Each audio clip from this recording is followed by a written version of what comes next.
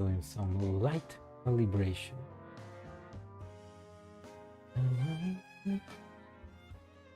It's such a good music to set the mood.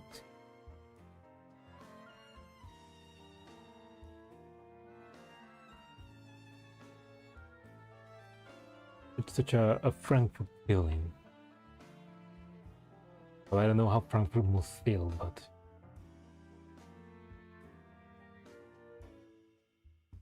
a feeling of Frankfurtness.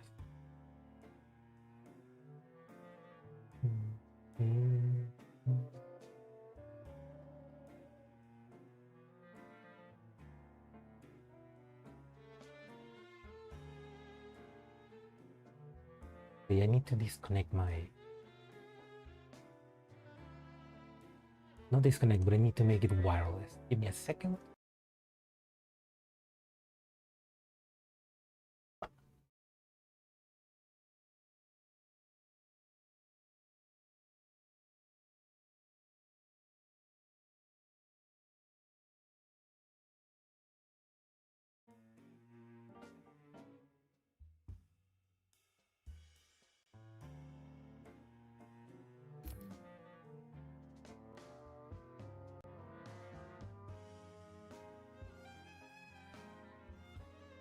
Close it again. Open it up again.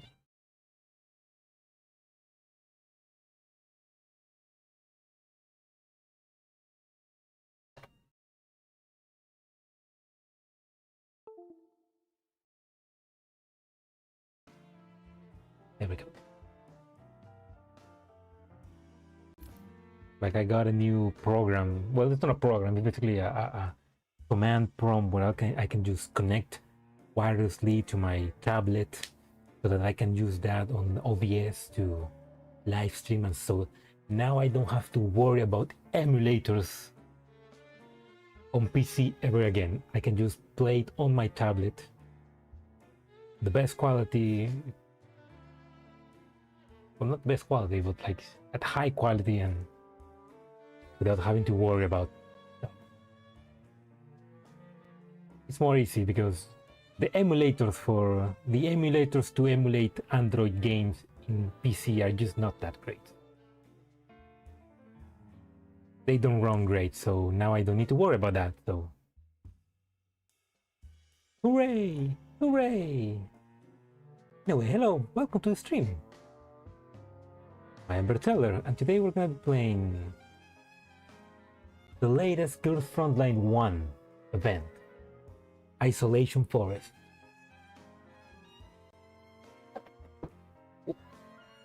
In which,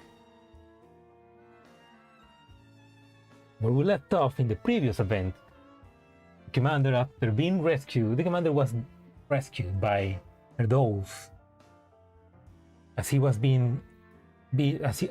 was captured and being held in the white zone alongside Lunacia.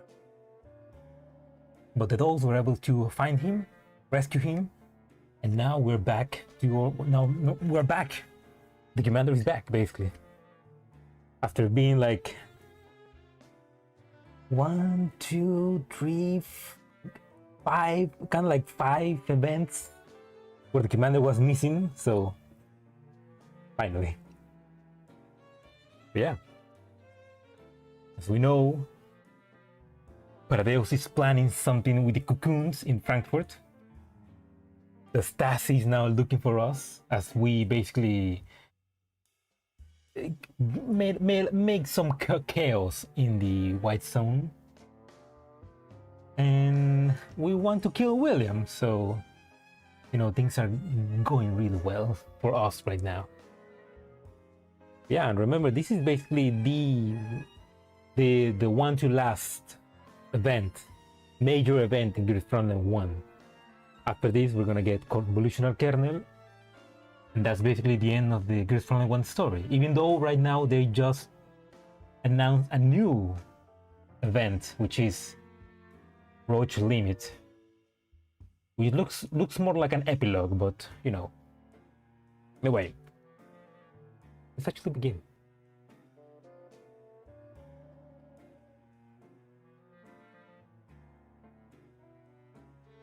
Okay, what is chapter 1? There it is. Overture for Apoptosis. Hello, Blade. Welcome to the stream. Like this one should be longer. The event. I mean, I think that it's like 6 hours, but I guess you mean the story.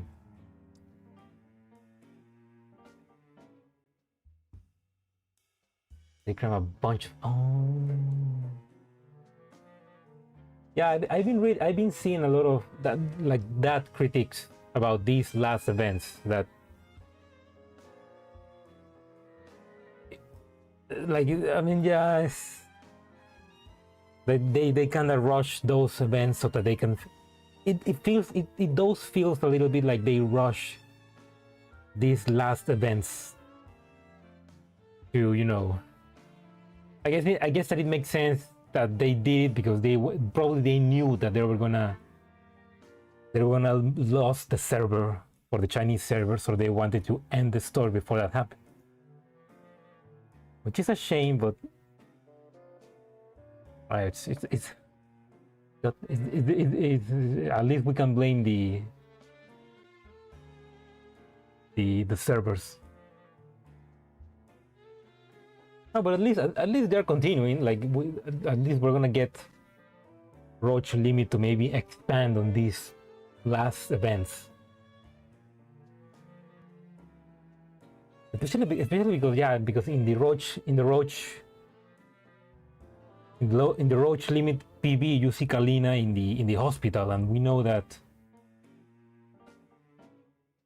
could have happened back in. That probably take place back in, how do you say that, in Slow Shock. So yeah, maybe it's gonna be an epilogue and they're gonna expand on more stuff. But yeah, it's a shame. I mean, at least it didn't win end of service, I guess. At least they were able to finish the story. Anyway, let's actually begin.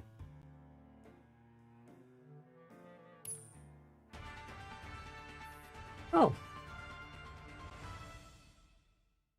And it's not shadowless. Ah.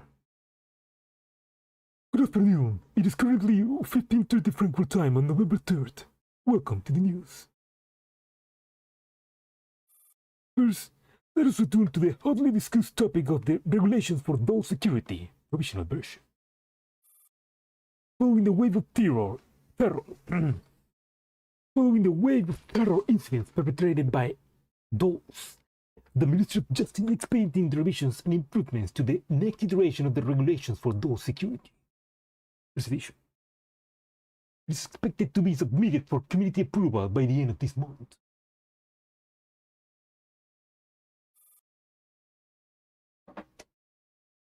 This move is seen as a strong signal to the public that those oversight policies will be tightened significantly. Sources report that the new regulation likely transition from provisional to permanent has sparked widespread joy among citizens, has taken to the street in spontaneous celebration. I didn't hear that. Oh man, why do people are so racist against Dolls? Hello, Rand. Welcome to the stream. Time for the moon to shine. Oh yeah, because we got Aliana. Yeah, Aliana's gonna be the main protagonist here, right? Now let's join our correspondents on this scene.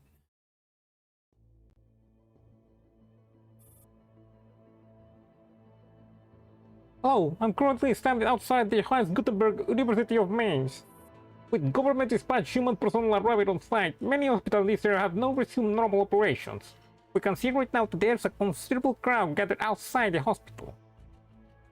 Oh, okay, so they, yeah, I mean, in the previous event, the hospital were suffering because a lot of the hospitals were suffering because because a lot of those were no longer able to work because of the restrictions. There was nobody to attend the patients, so I guess now human personnel arriving. Okay, that's ridiculous. I mean, can you imagine Florence was one of them? No, it wouldn't make sense because Florence is part of Griffin at this point in time. But imagine that. I heard about the new progress of the regulations for toll security, personal version. Many people have continuously gathered here to celebrate. Let's speak to some of them and hear what the regulations mean to them. Hello there. Hello, could you share your thoughts on the regulations potentially becoming official? Absolutely. The regulations benefit me directly. A few months ago, I hired a nanny dog to care for my child. Over time, my child became increasingly distant from me. First, I thought I was just too busy with work and neglected her feelings. But after installing a surveillance camera at home, I discovered that the dog had been mimicking my voice behind my back, abusing my child, and even claiming it was under my orders. Wow, what? What? That's crazy. No, that how do you call them? Panic actors? Are those just panic actors by Paradeus or the Rosatris or somebody else to increase the hate towards dolls? Because there's no way a doll will do that unless it's been programmed to do that. I don't did that. That's truly awful. After going through the screening and optimization procedures outlined in the regulations, that nanny doll no longer does anything unnecessary. Truly fake news. Yeah, I mean, that nanny no longer does anything unnecessary. So like, that's not. No, that's. No, I don't see how that could be possible. Can you imagine it was like no. Oh man, I'm forgetting. I haven't played Neurocloud in so long that I'm forgetting the names of the dolls. Can you imagine it's Angelia? Oh, it's not Angelia. What's the name of the doll? The doll that is a caretaker for children in Neurocloud.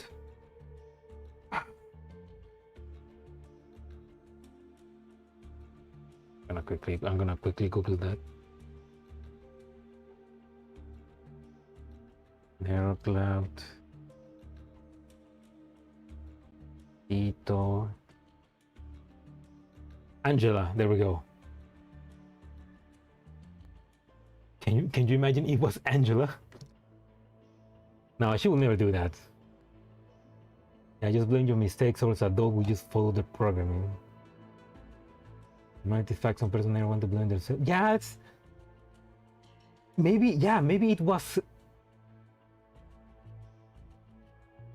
That wouldn't be weird. That wouldn't be so weird because I've seen cases of that happen in real life. Like themselves are the one abusing the kids, but they blame somebody else so that they don't get the blame. Absolutely, this woman could just be blaming the doll so that she doesn't get trouble. What a piece of shit. My relationship with my child has improved a lot. I'm genuinely happy for you, man. Sir, may we ask your opinion? A man in an hospital gown, his face gowned with illness, tucks a folded slip of paper back into his pocket. The nurse looks into the camera. Look at that! Look at that! What? That! Look at that! That's he's been planted. Hold a slip of paper back into his. That's probably the script he needs to read. And then he's looking to the camera. He's been planted. He's been planted there to make people hate dolls. Because remember in the previous event, when the reporter was asking their opinions of people on the street, the people were saying, no, we need the dolls to go back to work because we need the dolls working again. And now suddenly they change opinions. Now that's absolutely fake news. Oh, me? I'm a terminal cancer patient, bedridden for a long time. I used to suffer at the hands of medical dolls. Their attitudes were cold, their behavior robotic. They had zero regard for my dignity. The emotional toll was severe. Since the implementation of the regulations for doll security, I finally felt the warm, meticulous care of fellow human beings again.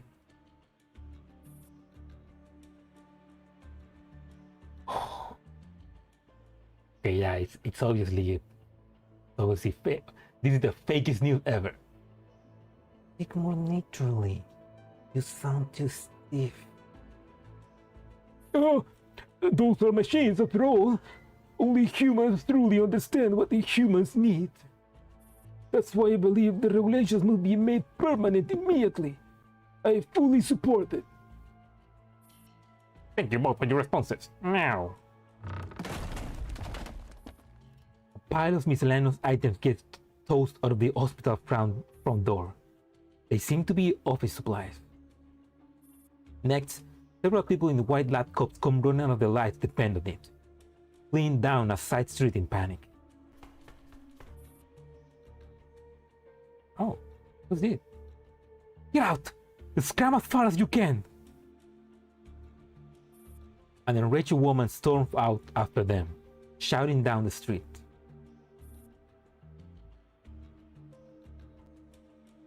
Oh, okay, yeah. The German, okay, yeah.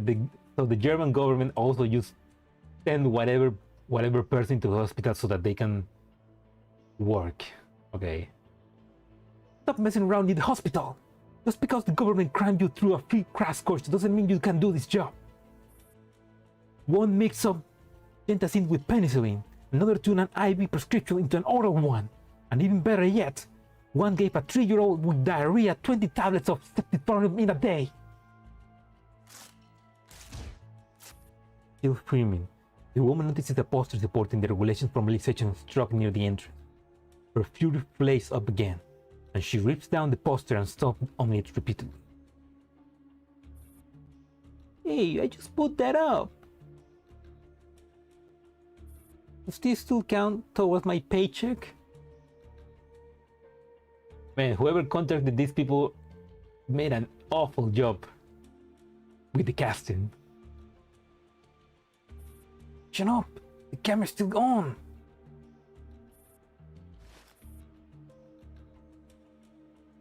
Okay.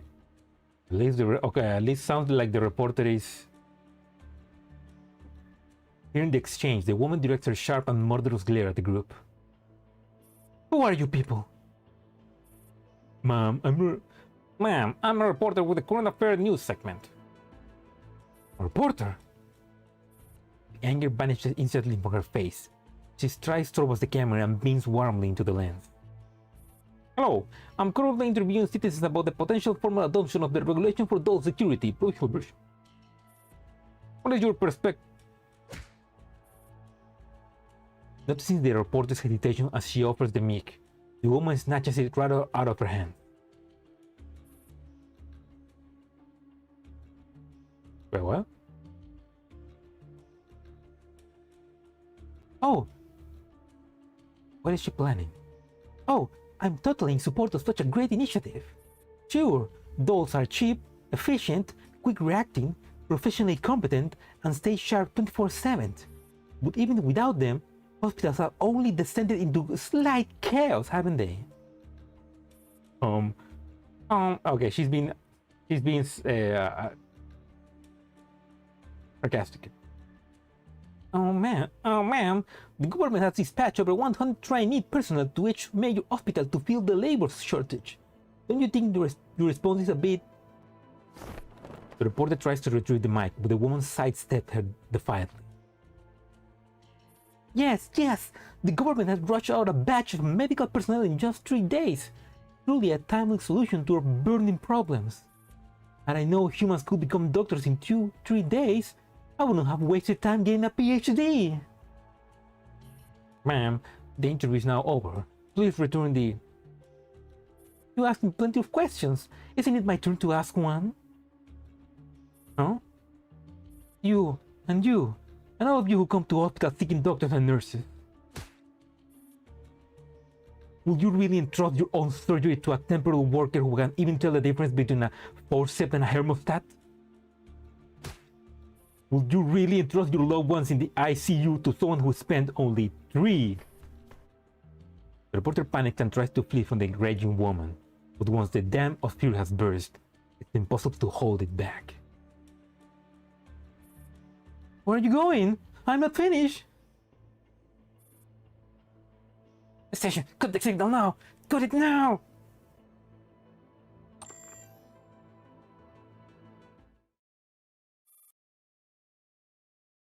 That's the kind of news report that will go viral. This is what happens when you don't get Shadowless to do the reporting. Thank you for your live interview brought to us by on-site correspondents. There needs to be a bit of a commotion at this scene. Now let's focus on the important conference about to take place in Frankfurt.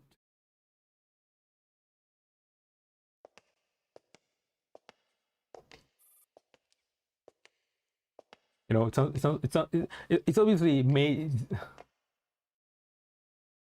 Again, I love how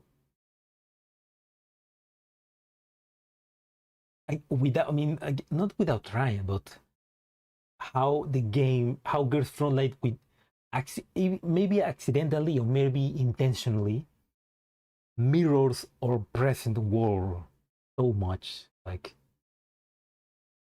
it's great. It's just like Andor. Like you watch right now Andor and it mirrors the present right now as well. It's like fictional settings that mirror the present. It's just the best. I love it. Genetics Archive Room in the Faculty of Medicine, Johannes Gutenberg, University of Maine. Footsteps, still heavy with anger, come to a stop outside the door. The moment the door swings open, a cacophony of heated voices bursts forth.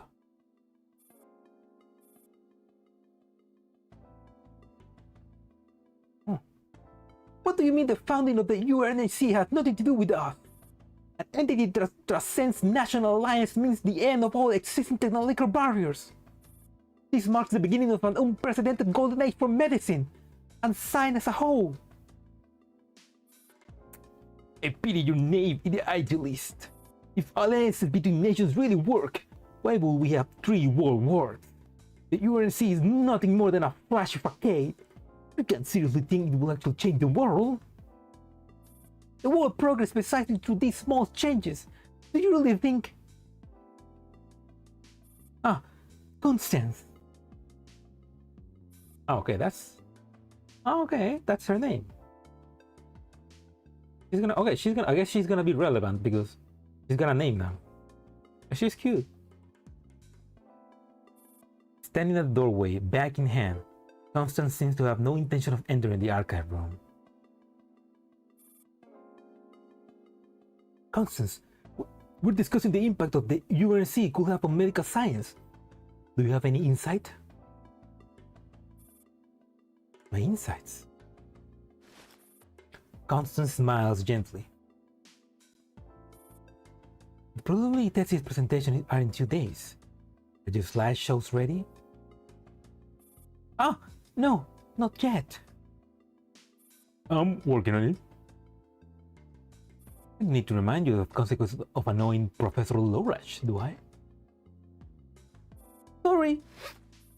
The archive room quickly returns to its proper silence. Constance picks up her bag and leaves. Once the door closes behind her, Constance breathes in fresh air of the corridors. Yeah. Is there nowhere left in this world where I can find some peace and quiet? Everyone's obsessed with the regulation for those security. Provisional. The UNAC. What good is any of that to kids who can't even finish a research thesis proposal? Shaking her head to dispel these distracting thoughts, Constance gathered herself and knocks on her advisor office door. Come in.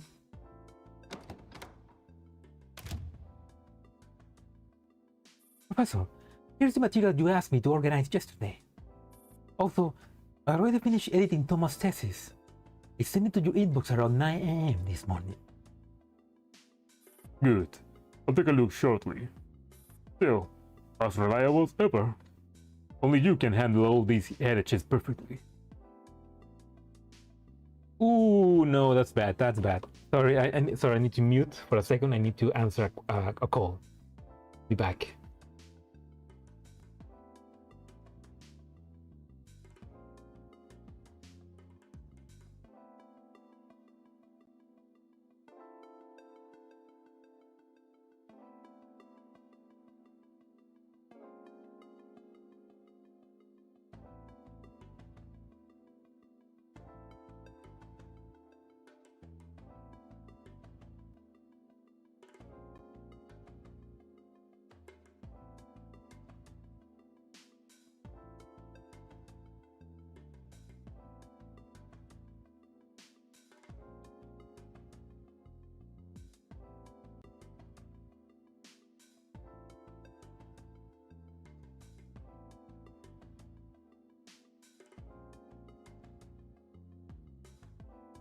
All right. Sorry, it's just that I bought a new pair of headphones, and they are gonna be delivering to me in in 5 minutes. So I need to be ready in 5 minutes to get them. Maybe 3, maybe less. So, let's see if I can continue reading before that happens. You flatter me, Professor. Oh, by the way, Professor Lorach pulls a few sheets from the towering stack of documents on the desk and hands them to Constance. Your lab application has been approved. Great! Thank you so much, Professor. you're one of the rare few willing to stay focused on academia, even in this tumultuous. You must be aware that all anyone asks, all anyone talks about lately are things far removed from us. As someone who lived through the war, I hope my students never get involved in politics. That's not a burden that young people with nothing but passion should bear. They're too young, too easily swayed. They know too little. There are too many out there who want to exploit them. All thanks to your guidance, Professor. With you as my role model, I learned how to move forward. Haha, you sweet talker. You decide on your research direction.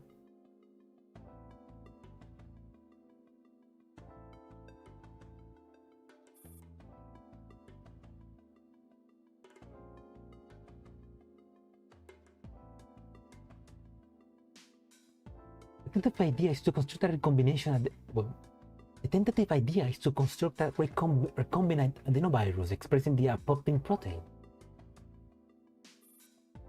It's not exactly cutting edge. It's gonna take more time to think about it. Lab equipment is good enough to support a wide range of projects, and the budget is decent too.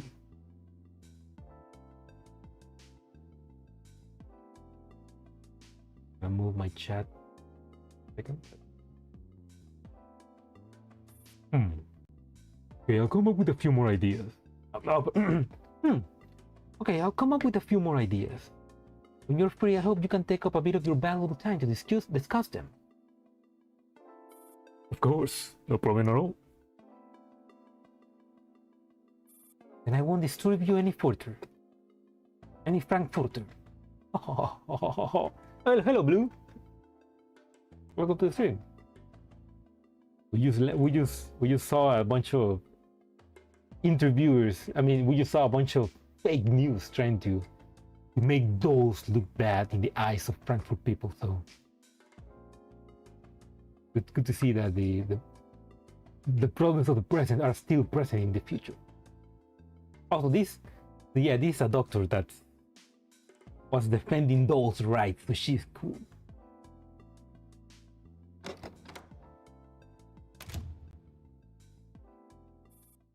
Politely biting her mentor farewell, Constance exhales in relief.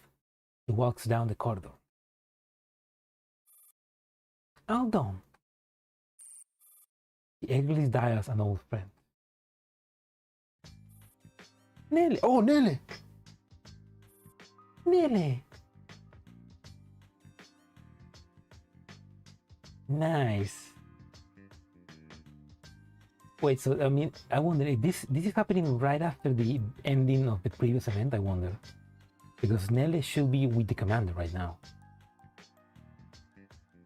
Not so loud, Connie. You scared the crap out of me. I can't help it. I got amazing news. The lab application just got approved. That's wonderful. Now we can finally start prepping for the experiment that we have been able to complete. You have no idea how long I've been dreaming of this day. Okay, sorry. Give me 5 minutes. I'm gonna go get a package. I'll be back. Be right back. Whoop.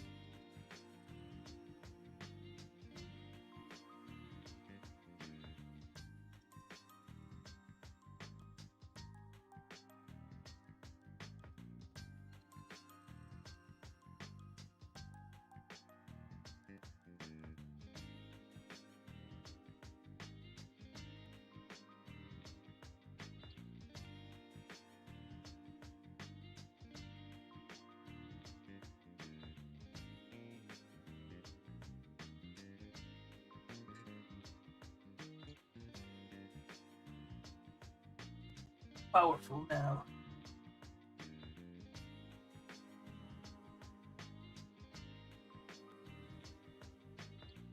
Basically, I just saw the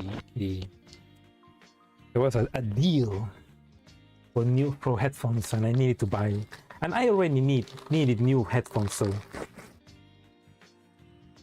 they're wireless headphones. I bought some Redmi Boot 6 Play.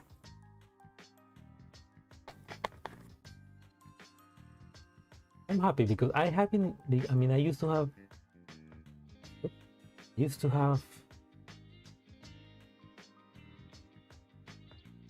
Oh, hello, Oku. Welcome. All my surroundings like fear and death need to. And the dead are my fault. Oh yeah, but I used to have wireless headphones and I love them, but I sold them to my sister. And I've been wanting to get new ones ever since. And I saw a deal, a very good deal, so I decided to buy them.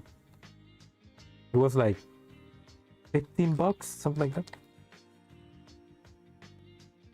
Oh yeah. They look pretty nice. No cable.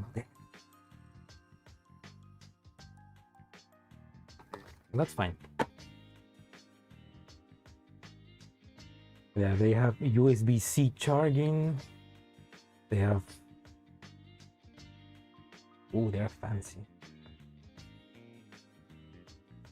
I'm gonna put them to charge and I'm gonna pair them later.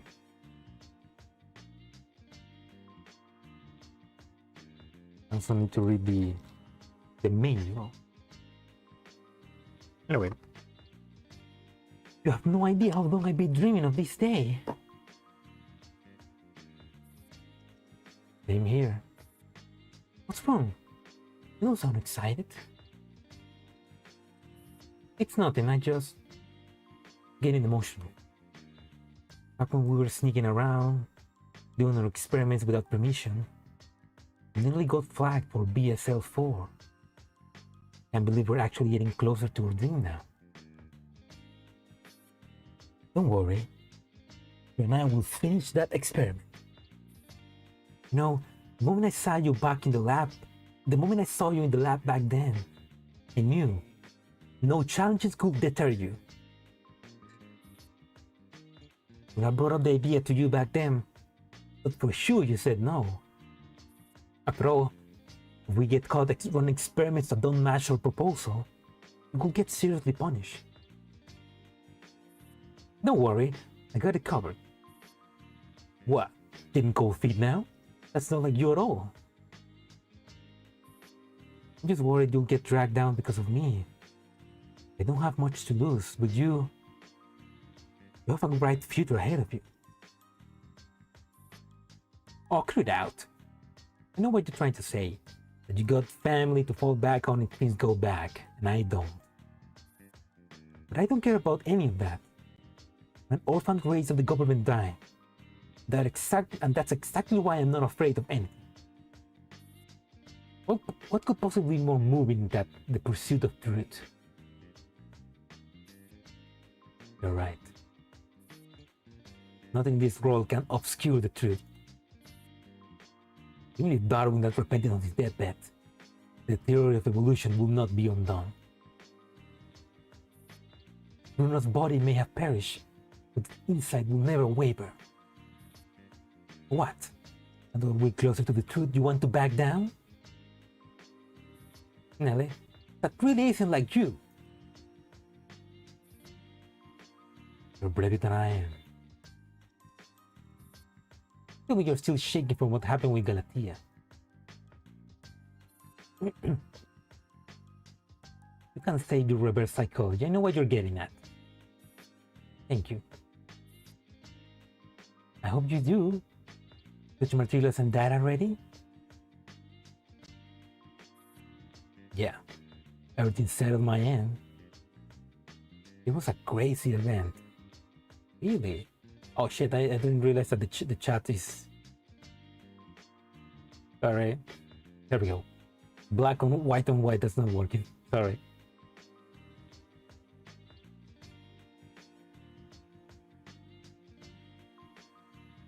It was a crazy event. I enjoyed quite a bit. Good to know. And welcome to this. Welcome to the stream.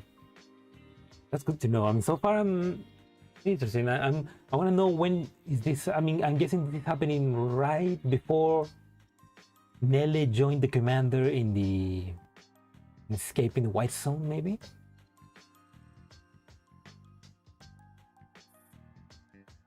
Great. When are you free? Let's meet up and finalize the experiment. Sure, Connie. I got something to finish first. Let's talk later. Alright. Always online. Me too, Constance. Me too.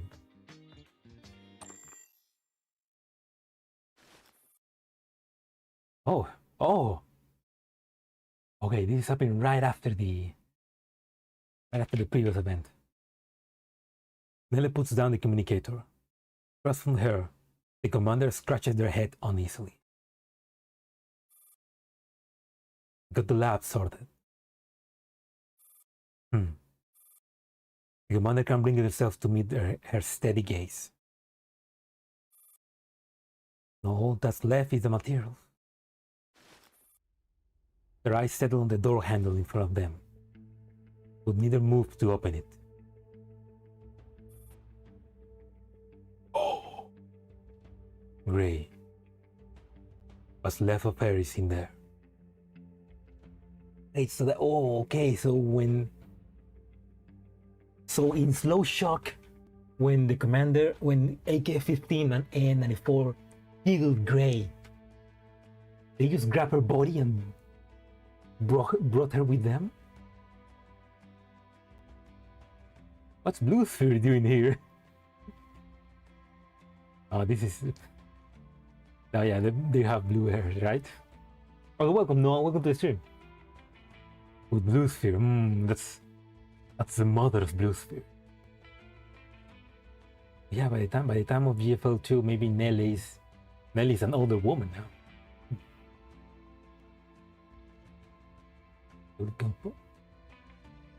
That girl has short red hair. Oh yeah, the commander of Mangi. I'm guessing that maybe she is gonna appear maybe she's not gonna appear here. Maybe she's gonna appear in Roach Limit. Like if Roach Limit is made to be a better epilogue to connect to GFL2, maybe she's gonna appear there. Some other combatant in Frankfurt, yeah. Yeah, that's why I think that maybe Roach Limit is gonna be like, it's gonna be from the perspective of Kalina, but we're gonna see some things that happen during the Frankfurt arc, like to expand all these events. I hope. He's hack now, yeah. We love hack in this game.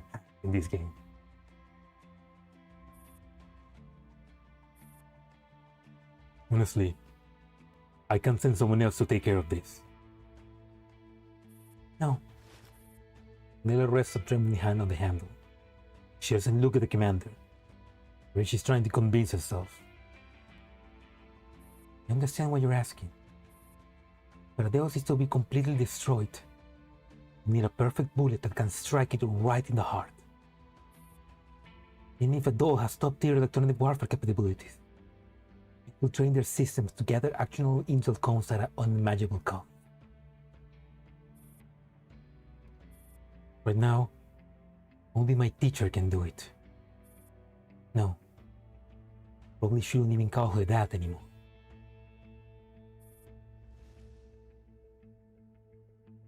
Oh. Ingo Ferras us. Blah, blah, blah.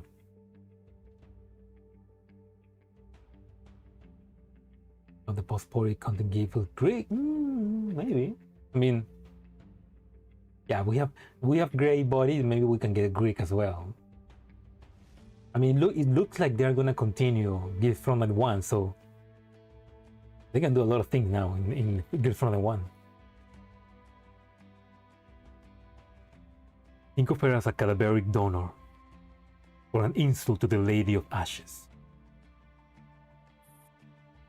Whatever she is, she has to rise again.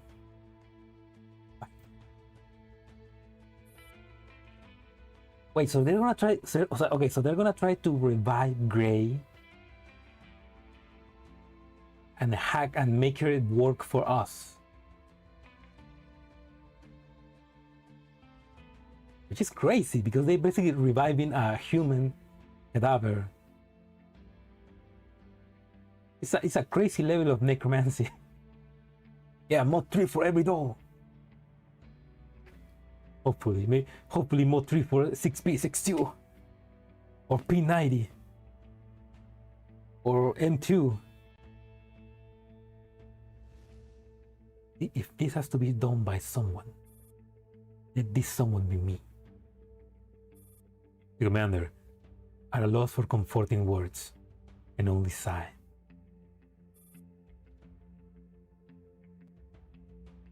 If that's your decision, then Professor Persica will assist you with the technical aspects. He's already integrated human intelligence research with Dr. Shah research. It will be enough to support. Yeah, so Persica is also helping.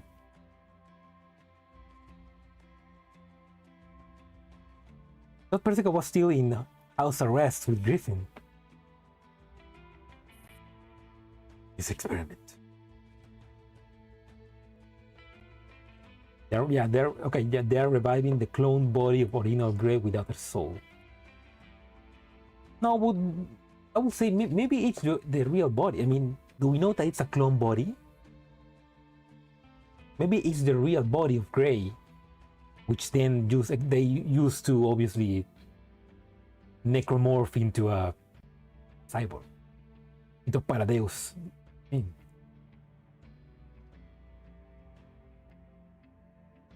Right. Thank you. Then he looks up at the commander with a small smile. You've given a chance to avenge my professor personally. Commander, truly am grateful. We both have tough battle ahead of us. Please don't worry. I put myself as Professor Gray's most exceptional student. Sorry. Nell pulls down the door handle.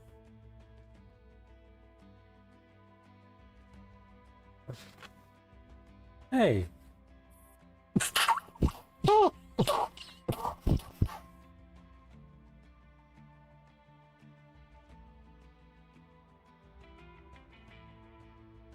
Sorry. I need to keep some of my allergies in control.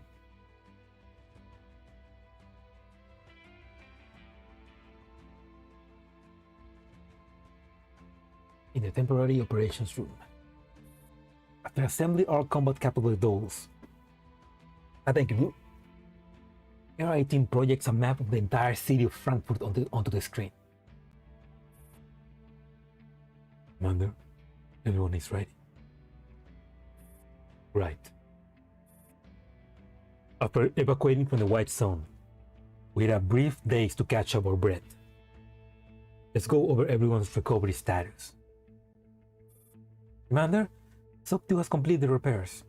While her parts are currently replaced with general-purpose substitutes, they should suffice for standard combat.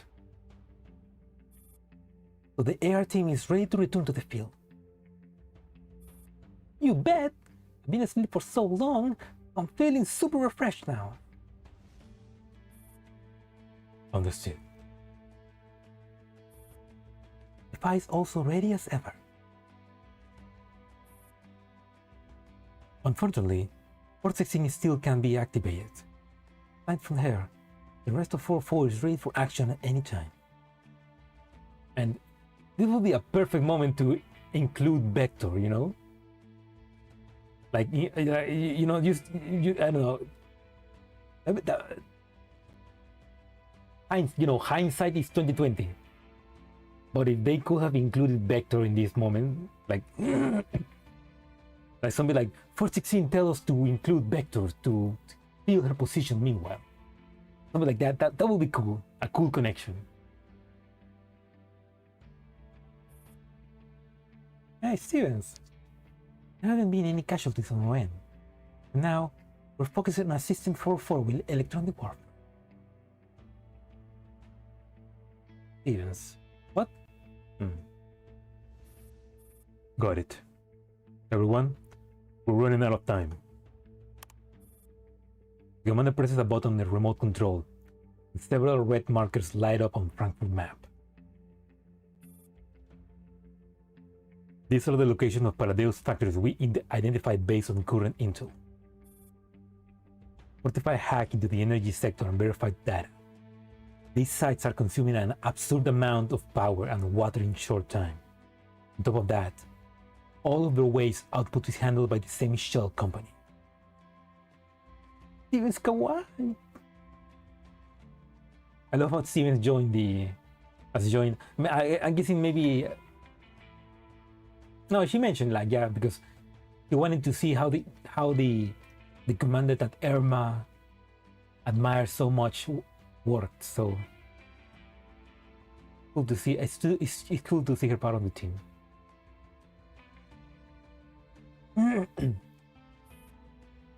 No ordinary civilian enterprise will ever run with such an operational model. Following that lead, we uncovered even more factories. Additionally, ever since we extracted the commander from the White Zone, resource consumption at this factory has spiked again, which means they ramped up production. As for what they're producing, I think you all can guess. Cookies. Hey! Oh yeah, that's one of the new dolls that were introduced in the previous event. That were joining the... Were they dolls from June? No. I don't remember. No, they were working with... No, I think they were dolls from Hume, or I don't know. They were working with AK-18. Yeah, she is hot, yeah. Though she kinda looks like... She kinda looks like that blue archive girl. You know the one. She only needs like a mask. She's that girl from Blue Archive.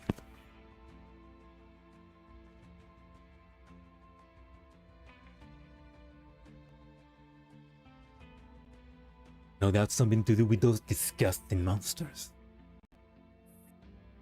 Hey, Hertha, okay. What do we do? Well, that's cool. Like, she's got great midriff, and 2 robot arms. And she's got an Xbox.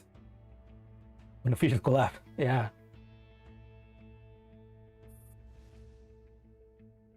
Dude, she dinner gate. Where? With the manpower we got, there's no way we can hit them all one by one. AR-18 raises a hand, gesturing for everyone to stay quiet and let the commander finish. You're right. We still haven't recovered the Elmo. We're in a state of extreme personnel shortage. That's why I decided on this plan. The commander taps the control a few more times. The new layout appears on the screen.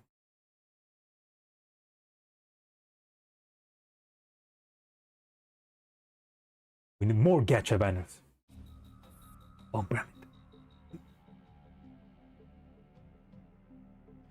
it. This is our next plan. Even after massive losses, with the connection to the lake of cognition still severed, we're continuing with the original strategy.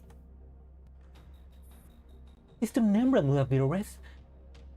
Mr. Nembrand must have a reason. All we need to do is obey. Nembrand watches the tube before her coldly.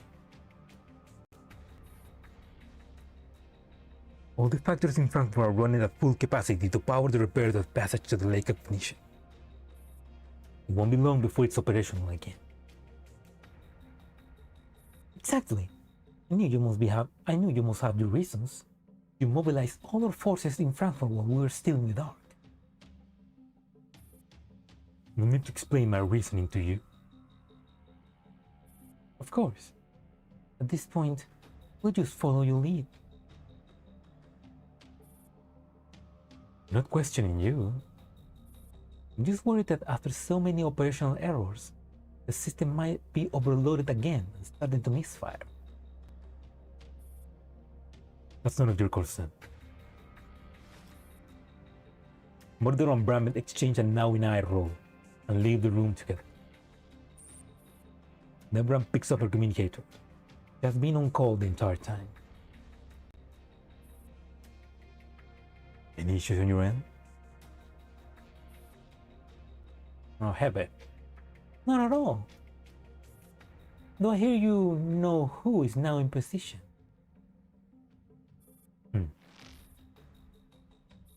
Behind Nemran, a little figure slips into the seat of the office desk, start casually spinning in the chair. What?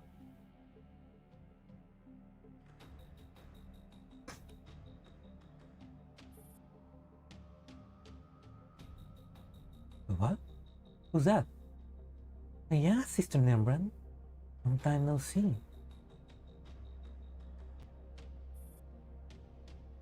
Oh, a new Nito? At this point, a new Nito? Long time no see. Six. Oh, come on. Let us see her at least. Okay, so we got a new Nito. A new baddie to capture or destroy.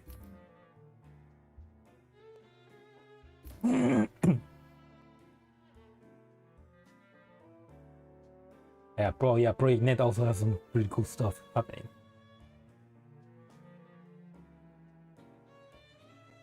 I wanna try Project Net. It looks cool. Oh, secret slide skeleton.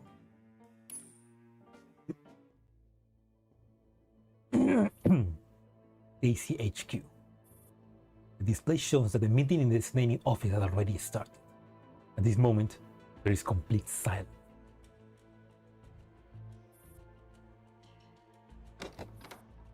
Amaris, Amaris, there we go. I always forget Maris and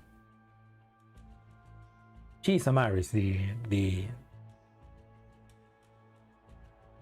moon girl. Maris Rupert Maris rubs her disheveled hair, puts on her cap, enters the conference room.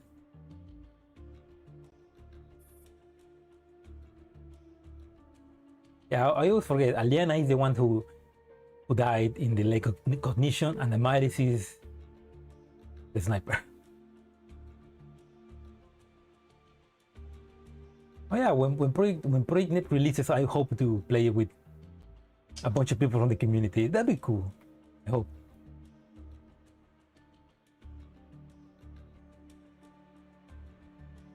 Sorry, I'm a little late. It's fine. The meeting hasn't started yet. Sterling glances at the empty seat opposite to her. The person who was supposedly to chair the weekly meeting is absent. I'm guessing that's Jay. What do we do now? Do we still have the meeting? Jay's still missing. What now? No one's in charge? Good news. No direct supervisor, which means we can skip work. That's good thinking, Amaris. Amaris stretches lazily. Her Q will be taking over command later on. Who? That overtime maniac? Great. Great. Q is way more reliable than Jay. Poor Jay. Getting bad mounted by her workers.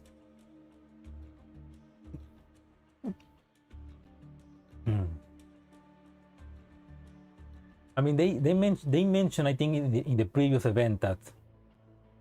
No, I don't remember.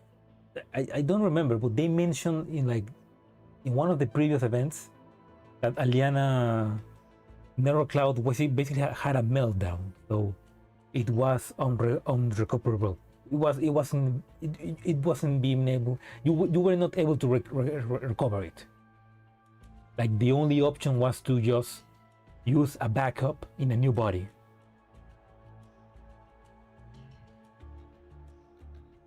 And they haven't done that because they don't have resources. Like Commander, they don't have right now the resources to get a new body for Aliana. So yeah, so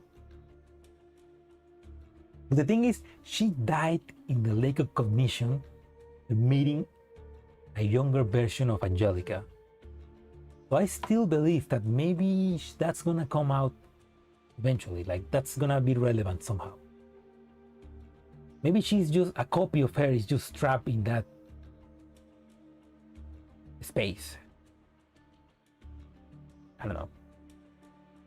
Bad news, from now on, we'll be on standby 24/7. The door opens again, and Q enters the conference room. Q gazes from door to door with amusement. And look on your faces. You already know I'll be taking over. Yes, I already made the announcement. And I won't waste any time. You all worked with me before and know my style. You dropped a stack of documents on the table. And to take some of the work out of my hands, ladies.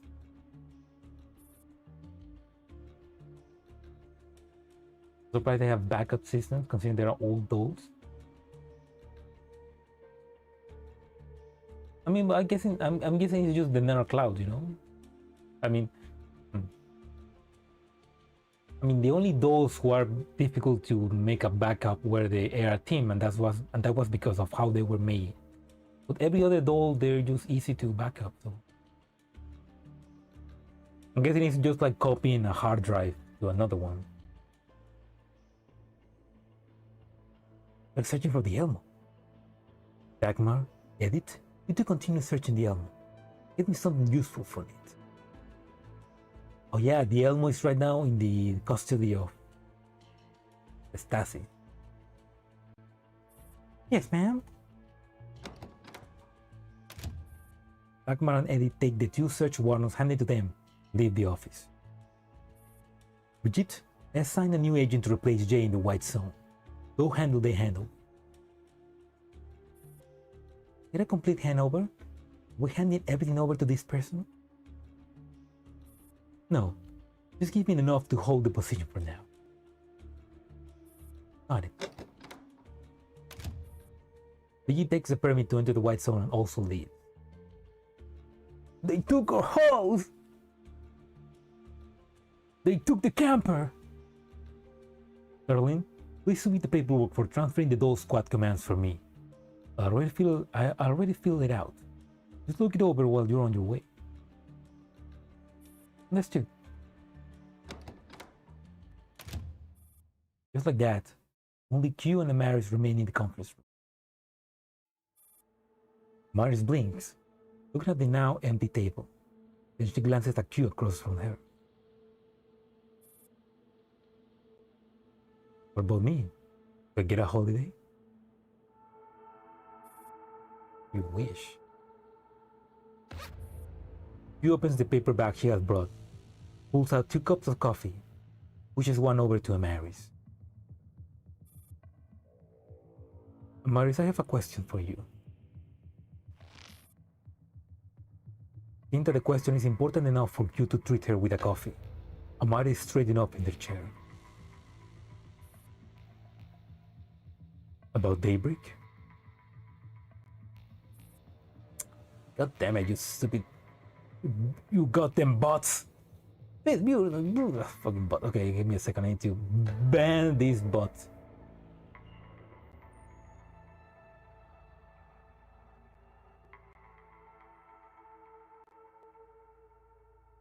Get banned, get banned, get banned! Get banned, get banned! Oops, double. Okay, cool. Now I need to restart the... Yeah.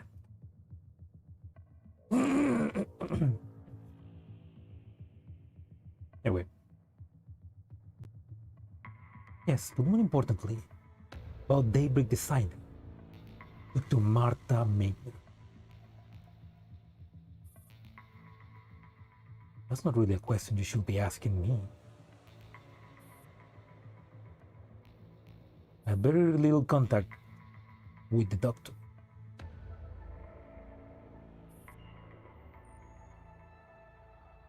I very little contact with her.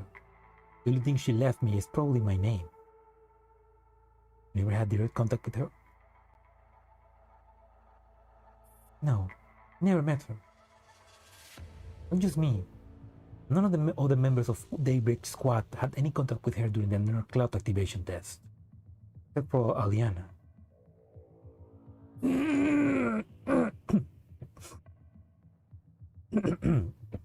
Did Aliana ever talk about Dr. Maynard? Yes. Aliana had the most contact with her. She said Dr. Maynard was the most calm and rational human she had ever met. Who was clear on what she needed and wanted to do. Capable of ruthlessly eliminating any obstacle. He wasn't sure whether that was a good thing or a bad thing for a human being. Sounds like Aliana had a relatively positive impression of her. Dr. Maynard used to work for the US Relic Agency. Do you know why she left? Yes, she left to join Paradeus. No. She didn't even know about that part of her career. Did you know that she was the target codenamed Capita in the operation carried out by Daybreak Squad in 2051? I wasn't aware. The background information on the target was classified as top secret. Do you know about Project Valkyr? All I know is that it was connected to some small cult. Wait, some small cult? Like the beginning of Paradeus? Something about posing as a saint to deceive believers and scam none of the money. You read that in a table? Very much. Well, Q lapses into that. Mary sips her coffee. My mission is to investigate Dr. Martha Maiden.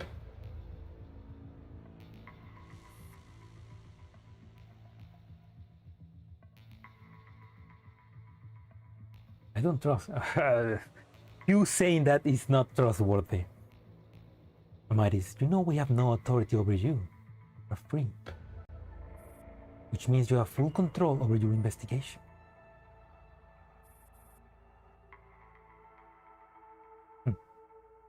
After all these years, you guys are still playing word games with me. Okay.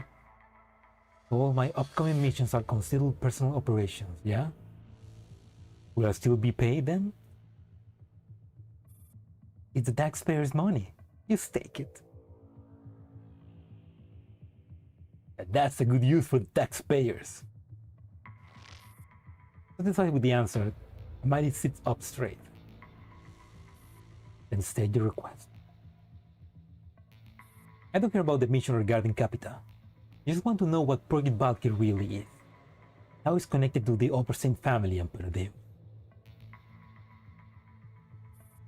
Obviously, all signs point to one person. Exactly. That's why you're the most suitable doll to handle this. I understand. Bottom line is, what I do from now on is entirely my personal actions and has nothing to do with this death. Do I say I'm doing this to avenge Aliana? Joke. Good thing she won't even hear about of it. Good thing she won't even hear a word of it.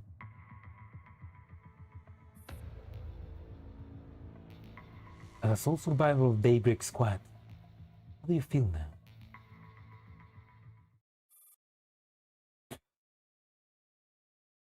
Like I got MB most valuable player, there's no one around to clap for it. Looking like a true gamer. Oh, hello, Technical Mech. Welcome to the stream. Yeah, I did mention that here. I mean, in the real world, her neural cloud got a meltdown and was unrecoverable. But she was still inside in the lake of cognition. She's probably there. She's certainly dead, but if they ever open the lake again, she will come back. Delicat as well.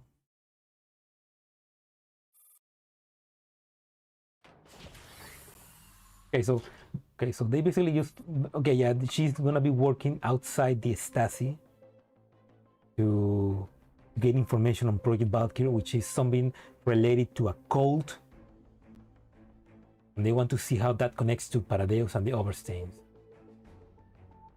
Q returns to her office where a Stasi agent has been waiting. Agent Q, all the surveillance footage of the White Sun terrorist incident has been compiled. Our losses has also been tailed. Q takes the file and flips through it casually.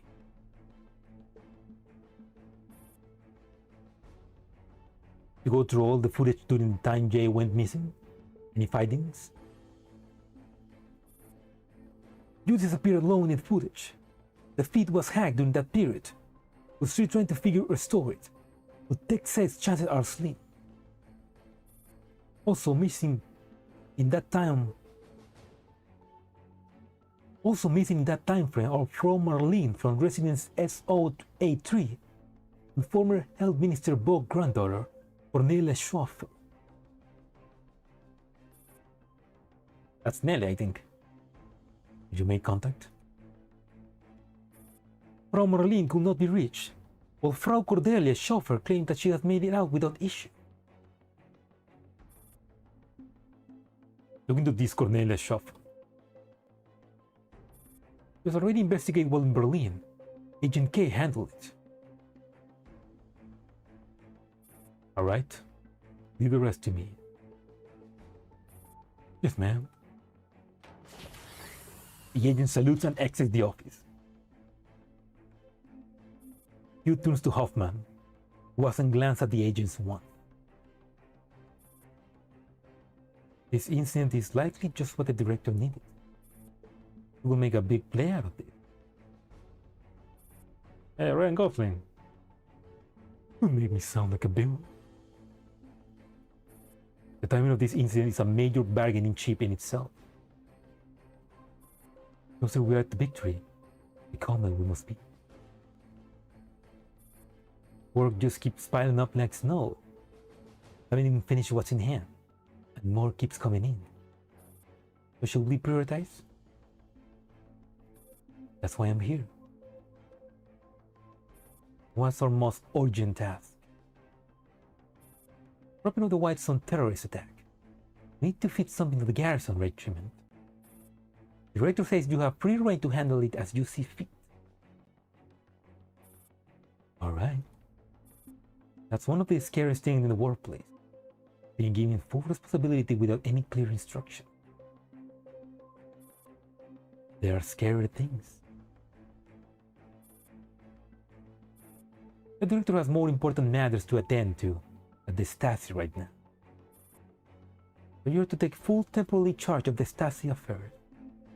Damn. Congratulations, Agent Q. She's going up places. More work, same pay. What's there to congratulate? See from when she finally treats me to the lunch that she still owes. Q downs her coffee and tosses the cup into the trash. Hoffman pats her on the shoulder and leaves the office.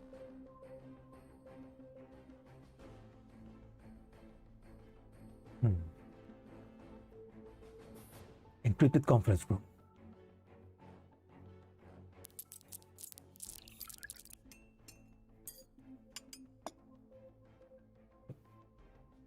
Yeah, but he mentioned that Romy is doing something else more important than the Stasi right now.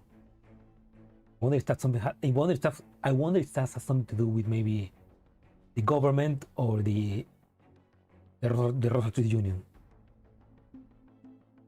After initiating the encrypted communication link, Hoffman leisurely breathes himself a cup of coffee. Agent K, long time no see. How have you been? Still alive. Hey, look at that, Agent K. The man suddenly a lot of GFL players in Twitter begin cosplaying as. Because of a certain someone. It is concise and straightforward as ever.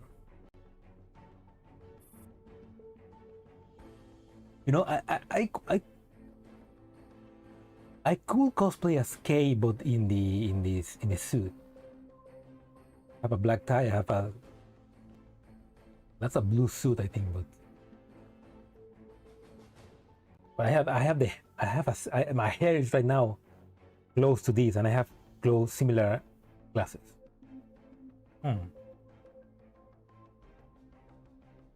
Oh, you use it as your dome unit. Oh. Kay welcome you every day with Okairi, Commander. What do you want from me?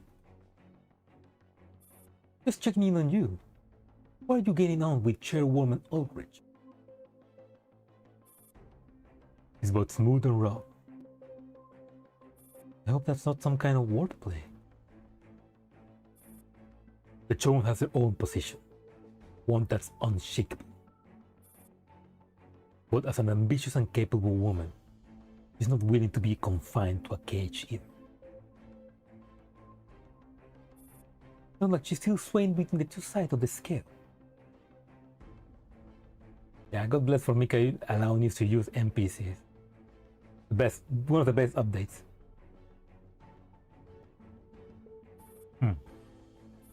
Then, fuck. Then, as an excellent Stasi agent, do you have any advice, Agent K? The Chairwoman has a good impression of Frau Romy. Now I'm starting to contemplate the possibility of having the director seduce her in person. What? I was there, I would joke around saying, call him like, are you okay? Are you okay? Hey, are you okay? Are you okay? He probably has heard that a lot of times already. Poor K.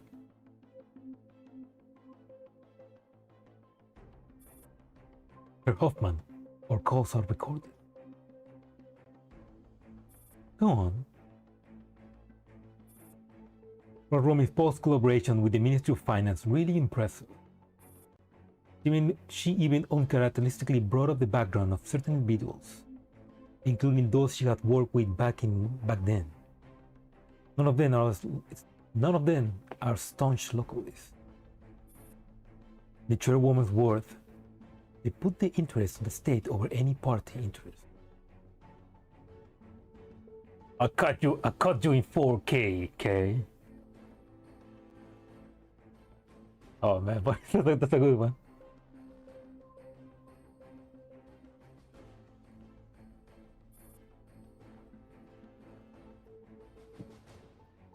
Means that they care more about personal interest than collective. The reason they seem hesitant is mainly because Frau Romy is a woman. If you were a man, I'd be very happy to follow. Unfortunately, as a woman, Frau Romy isn't good at taking advice. Oh, sexist again, strikes again. Ulrich is certainly more successful than our director. But on the flip side, they don't fear Ulrich, but they do fear Frau Romy. After all, Frau Romy is the daughter of the General Riefenstahl. Firing her from the military has always been a consensus.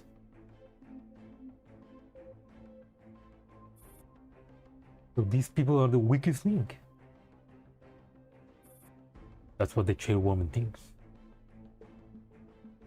Okay, so this is a bit of political play.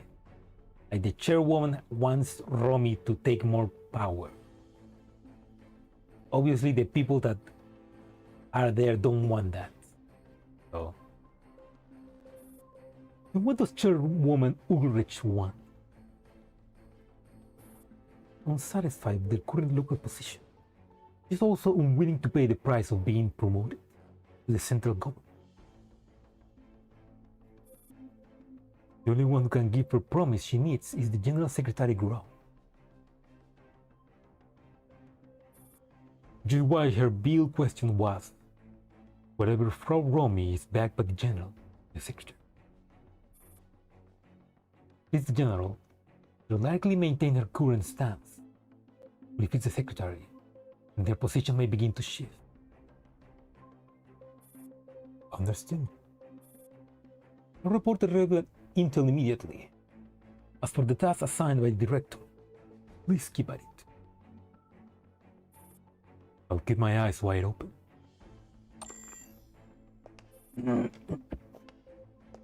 Hoffman ends the call. Once again, hurried footsteps echo through the corridor.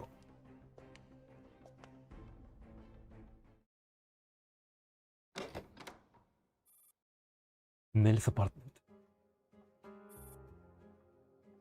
Nelly opens the door and steps inside, followed by Constancy carrying some takeout.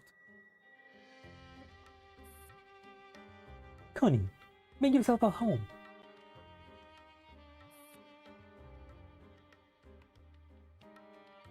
Wow, this place isn't bad at all. Pretty spacious.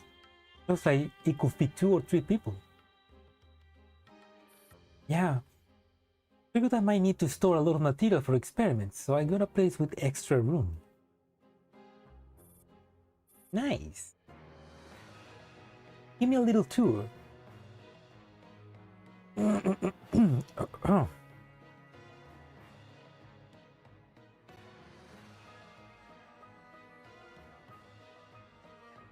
Connie.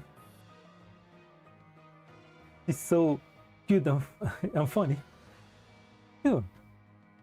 This is the living room? Haven't got much furniture yet. Kitchen over there. I just moved in a few days ago, so the fridge is still empty. I'll bring you some fresh veggies and fruit next time. There's a supermarket near the university that always has great deals.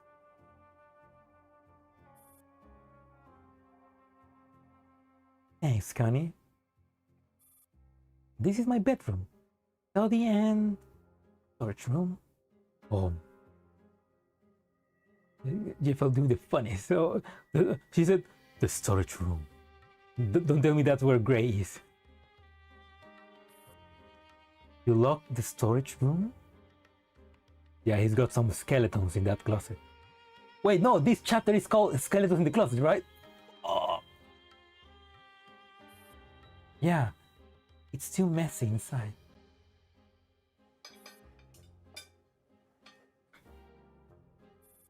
An ominous noise comes from the storage room.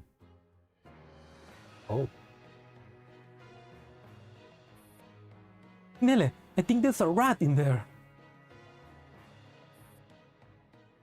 A rat? There's been a rat infestation in Frankfurt lately. I remember you're scared of rats. This one sounds big. Don't worry, I'll take care of it. Oh, what a good friend. Don't look. Look there. Constance rolled up her sleeves, but Nelly grabs her arm. Okay, I'm guessing that Gray hasn't told Constance what she's planning. Like, she's using her, basically, but...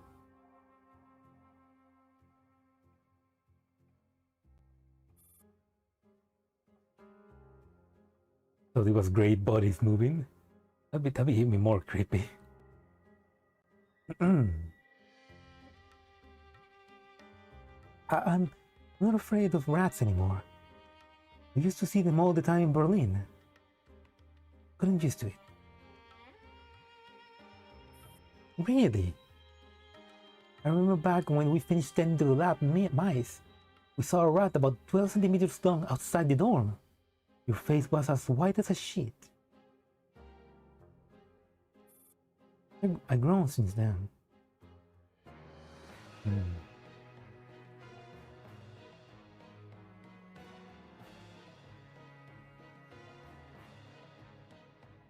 Sounds big.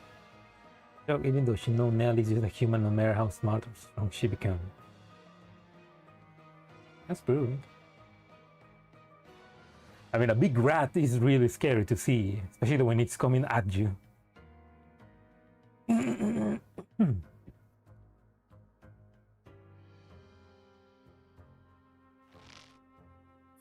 Nellie pulls Constance back to the living room. Didn't you say you needed my documents to finish registering the lab? I'll give them to you now. Help me get it done when you have time. Sure. By the way, you need to register your fingerprints for lab access. Remember to do that when you drop by.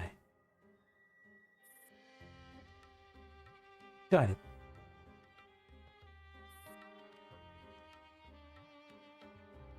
Got class soon.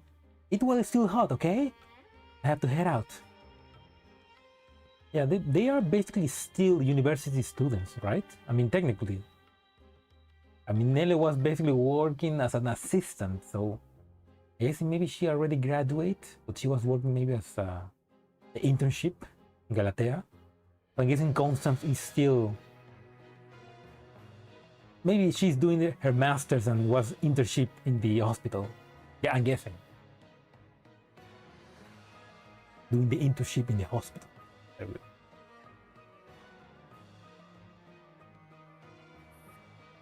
So soon? Can you at least take a few bites before you go? I already ate. I wanted to check on you and show you the best takeout near the University of Mainz. University of Mainz. Constance gathers the documents nearly hands her. By the way, Nelly, I haven't asked yet. Why do you suddenly want to restart the experiment? It was an experiment that they used to do before. Oh. You said our research direction has changed. Change how?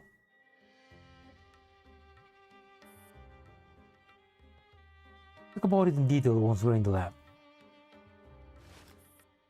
Nelly averts her gaze awkwardly. He looks blandly suspicious to Constance. Are you going to be late? Crap! Class is starting in 15 minutes! Where go? Alright. Be careful on the way! Constance bolts out of the door. Gust of wind. Nelly bundles up the takeout and heads towards the storage room where the noise came from.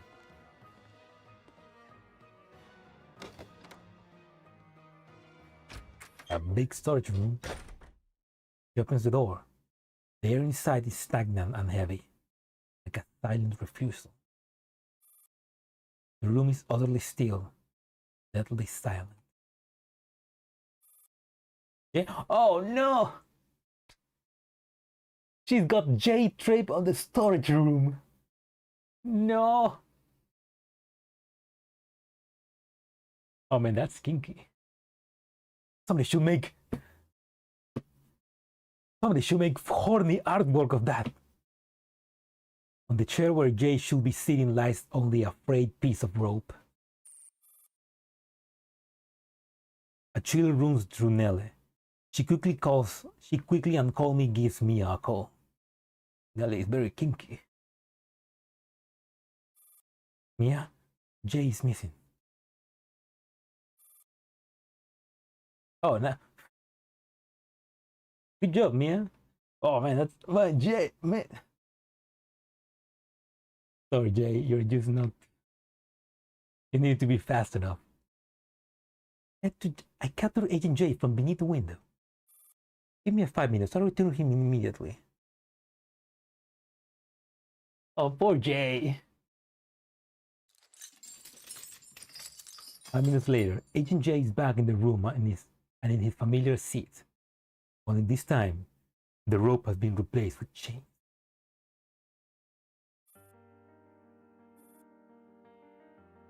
Oh, Jay. Hate the Nelly dungeon. Jay, what? Poor boy. Poor boy. He doesn't deserve this.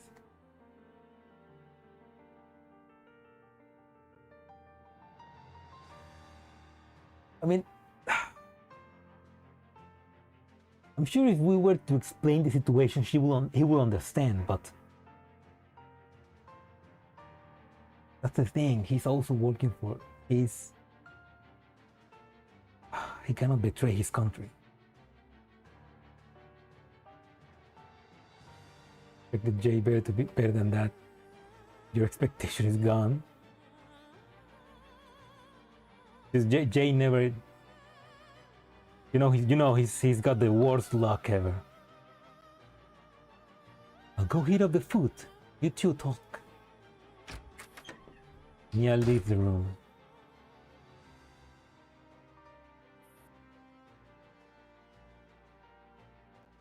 I hope you didn't go to all this trouble just to get back at me for treating you back in the Stasi.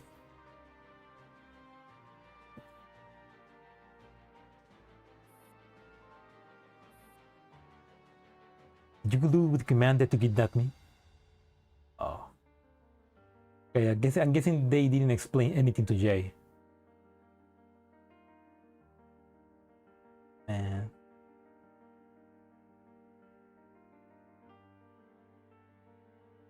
I mean, it's not about. I mean, Nelly is already fully involved, so yeah, Nelly wants vengeance, so we can't stop that. Thing is, Jay is. I mean, Jay is a bro, but he's Stasi. He's gonna work with the Stasi.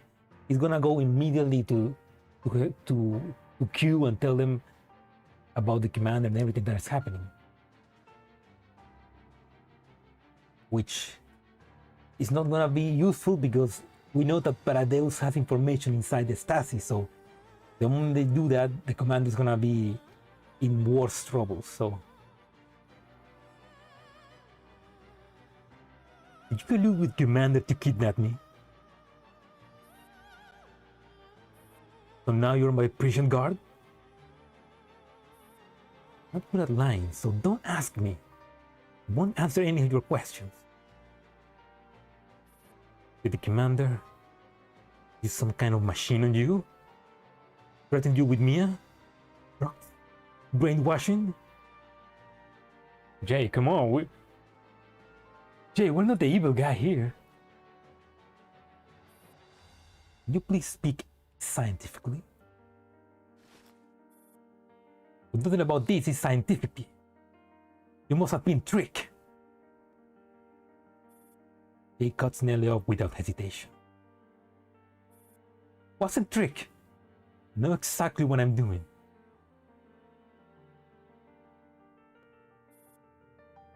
You got to be tricked. Why else would a researcher with your prospect, your status, be messing around with some doomed PMC commander? Jay, how could you say that, Jay? Yeah, this is all Paradeo's fault. I have my reasons. And tell me, what are your reasons? I don't wasn't your fault. That was Gray's fault. Galatea's fault. Stop blaming yourself for what others did. Professor Gray wasn't at fault. You believe that woman even now? The fact that you said that proves I made the right choice. Won't let her name be smeared, not even after her death. Professor Gray was used. What exactly did the commander tell you? How could they drag a civilian into something this dangerous? I'm telling you, that commander has gone rogue. You can't follow them down the path of insanity. I mean, we have gone rogue, but for a good cause, Jay. I mean, yeah, we have Lunacia on our side, but she's still crazy. You barely made it alive of that fire. Why are you walking right back into it? Answer me, Nelly.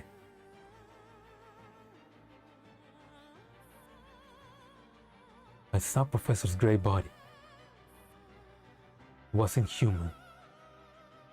She hasn't been human for a long time. A tear falls. Nella starts weeping. Now Jay is at a loss for what to do. You knew, didn't you? You knew Professor Gray had long ceased to be human. I have no idea what you're talking about. You don't even understand what kind of horrors you're up against. I will understand. Do this, Nella. Know you're grieving. Don't do anything foolish. What are you up? And what are you to me? What right do you have to tell me what to do? Oh. I mean, Jay obviously cares for Nelle, but like, oh. Because I know what it's like to lose someone dear.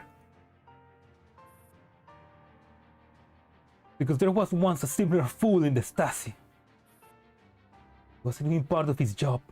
He still gave himself up to those monsters for something stupid. In the Stasi spy organization? Yes. Once know we're spies without principle who have sold souls to the devil. That fool. You care about so-called honor.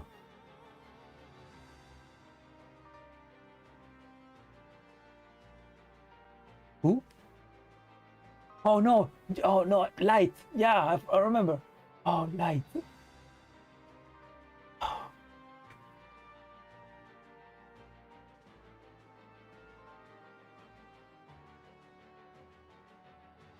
And it's kind of one of those moments where if Light was still here, like if Light was still here, things would be completely different because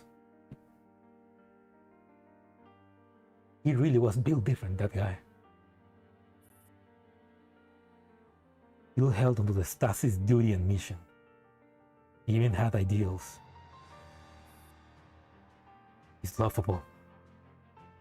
In 2064, still there to speak of ideals. Even most Stasi agents didn't believe they had any ideals. That idiot. Jay trails off mid-front. You know, I think he was a fool. This day and age, all idealists are short-lived fools. In Jay's tears, Nelly doesn't quite know what to do either. Mia suddenly sets their reheated foot at the door. Nelly brings it inside awkwardly. I don't know about others. If you keep this up, you're going to die real soon. You save your energy. I'm not letting you leave this place. Since that's the way it is, how about lunch first? Yes. If you want to leave, eat properly. Nella brings over a small table and sets it in front of Jay, then opens the takeout for him. Jay looks at the mushy mess in front of him and rolls his eyes. See, I told you there's no future with Griffin. Even the takeout looks pathetic. Hey, come on. Any gripe about the Stasi, but at least their food and coffee are decent. That's my food.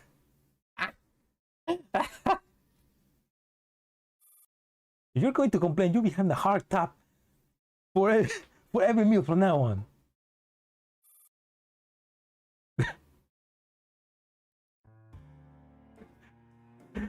Jay, oh Jay, he can never know how to treat women with women. Also, you know what? He said, I mean, we don't know where Jay is by the time of GFL2. But the way he says, you see that there's no future with Griffin? It'd be really funny if in GFL2 he is working with Griffin. Or he joins the commander. Like, it'd be ironic, you know?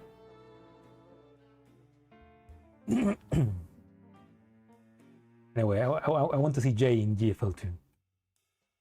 And I want to be friends with him. The fruits of rap.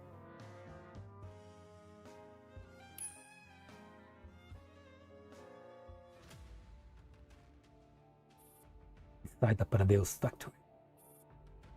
In a quiet room, Ashley reviews the wider layout and projected output of the new facility.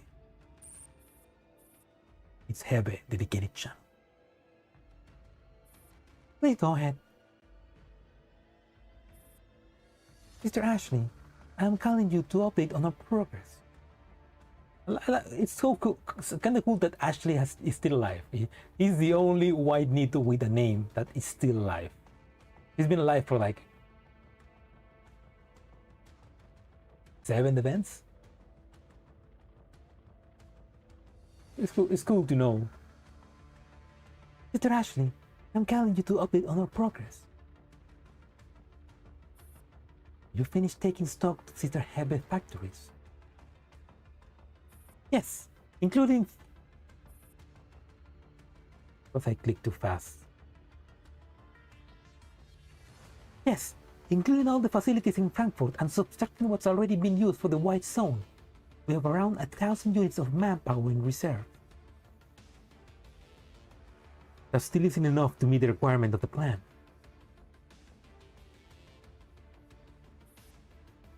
Mr. Hebe has already ordered a full-scale production across all factories. At this pace, we expect to make up about 500 manpower units and matching white-class weaponry within a week.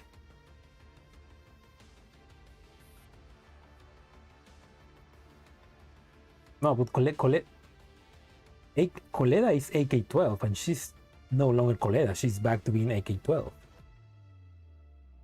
I'm guessing she just left that body, so... Or maybe she has the bodies hidden somewhere.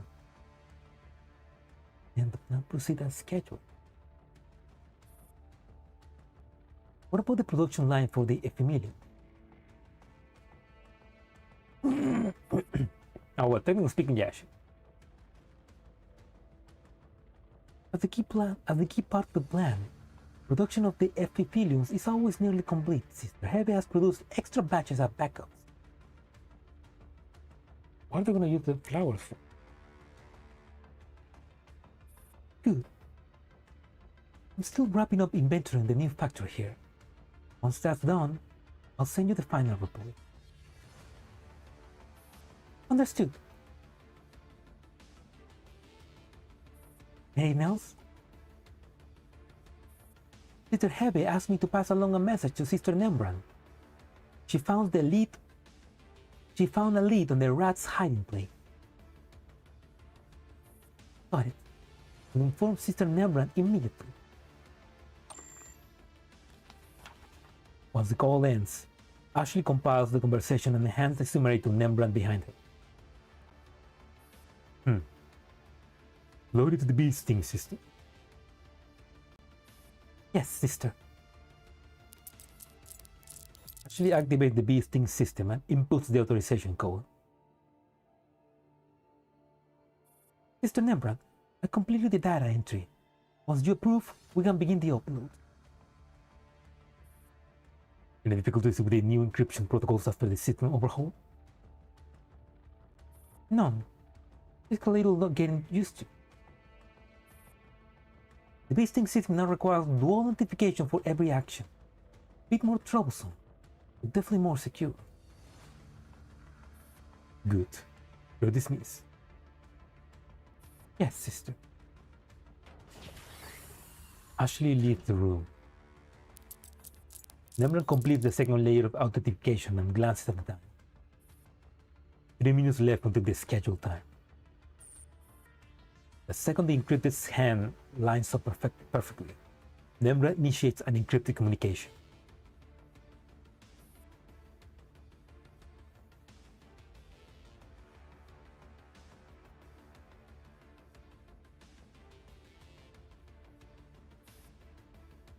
Friedrich. Hello, this is the CEB Chairman office. This is his PA, Friedrich speaking. Demon hands up immediately. Seconds later, the line rings again. Oh, okay, that's the code. I thought they were using code. Around Rembrandt, the car has now switched to encrypted line 39.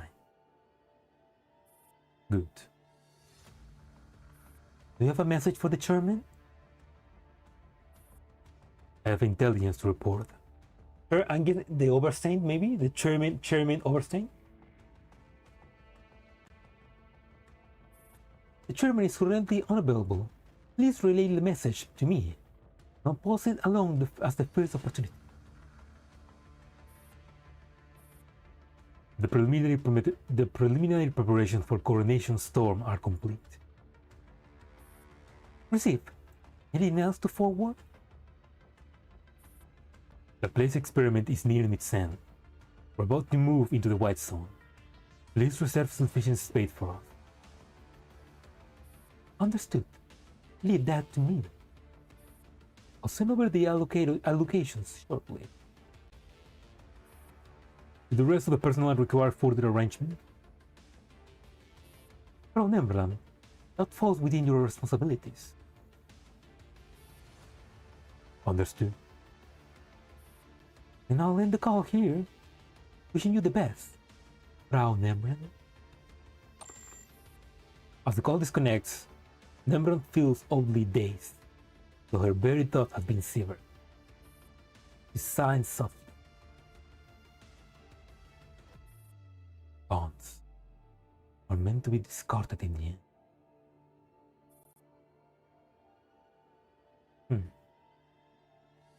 Is she planning?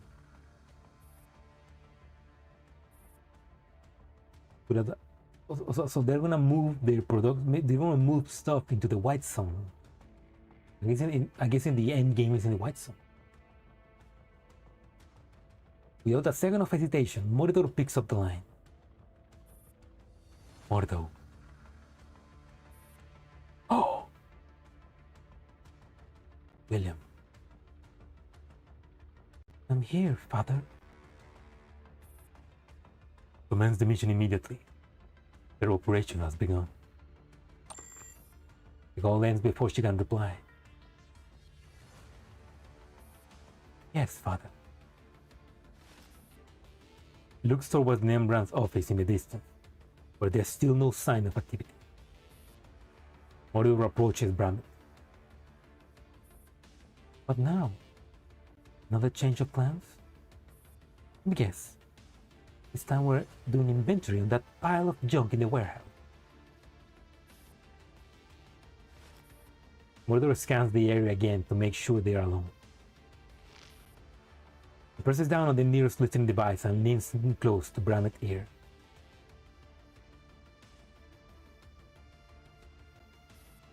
You want to survive?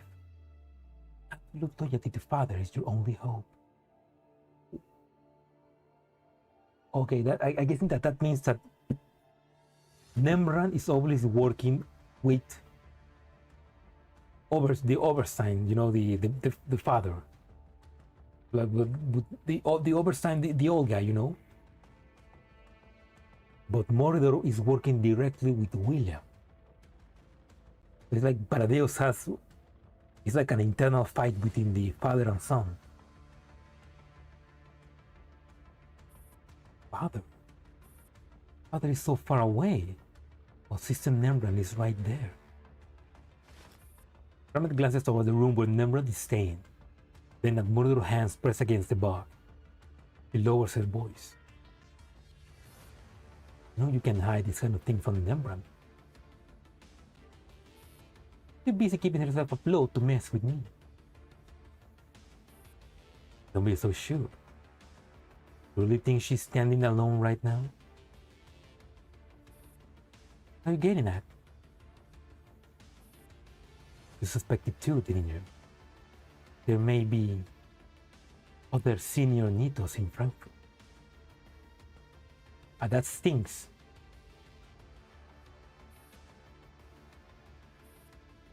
I also hear whispers back in Berlin. Someone else inside Pandora. There's someone else inside Pandora. Wait. RPK 16 was Pandora.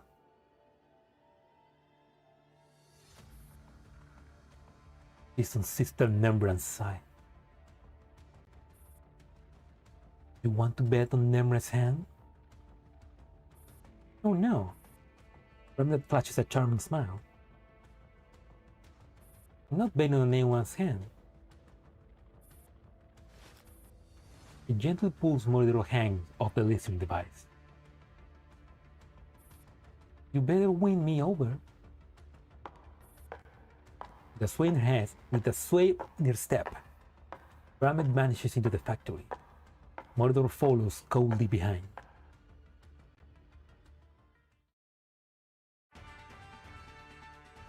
So as always, Paradeo's infighting.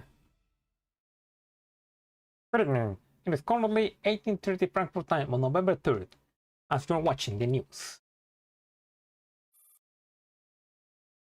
Oh. Oh, okay, she is Pandora, okay.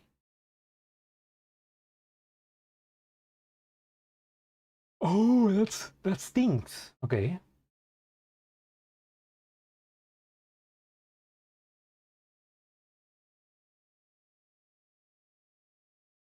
Wait.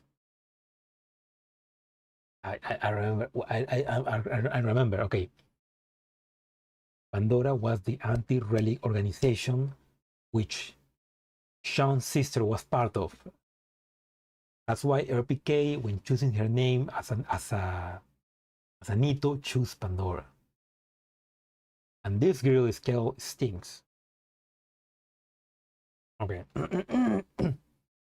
One of the key leaders of the anti-relic organization, Pandora, and its official spokesperson, Stinks, delivered a public statement today via a large screen set up outside the Alt Oper in Frankfurt. Since the Dolls terrorist attack on Halloween, the Alt Oper has remained closed for repairs and restorations. Pandora deliberately chose the symbolic location as a backdrop for its address. Following this, Stinks gave a nearly 40-minute-long speech. He issued a scathing critique of the neo-Soviet government, condemning their weakness in losing control over their own elite tactical doll squad known as Task Force Defy. Their criticisms directly target the still missing members of the squad, known by the code name AK-12. She claimed that the neo-Soviet regime has utilized relic technology in the doll development process, which directly resulted in their going rogue. Well, that's not what she said. Things further argue that humanity has stayed too far from nature, and that continued obsession with this path of defiance will only bring about further retribution for nature itself.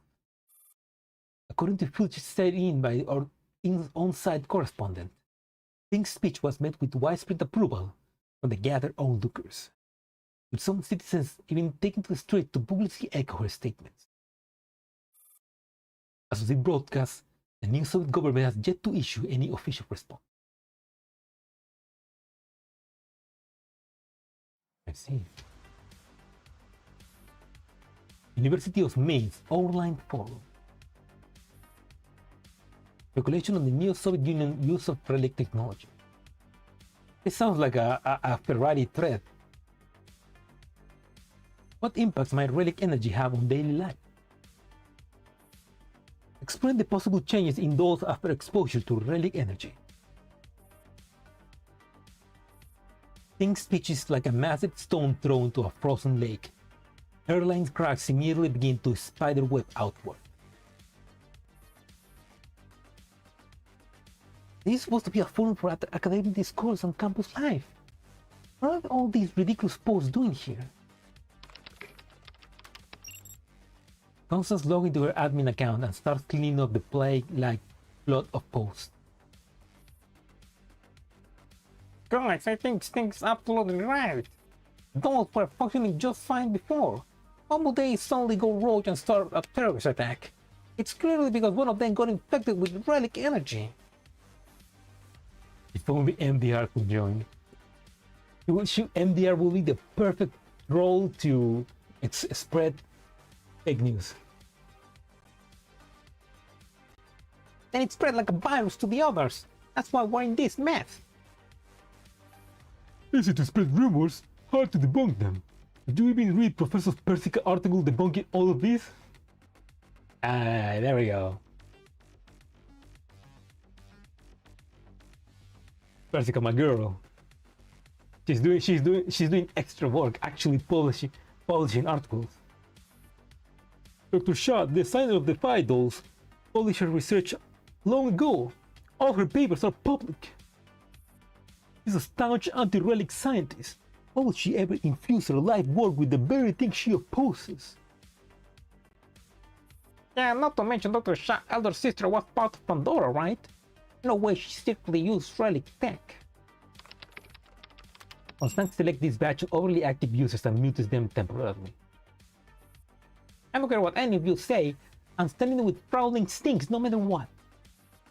She's just so gorgeous. That body. Wow. If only she could be my wife. She's horny. What the fuck? Yeah, Constance like, what the fuck is this guy saying? Resisting the urge to roll her eyes, Constance promptly bans this user. Get lost, Bert. This is an academic forum. Go be horny somewhere else. Somebody post that on Frontline Struggles, man. That's the perfect post for Frontline Struggles.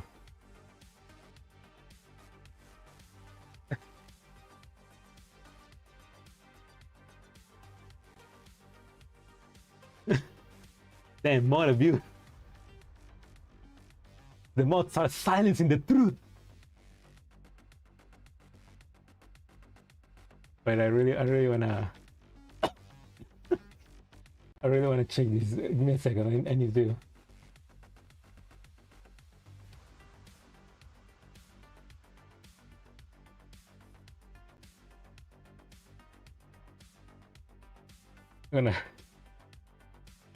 I wanna do something funny.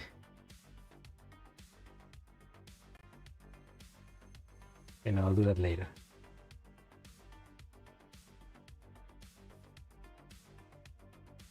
Anyway, I want Courtney to be my wife. Okay, no, I'm gonna there we go. There we go. I'm gonna take a screenshot. Anyway. As for Sting's accusation about the Fire Dolls AK-12 being a product of relic tech, there's no solid evidence so far. A link towards this just being personal speculation. It'd be funny if that's actually Persicaria defending Shaw, you know? Persicaria just being like, actually, the fire was no relic tech, so you shouldn't speak bullshit about my best friend. On the other hand, I found Professor Persica's Polish rebuttal and technical proof credible. Yeah, I feel like that's Persica. Persica just going full troll, defending her. Anyone who's ever written a thesis knows how painful the process is. You can't fake your intent or your bias on that process. I could totally see Dr. Shah's hatred of the relics bleeding through her work. If it's really all nonsense, then why hasn't the neo-Soviet government said a word? Shouldn't they be jumping to immediately denounce this defamation? Maybe there really is something they can't admit. Not to say, even if they didn't use relic tech, the neo-Soviets probably resorted to some other shady method. Otherwise, why were they those the first to go rogue? Look at us, our dolls are behaving just fine. It wasn't their dolls though, it was Paradeos. The endless flood of discussion drowns out every single step forward. Constance scrolls through the threads with a deepening frown. She's giving up on the leading posts and baiting users. Now she's concerned about the state of academic literacy among their peers. None of my underclassmen are involved in this mess. And if they are, pray to God they're already finished their thesis proposal. Otherwise, I'll be stuck cleaning up after them all weekend again.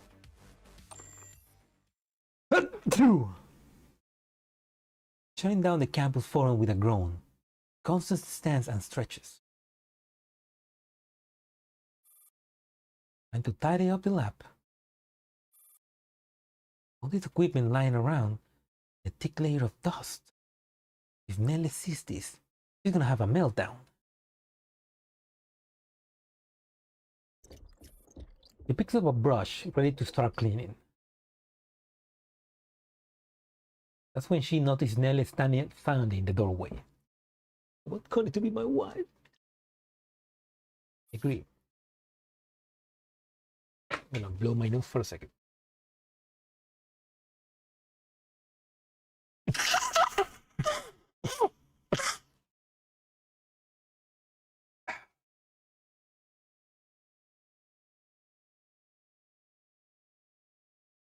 Gatito, por favor, sal de ahí. Her head and coat are soaking wet, as if she has walked here through the rain. Nelly, when did you get here? Why are you just standing there like that? Like a sad, wet cat. You know?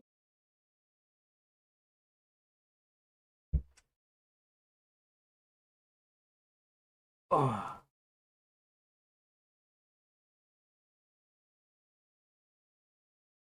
Yes, I'm not for the sneeze people. You're soaked. Let me grab you a towel. Nelly takes the towel absentmindedly. Her eyes fix on Constance as though she's made some kind of decision. She's gonna tell her about Connie. There's something that I have to confess to you. What is it? The truth of the experiment.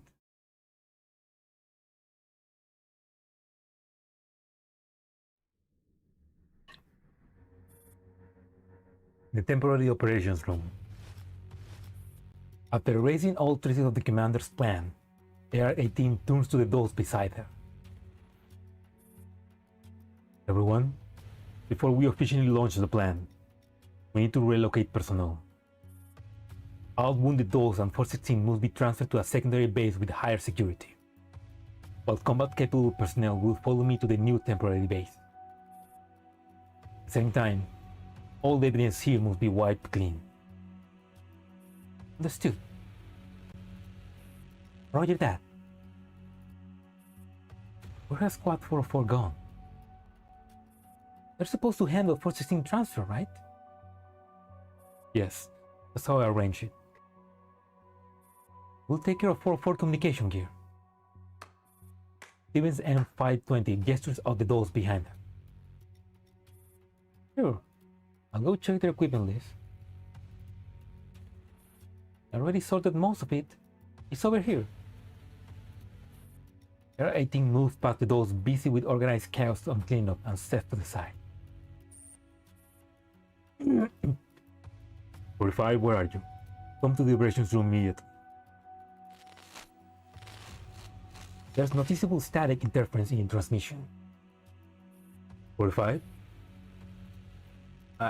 I right here. Where exactly are you? I'm right beside you. Something wrong? 45 signal is off. She says she's right here. What kind of creepy nonsense is she saying? Begin AR-18 communicator. Roll 635. Try speaking to UMP 45. 45? I am. What?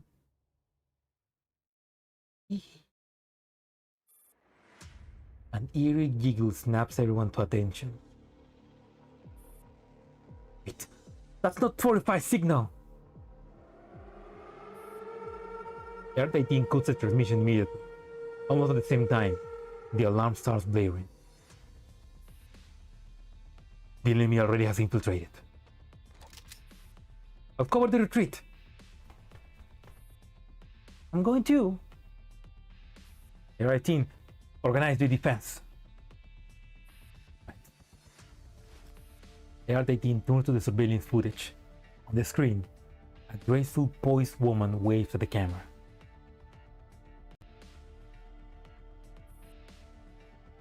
Who's that? That stings? Greetings. It's terribly rude of me to be taking your life on your first meeting, isn't it? I do beg your pardon.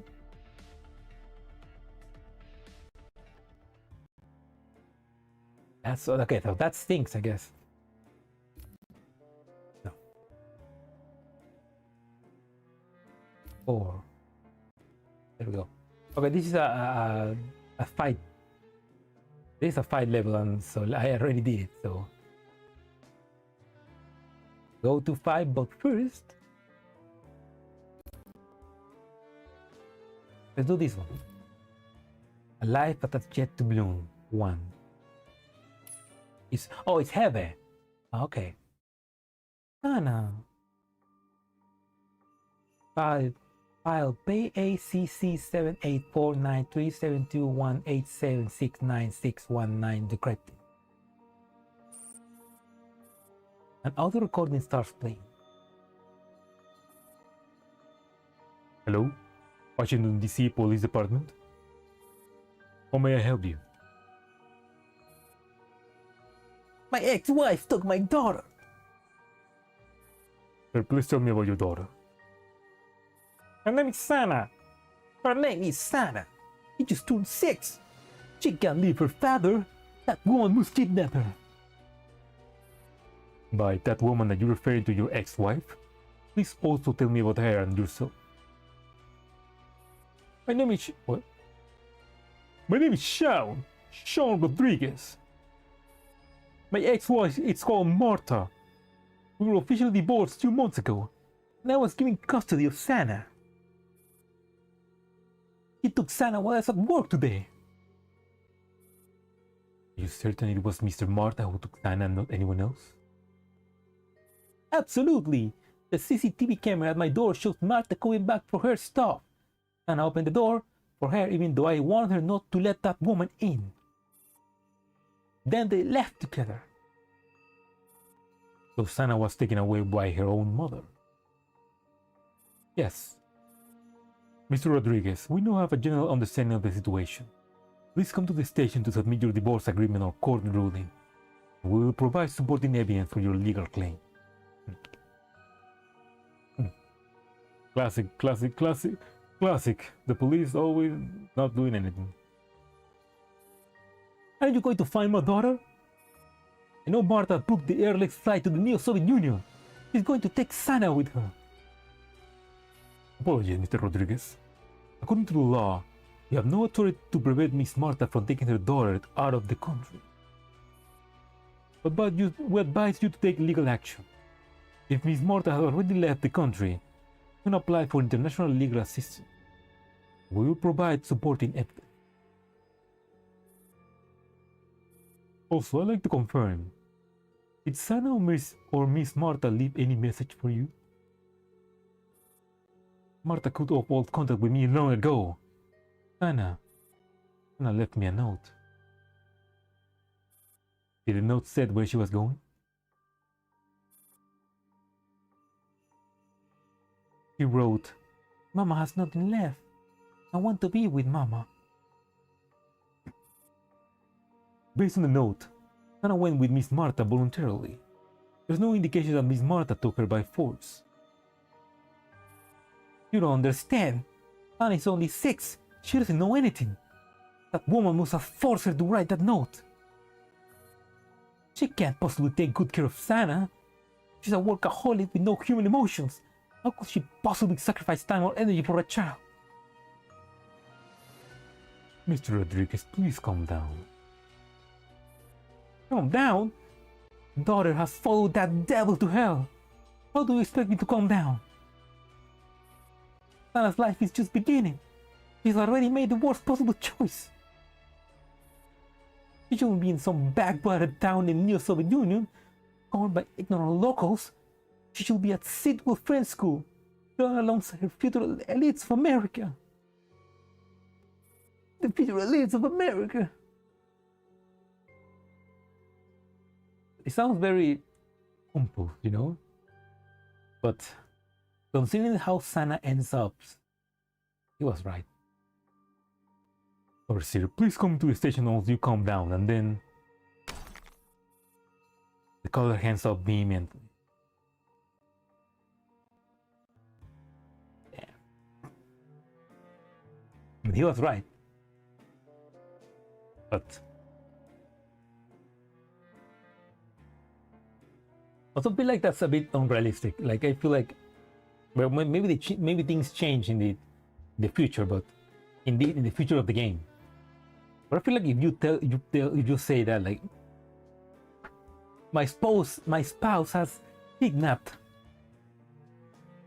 our daughter, they were probably gonna be sending a policeman to stop her from leaving the country. I think. I would imagine. I don't know. Maybe CSI has got me wrong.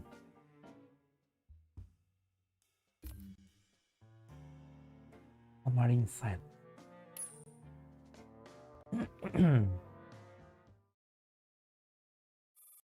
Late at night in Nele's room. Nele is fast asleep. She rolls over in bed, pulling the duvet tighter around herself. Wrapping her cocoon of warmth and coziness, she mutters softly in her dreams. Enroll in my courses for this semester.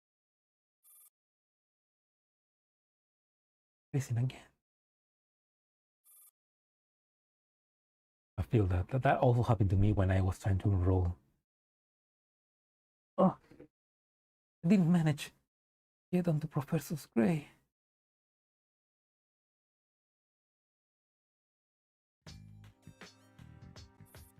In a corridor at the lecture hall building in Heidelberg University. Oh yeah, it definitely is illegal to take your child if the court has said that you should have ownership of the child. So like, she was absolutely doing something legal, but the police didn't care. Maybe the police was just like a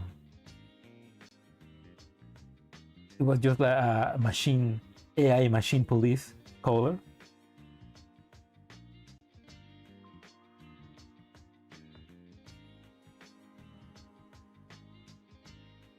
It was just a AI machine responding. In a corridor of the lecture hall building in Heidelberg University. Racing footsteps thunder down the hallway, accompanied by harsh panting.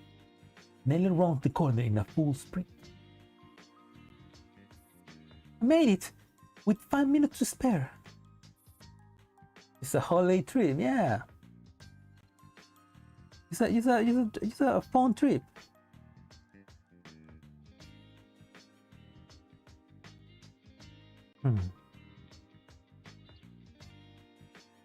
Thank goodness I didn't miss Professor's great lecture.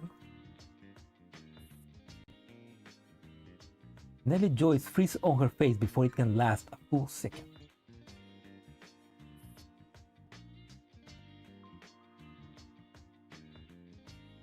A hallway that's usually quiet and empty is now packed with people.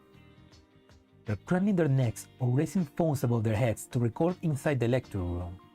Clearly, they all here for the rare open lecture given by Professor Gray. So she was popular.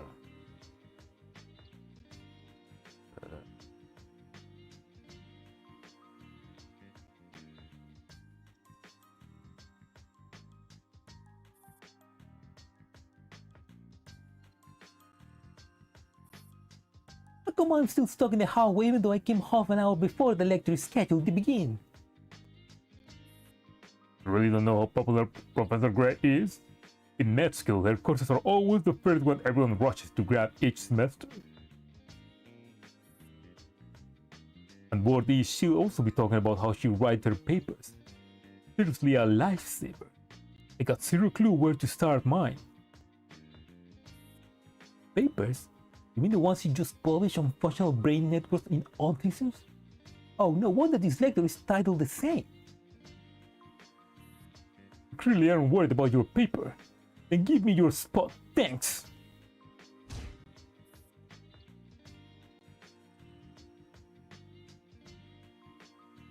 Hey, what's your problem? What are you showing? Showing.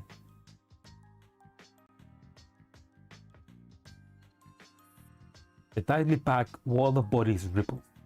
Just as Nelly is growing desperate, a narrow path opens up before her.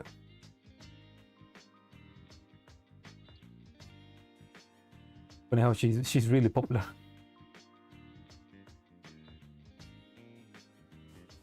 The superhero. Excuse me. Who is that? Who's pushing me?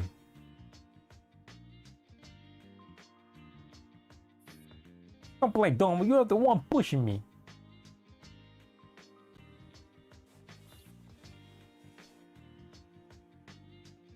Holding her backpack protectively over her vital organs, Nella plunged into the chaos. Like a sturgeon swimming upstream, she fights her way to the tide and rock. Don't push me, you're about to... Excuse me. Clever Nelly. These words become almost an incantation. Once spoken, they part the crowd like magic, opening a clear path.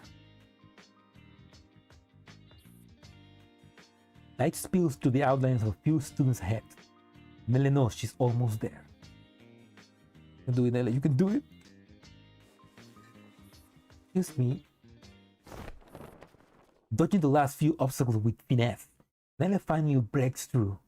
Her view clears instantly.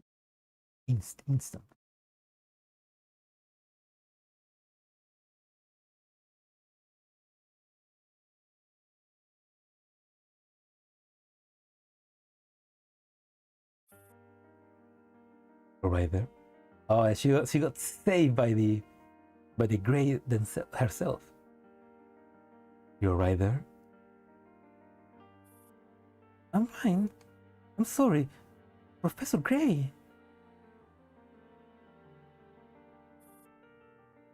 Sign in first. Great signal. Her assistants walk over with a sign-in sheet. Please find your name and sign next to it. Actually, I didn't manage to enroll in this course. I just came in to sit in unofficially. Whisper starts to ripple through the seated students. That's fine. To the side of the lecture room, this open lecture had limited registration. I know many students weren't able to get a spot but still came. The lecture is going to be long, so later I'll have my assistant hand out each cushion to anyone without a seat. Oh.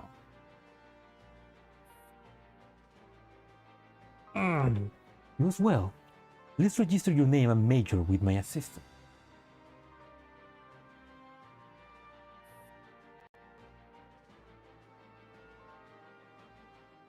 All right. I'm Cornelia, freshman in applied physics. Mindonella tries to keep her voice loud. Grumbling erupts from the seated crowd. Applied physics? What are you doing crashing a med school class? Exactly. Even our own classmates aren't get seat. And here you outsiders come barging in. That once happens to me. There was a lecture in my university for a movie. I was studying audiovisual movie, and there was a lecture about a recently premiere movie, and a bunch of people that were not part of the career got inside because they wanted to see the stars of the movie. So fuck them.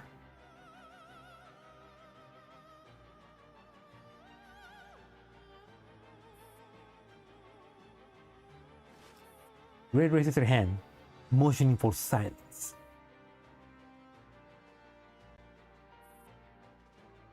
Everyone, please quiet down. The murmurs stop at once. New course of mine, Functional Brain Networks in ASD, is an open lecture for the entire university. Students from any department are welcome to attend if they are interested. Cornelia, please take a seat with a cushion.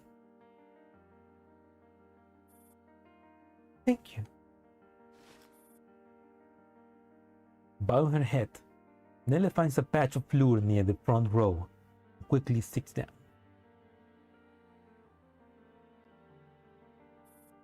Come to think of it, I had a long connection with the Department of Applied Physics. Back when I was a student, I met a senior from that department. People say talent and hard work rarely comes in the same person. She was the exception.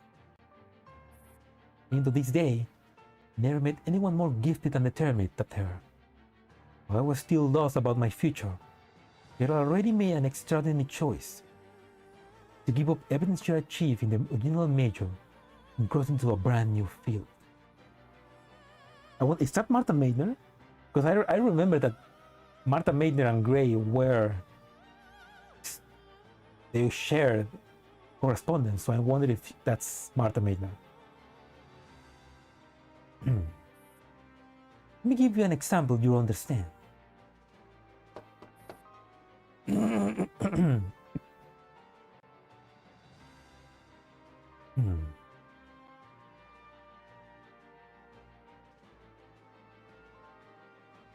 Great taps on a studying desk in the front row.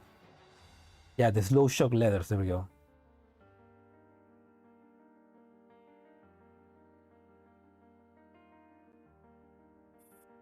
What's your major? Clinical medicine. If I ask you to switch to nuclear physics right now, do you think you will turn in a midterm paper? Probably not. That's impossible. Oh. That's impossible. It's way too removed from my current discipline. How a normal person would respond, right? With this senior of mine, in under 2 years, he had absorbed everything a doctoral student in medicine is expected to know. He could talk to me fluently about the future of human medicine. She even published 3 SCI papers in her spare time. Whoa! You're very close. We do really far apart now. You still exchange letters. Oh! Just like you said, yeah, you're right. You're right, Blue. Low shock letters. We still exchange letters and share academic progress. That's not why I mentioned her today. Oh? I met her at a time when I feel lost and uncertain about my future. I grew up in an ordinary family in Berlin, in a world where class and access to resources are so rigid. The road to education and advancement, anything but smooth. At the time, academia was rife with gatekeeping. The gap between studying medicine and being a doctor was immense. Coming from a family of doctors was almost a requirement. If your family had any clout in the medical field, your academic path would be guaranteed smooth sailing. I loved the subject.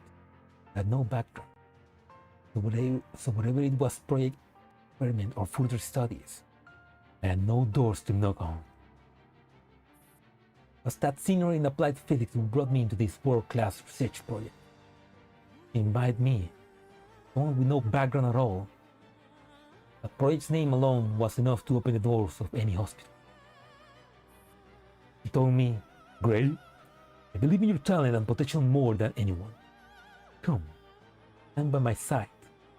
will be indispensable to the field of medicine, because your presence will influence an entire generation. People often ask me why I still bother with public debt lectures at this level, why I waste time writing graduate papers, and I already have my own lab. Maybe now, to keep 4 weekly teachers clinic shift. I want to give newcomers a chance, the way that senior gave me a chance. That's my answer. She was very humble. No wonder Nelly is so obsessed with Gray. She was really a good person. The lab is open for applications to everyone. If you're interested in interning, you can speak to my assistant often. I don't care whether you live in a luxury home in Frankfurt or a little cottage in rural Bavaria. As long as you have a passion for medicine, as long as your dream is to heal people, we are companions.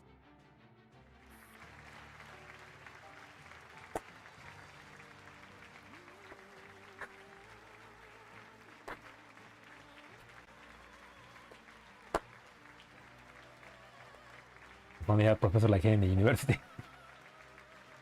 Yeah. I had some professors like that in my college. In my classes. It was like just two out of like 20. But yeah, those are the kind of professors that really inspire you to keep going. All previous gripe forgotten, the students burst into a unified applause. Now then, let's begin the lecture.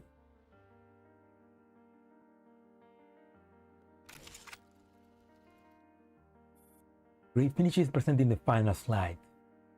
On the screen, several children with autism gather around her, smiling shyly at the camera. Am I winning, son? Hello, Panzer, welcome. Am I winning? Yes, Dad, I'm winning. We're about to revive Gray by using necromancy. Or something, I don't know. Yeah, I mean, that's at least that's the plan. Nelly is about to try to revive Gray, so she's about to perform some unholy things with that body. Yeah, welcome to the stream.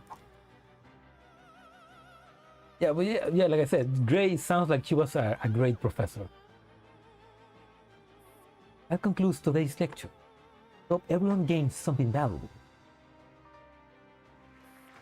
Gray bows. The audience erupts into a thunderous applause.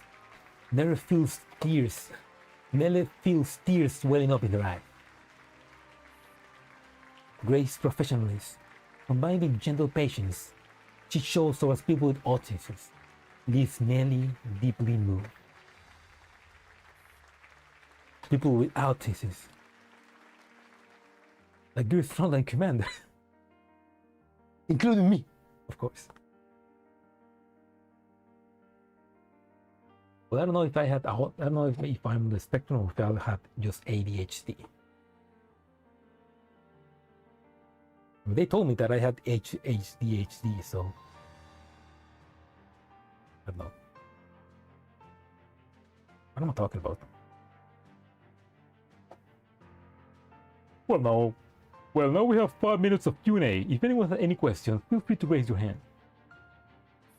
Perhaps still caught up in the emotion, the students remain respectfully quiet. Questions don't have to be limited to today's topic.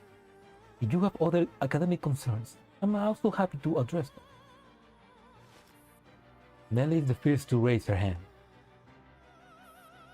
Professor Gray, I read your recent papers and the journals you recommended. I noticed your interest in the connections between doll technology and human neurology. I wanted to ask, if dolls were someday to possess independent consciousness, emotions, and self-awareness based on the human neural network, what kind of impact do you think that will have on human society? That's a brilliant question. Okay, so that means that Nelly was studying to work on something related to doll technology, I guess. Wait, what was she doing? I need to check that.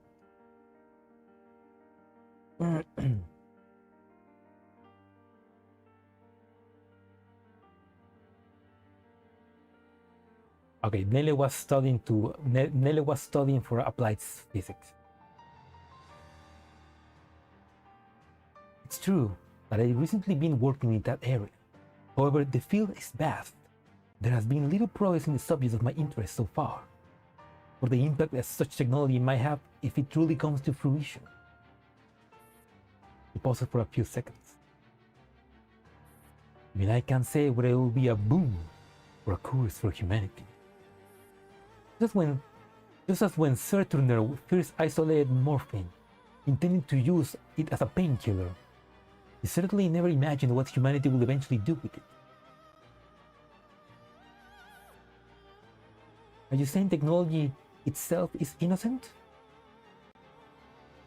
What I mean is that the development of science always surpasses human imagination. We, limited by the time we live in, cannot foresee the future. What we can do is commit ourselves fully to what we believe is right in the present. What we believe is right, but how do we even know if our choices are right? Like the senior you mentioned earlier, she made the choice to switch fields, and because she succeeded, we now call it the right choice. But for ordinary people like us, how do we know if something is truly right? Not that we choose something because it's right. It becomes right because we chose it. That was some pretty inspiring work. So no matter what we choose, we have to do our best to make it right. Indeed. Mic drop. Thank you, Professor Gray. I mean, yeah, for college students hearing that, I can imagine them be like, yeah, hell yeah. Maybe some cool college student being like, maybe I should change careers. Let her reflect on the words as she sits down. Back then, she doesn't fully grasp what Professor Gray means.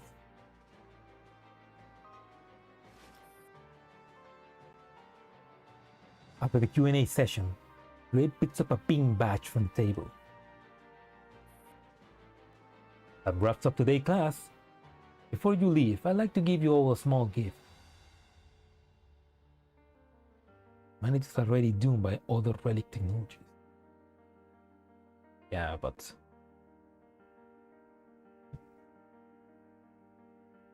yeah, that's true.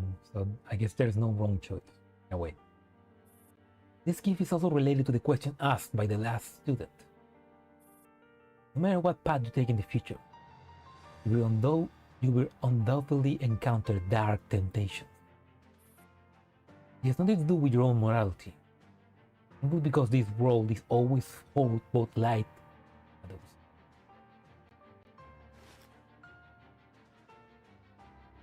Oh. Metal.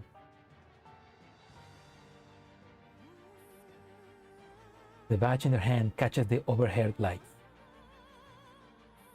When darkness knocks on your window, remember, we are here to change the world, not be changed by it. I hope this badge can serve as a small reminder during your moments of confusion. Wow!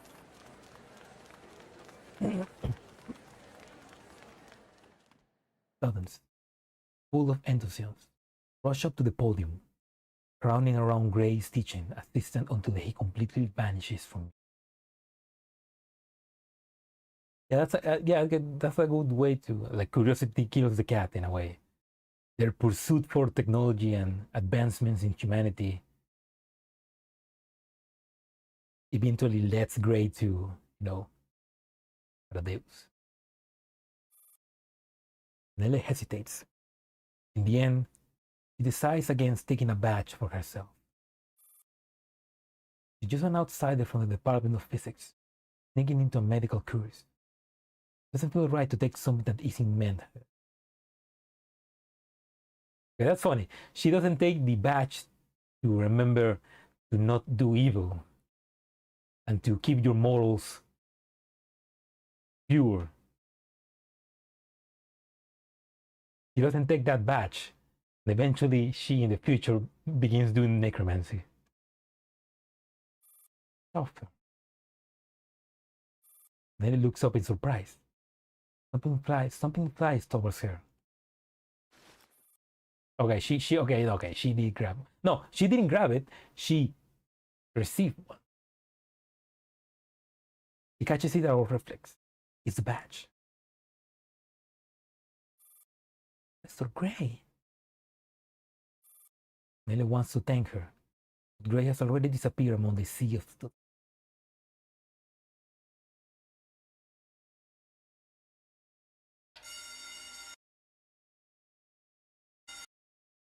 The shrill sound of an alarm clock jolts Nelly awake.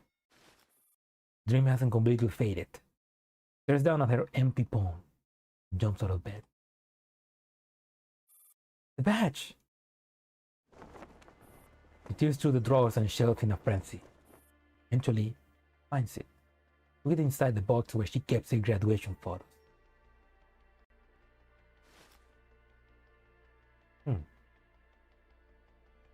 Ding. The badge looked exactly the same way as it did. The Professor Gray from back then is completely gone.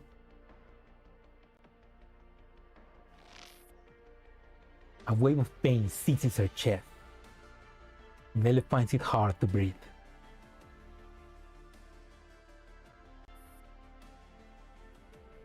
Like a broken glass pipette, drops of tears start rolling down her face. Now's not the time to cry. To distract herself, Nelly wipes away the tears and rushes into the kitchen.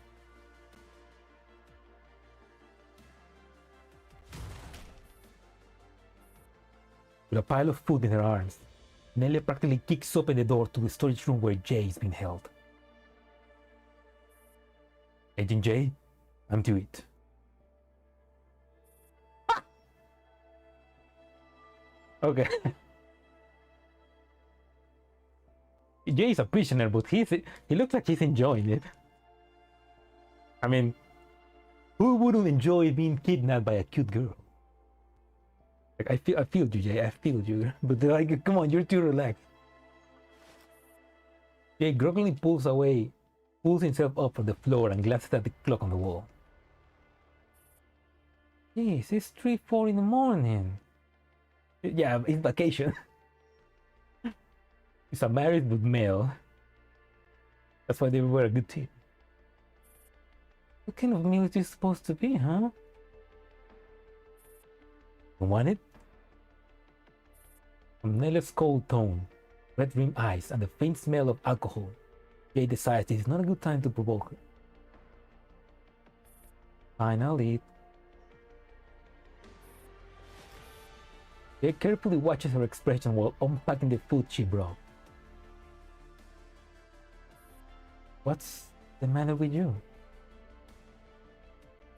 Nothing. Did the commander piss you off? Hey, that's just how they are. Cold as ice. Always ignoring messages. Making you sick with worry. Furious with them. Oh. Okay, Jay's like really salty about the commander. He's like, Jay, it's not our fault. We were kidnapped.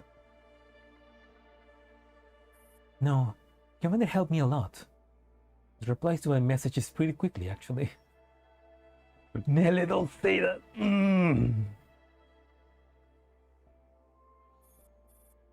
What's bothering you? Oh yeah, sorry, Jay. If you're a cute girl, we respond more fast.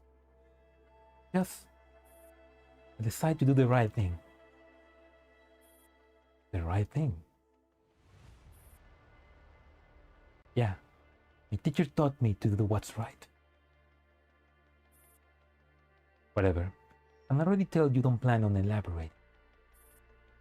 Tell me about this teacher of yours. Did she treat you to lunch often? He's mad about us for not replying. Yeah. Like the male cookie. Not really. People who offer you food out of nowhere are usually up to something, don't you think? In a way, you're damn right. Go back to your teacher. Girls Learn offered to her paper a discussion of the medical performer courses and its impact on ASD. You probably heard of it. It's quite renowned. Oh yeah, sure. He read it. Though back then, the research prospects in the Superior Temple of Sulcus were much more promising. Hold up. Was that part even in human languages? What do you mean? Anyway, I had that belief because, yeah, just let her speak. She just wants to jab away. Just let the woman jab. She's a jabbing queen.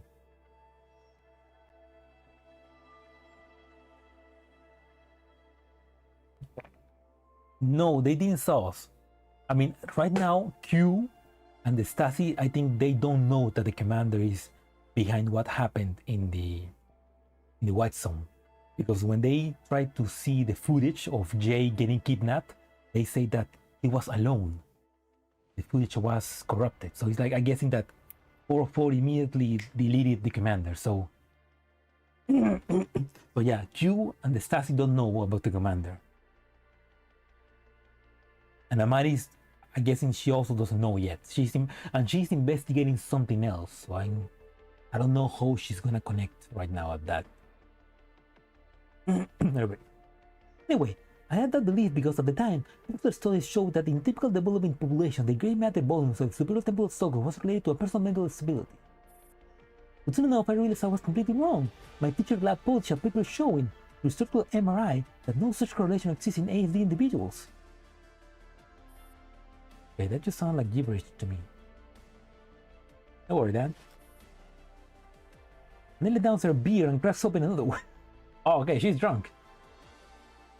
Nelly downs her beer and cracks open another can. No, I don't think Amaris hates Aliana.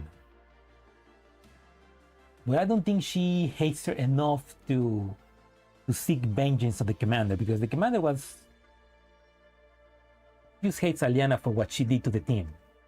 But I guess she understood. At the end of the event, Taros and Eclipse, I think she understood why it happened.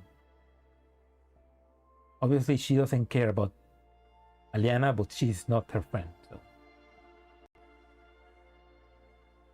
Don't worry, I'll explain slow. Let me start with a breakdown of that paper. No! Jay like, no!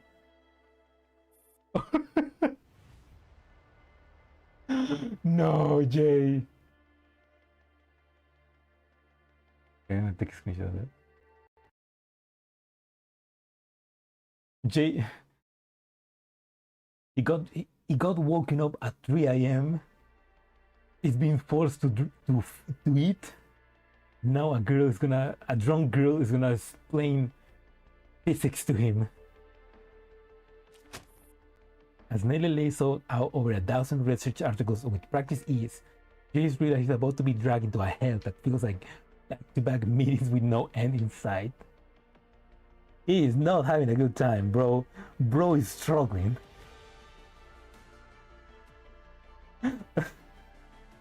Man, he got kidnapped. He got kidnapped.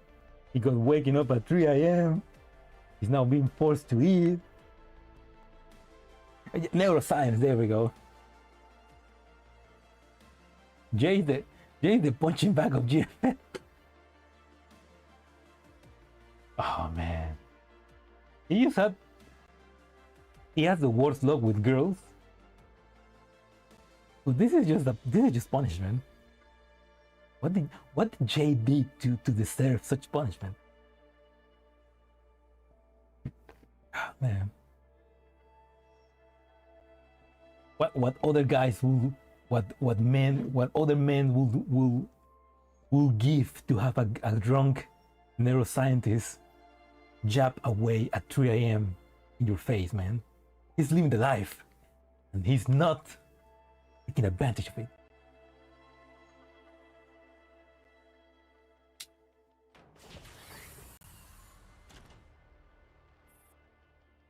Proper so professional just to become a punching bag. Having found some calm through analyzing the research, Nelly finally leaves Jay alone, makes her way to the lab. Oh. She opens a comm line to the commander. Commander? Me. I'm listening. Starting tomorrow. No, today. We'll officially begin the experiment on Professor Gray. I'll ask you one more time. Are you sure about this? Yes. Please help me get in touch with Professor Persica. Need her help. Alright. I'll let her know and have her contact you. Sorry to disturb you. No problem at all. You know what? I like that Nelly started just like a simple character that was a freshly graduated student, and now she's gonna be collabing with Persica. Like, I like that. Kind of like she's stepping up, you know. I imagine that Nelly probably in Girls Frontline 2 is now even bigger, like maybe to the same level as Persica, doing other bigger stuff. Hopefully we get to see her in GFL 2. After ending the call, the grief finally begins to overflow. Oh, wait, look at that. Nice.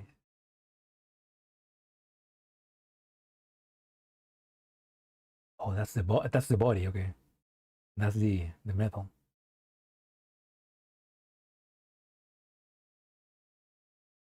And she just housewife Jay. I don't know, with Jay's luck, I don't know about that. Holding the badge in her hand, Nelly sits silently beside Gray. Yes, sir. Am I walking the right path now? In the deadly silent room, the hum of the air conditioner is the only response. I followed you for years and applied physics to clinical medicine. Does that mean that she changed career from applied physics to clinical medicine?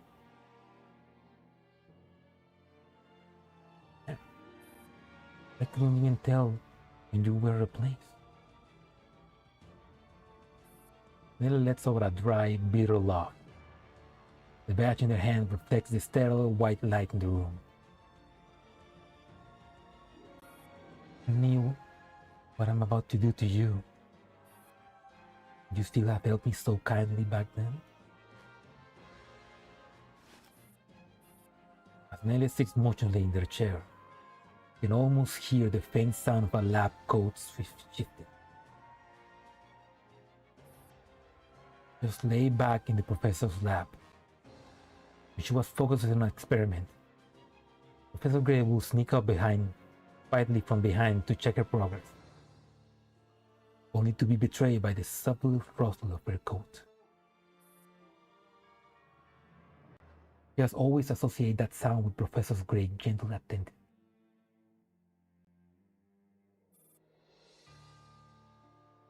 What we can do is to firmly carry out what we believe is right.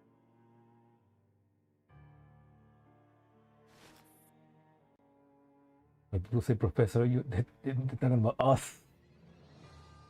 Yeah, I did feel that for a while as well. It's kind of like when I was playing, I played GFL, I play Nora Cloud, and then I go back to GFL. It's like, that's me.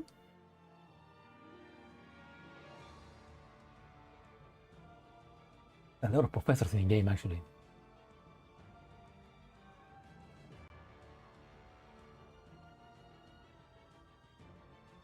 GFL2, GFL1 original skin.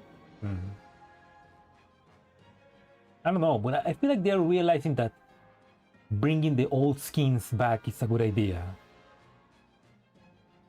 I mean, Suomi, basically the skin she's had is basically the same as the GFL1, so there's not much change there. She got her summer skin as well. Vector, they recently also gave her the original skin from GFL1. That's one. UMP40 also gonna have the original skin. I mean, it'd be nice if all the girls get the original skins from GFL1. Like obviously they get the upgraded version, like the new version from GFL2, but also like classic one.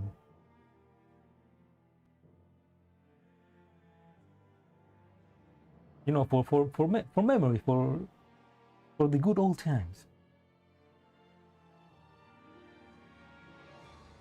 Yeah. Oh yeah. Also, most of the skins are from GFL1. Like the Grossa skin from Sangria. It's also from GFL1. Torolo summer skin is also from GFL1, I think. Diane skin is also from GFL1, I think. Macchiato also from GFL1. Would maybe, and also say, yeah, and also Macchiato base skin is also from GFL1. They just get like slight updates.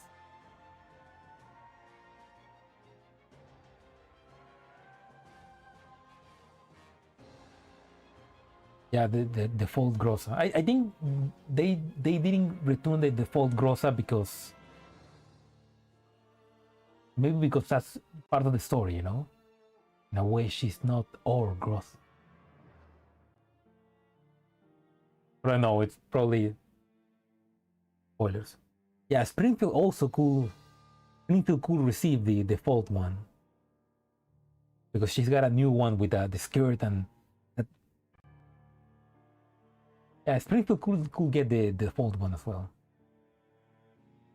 They should do that.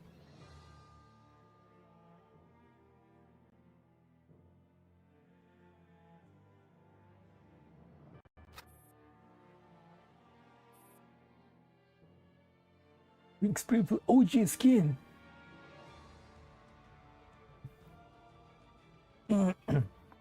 But also maybe they don't want to bring them because they are too similar to the new ones, or I don't know. Maybe too much work and they don't want to work on that right now. Who knows? Mika works on weird. Nelle unzips the body bag. The first thing she sees is Grace's hand resting on her abdomen. Slender, pale, and once the very hand that had gently lifted her up. Sadly, the warmth is gone, replaced by merciless cold. She put the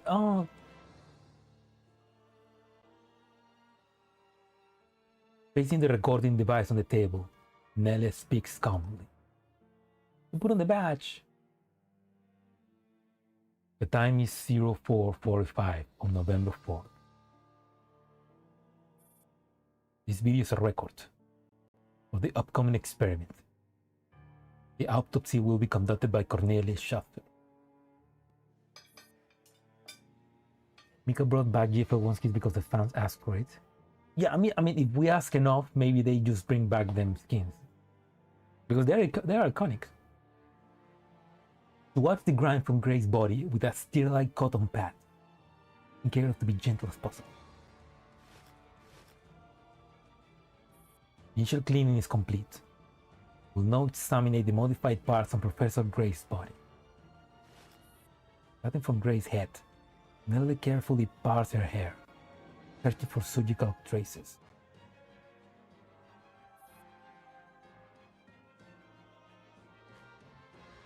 Confirmed craniotomy scars. Specific procedures unclear at this point. Move onto the neck, shoulders, and arms, and gently lifts Grace's hand.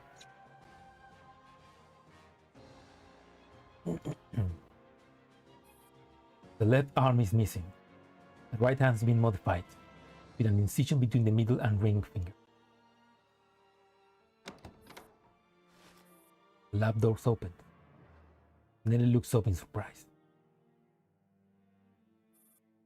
Honey. Constance really changed into surgical scrubs. Suddenly looks at Grace on the table, then at Nellie's bloodshot eyes.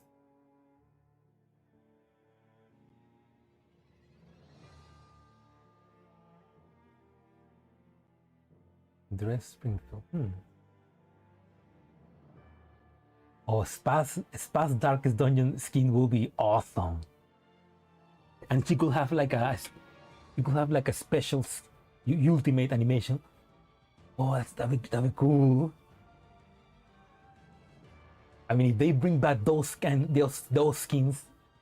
they will sell like cake. I thought it wouldn't come.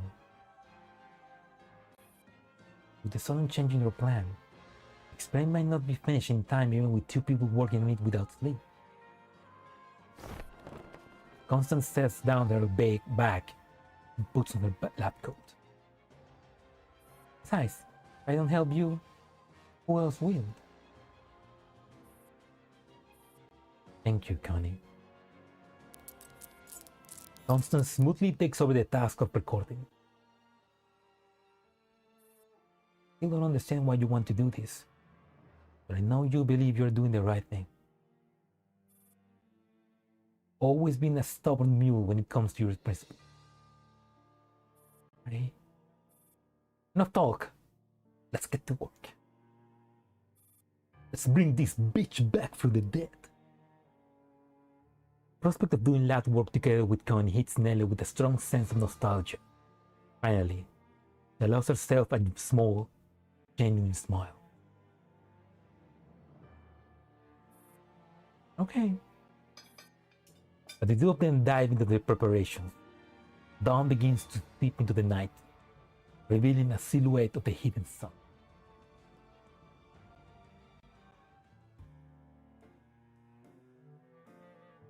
That's the next one. The Ruins of Time. Yeah, I mean, QG skin also is pretty cute. Especially the, I remember the character sheet for the skin, for the original Kyunji skin. How she's like very dragon themed. That'd be a nice skin to bring back as well.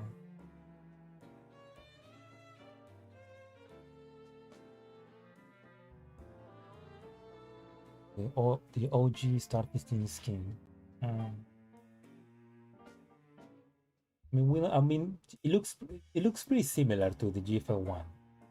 Maybe it didn't change much. I don't know. I mean, we still need to wait for Star to appear. So maybe they will change it before that. Anyway. What?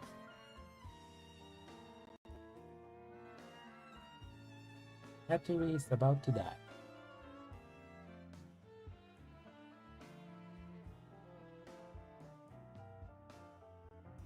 I'm gonna read one more and I'll end stream. But before that, I need to quickly get some water. I'll be back.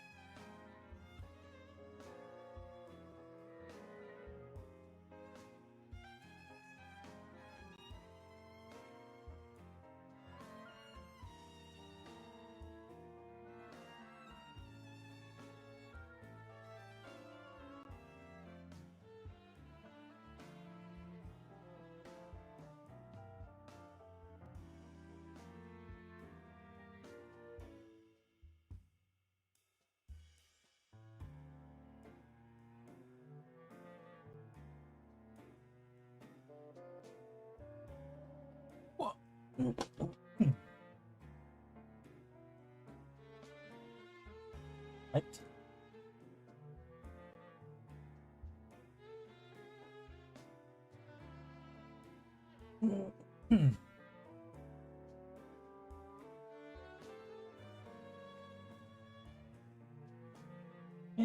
Makes sense. It makes sense. Some dolls keep the same appearance, but some changes because I mean it's been 10 years, so clothes change, I guess.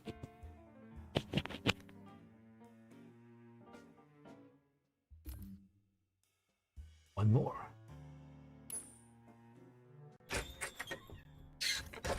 Inside the bar at Stasi HQ, Wiesbaden district.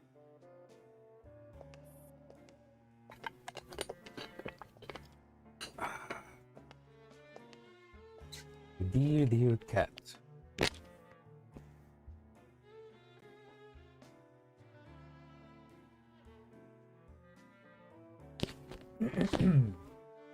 Server box bows respectfully and leads the guest into a secluded room. Two non-alcoholic Negronis, please. Yes, ma'am. The server soon returns with 2 glasses filled with pink liquid. After putting down the drinks, he leaves the box in silence. Now that they will no longer be disturbed, Romy picks up her glass and gives a swig. I hope my order is up to your taste, Colonel Felix. Non-alcoholic Negroni. Exactly what I expect you to order, Frau Romy. You did say once that you like to keep your work and recreation separate. That you don't drink on the job.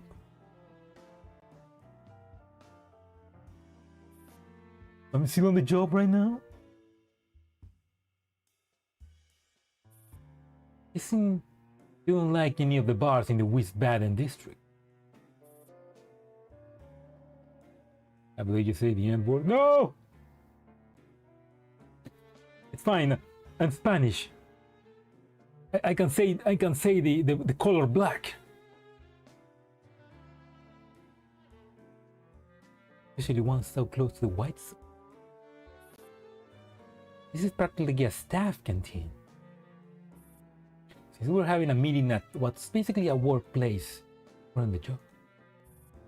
But at your rank, are you ever not on the job? You're just like General Reefers, though.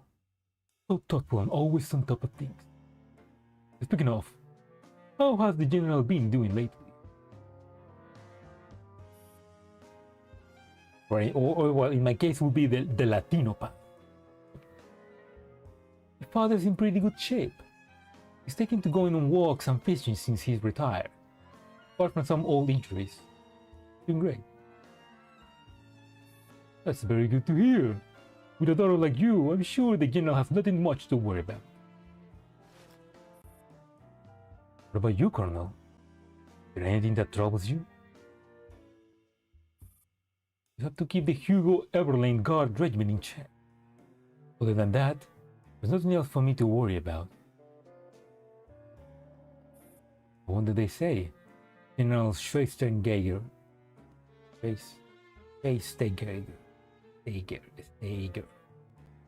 General Schweizenegger is the foundation, and you understood this chunk of granite of that foundation.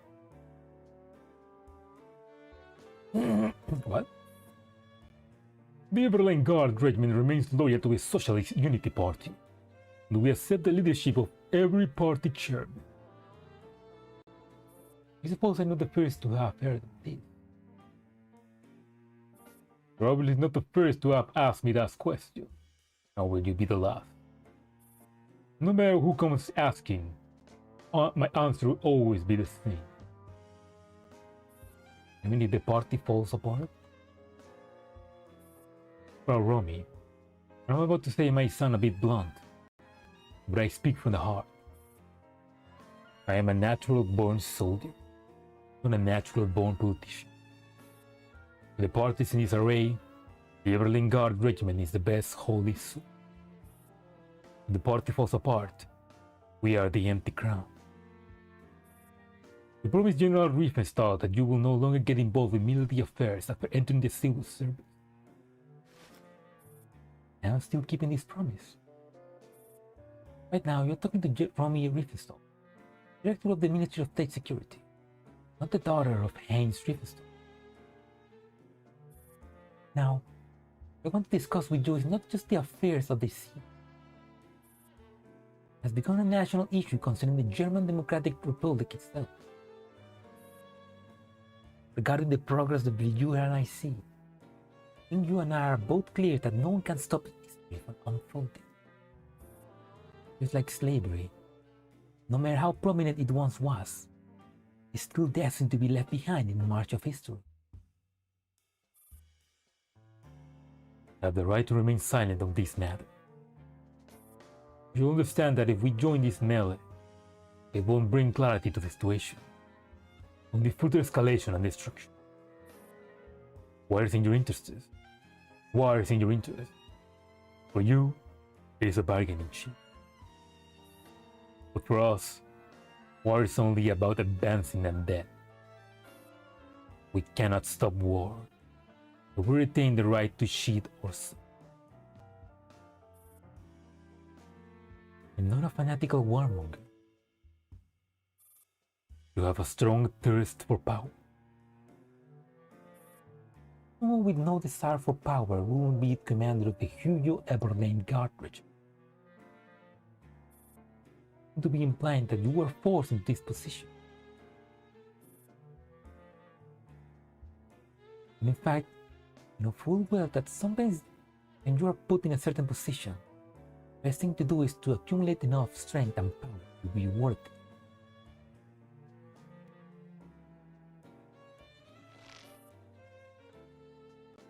Yeah, I already feel the survey. Yeah, I did choose as well MGS, Nikkei. When I choose in order, I put whole life because I think it'd be pretty funny to have a collab like that, but it's probably impossible. It's still. Yeah, I did. Was Arknight a choice? I don't remember.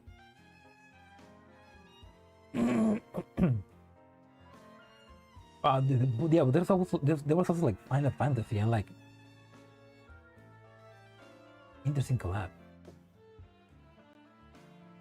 Oh, Death Strand. I should have. Damn it! I should have put Death Strand as well. Yeah. Hopefully we get collabs soon.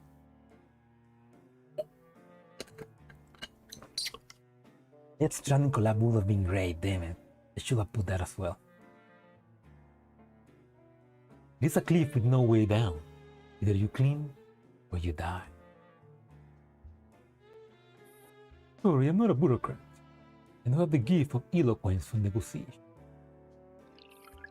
Felix drinks the content of his glass. Then he turns the vessel upside down to show that he hasn't left a single drop. Looks like I finished my drink. Felix rises to his feet and bows slightly in apology. Damn, Romy, you scared the host.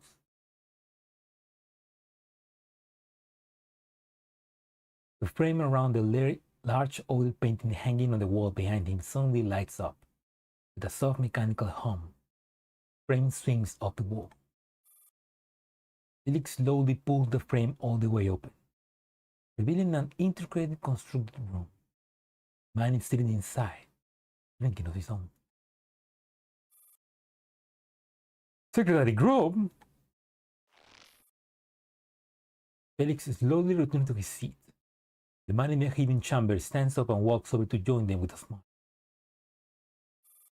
Romeo makes her way to the entrance of the box and gestures towards the server in the distance.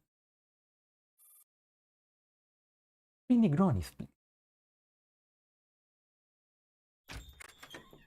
Oh, what a clever girl.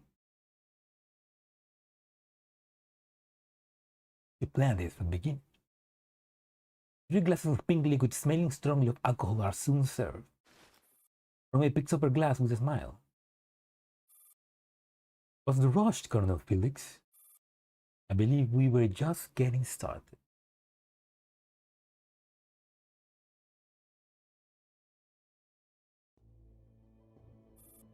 from his office. Hoffman checked if all relevant personnel has received and read the notice. Across the table, Yuri is leisurely sipping her coffee. Justifications, specific measures, and inspection methods for strengthening the security within the White Zone are all clearly stated. In the template and procedure for bilateral reporting of the news measure are highlighted. As expected of Herr Hoffman. In the past, we only needed to report the access list to the garrison. There were still plenty of screw-ups. Now we need to report to both the Stasi and the garrison at the same time. And imagine how many mistakes there will be. You can't be too meticulous. What about you? Any progress on your end? Hard to say. If your job is to polish a chemistry textbook, then my job is to get students to break down stable salt into sodium ions. You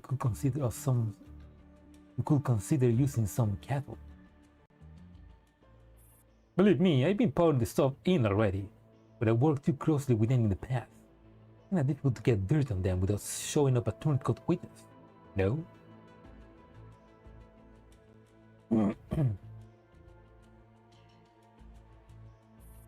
Why this task was given to you? She puts down her coffee and sits up straight. You really haven't heard anything about Project Valkyr? Has it really been scrubbed clean? All we know from public knowledge is that it's related to the wife and daughter of Oberstein, the incumbent Minister of Industry and Information Technology, Vice President of the State Council. The wife, Rembrandt, and the daughter, Lunacia. As for the specific report, and read it yourself. Practically everyone who knows anything about this has gone to Antarctica with Relic Agency. Information we have could be entirely false. Antarctica with the Relics Agency, is that the Antarctic Union? The first mention of it, at least. Sometimes what we need isn't factual information, but useful. Thanks for the tip. After tying on the documents scattered all over the desk, Hugh gets up to leave. What about Jay's disappearance? Is it really no big deal? If nobody has been found, somebody will eventually come knocking. Don't worry, getting rid of bodies has always been a complicated craft. Do you think he may have gone back to his hometown? Been hearing him muttering something about selling pork knuckles back at home. Herr Hoffman, thank you for making me laugh for 3 seconds straight, even if I get crushed under a mountain of work. Yeah. Jay going back to his hometown and selling pork. The temporary command room. A request for an encrypted comms channel.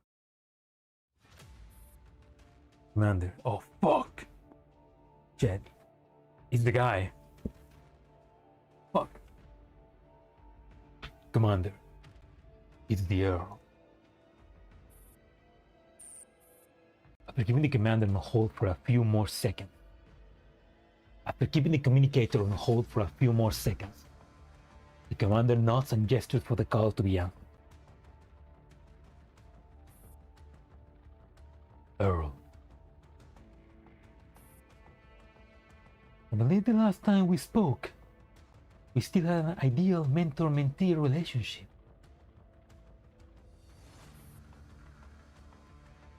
I once had a lot of respect for you. Respect implies looking up to me. Now you have matured to a point where we can speak on equal terms.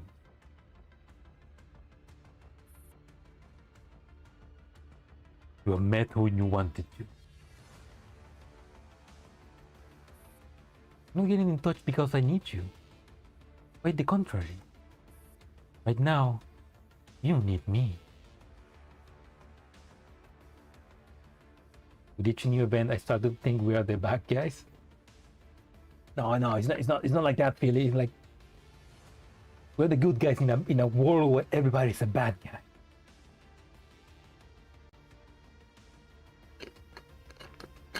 I hate this guy for some reason. There are many reasons, Fran. There are many reasons to hate this guy. But you're not alone in that.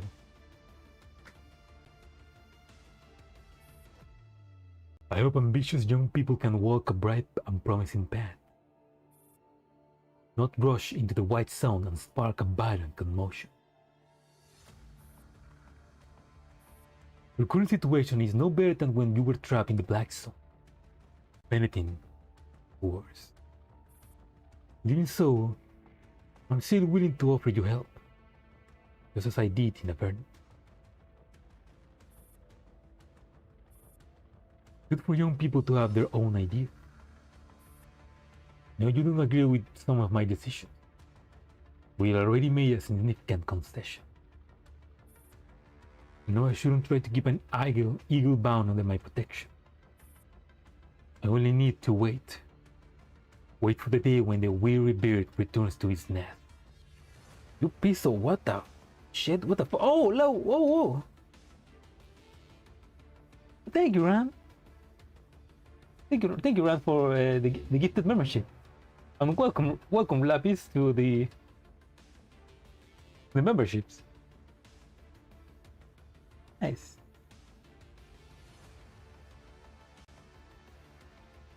Thank you, Ran, and welcome, Lapis. Always looking for gacha.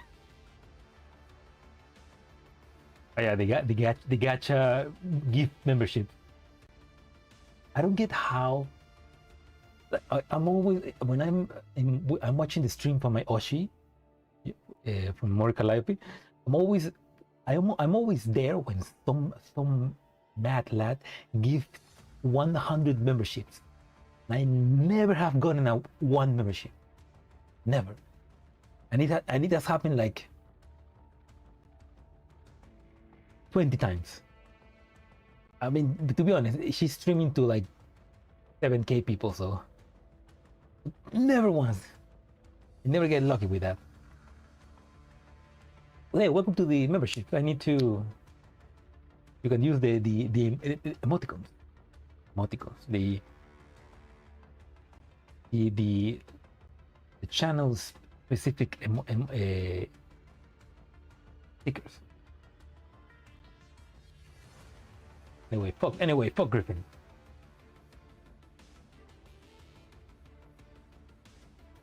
Okay, so he basically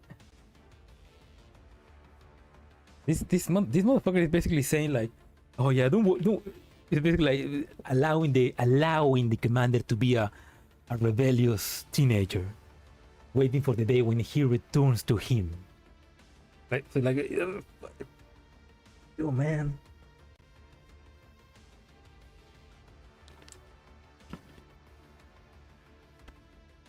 Someone gonna get Twitch monetization one day. I need more Twitch subs for that. So maybe one day, Mr. Beast only see my stream on Twitch and be like, I'm gonna give this guy $10,000. That'd be the dream. I have officially made it.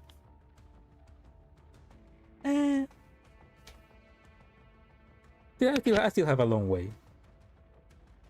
I don't need to one day do my debut stream, but I want to do that when I actually have a more proper YouTube model, a proper VTuber model.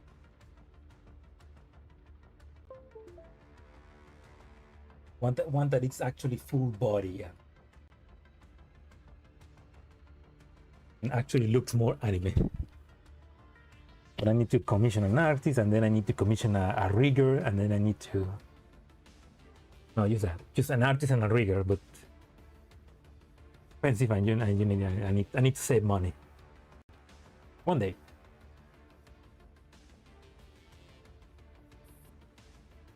Do you believe that time has come? There are no eternal enemies, Commander. only eternal interest. What we went through was merely a small internal conflict. It wasn't fatal.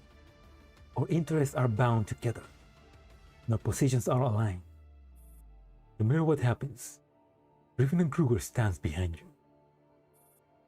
It holds truth for you, for Kruger, and for me. And what's the plan this time? Send you from the new Soviet Union to Berlin because of martyrdom. Yes, this mission has revealed to me a glimpse of the real world. Young people are always so full of curiosity. Will you tell me the truth? No, you must unearth it and find it for yourself. That way, you will find it easier to accept. You wish to find out William's true identity and what he intends to do. You must first get to the bottom of one thing. Project Balkan.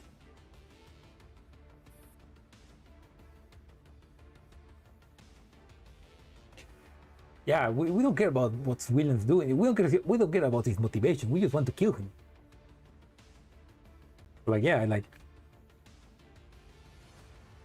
Okay, so Griffin is basically telling him to investigate how Paradeo started and everything else, but Commander doesn't care about that. He just wants to kill him.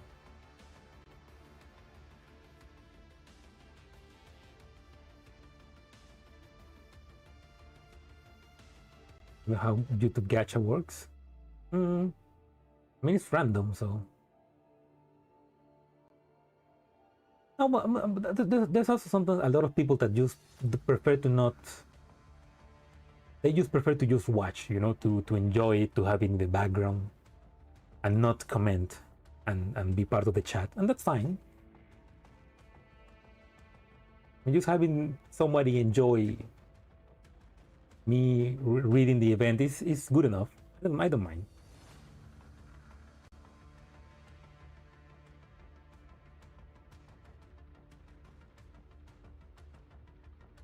What channel are these ones? You have a chance to get paid stuff. Yeah, you're not subscribed. That's pretty cool.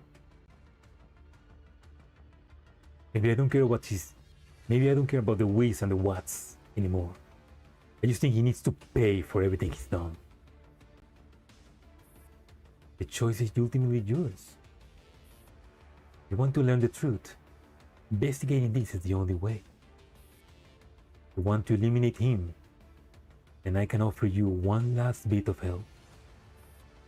Romy and I aren't exactly close, but the Stasi has always taken one step toward us. In your current situation, it will benefit you greatly if you could secure the Stasi's cooperation. Thank you, Earl.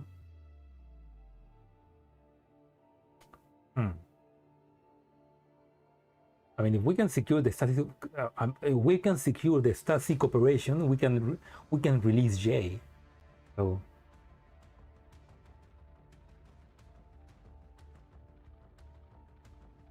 That's a good point. If you get a sub, you get more chances to watch the channel. Right? Yes. But also, I need to actually need to give motivations to have membership, because right now there's nothing. Maybe I need to do back. I need to release maybe behind the scenes, how I do the animations, maybe other stuff. To actually give better motivation to just do a membership. Also, maybe more stickers. Thank you, Earl. Finally, some genuine words from you. Oh, what a piece of shit. The Earl terminates the call. After pondering for a moment in silence, the commander turns to AR-18. He was a piece of shit, right? AR-18. You're asking for my opinion. I think you need more information. Take on an enemy You must have a comprehensive understanding. Yeah, exclusive OnlyFans for me. Old animated.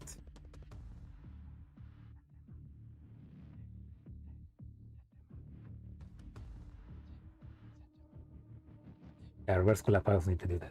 This is most certainly a trap. He will never have contacted me if this wouldn't benefit him in some way.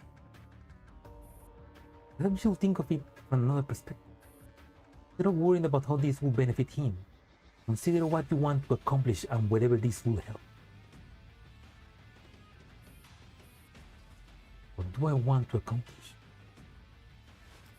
The commander unconsciously drums their fingers on the desk. The chaotic rhythm betrays their unease.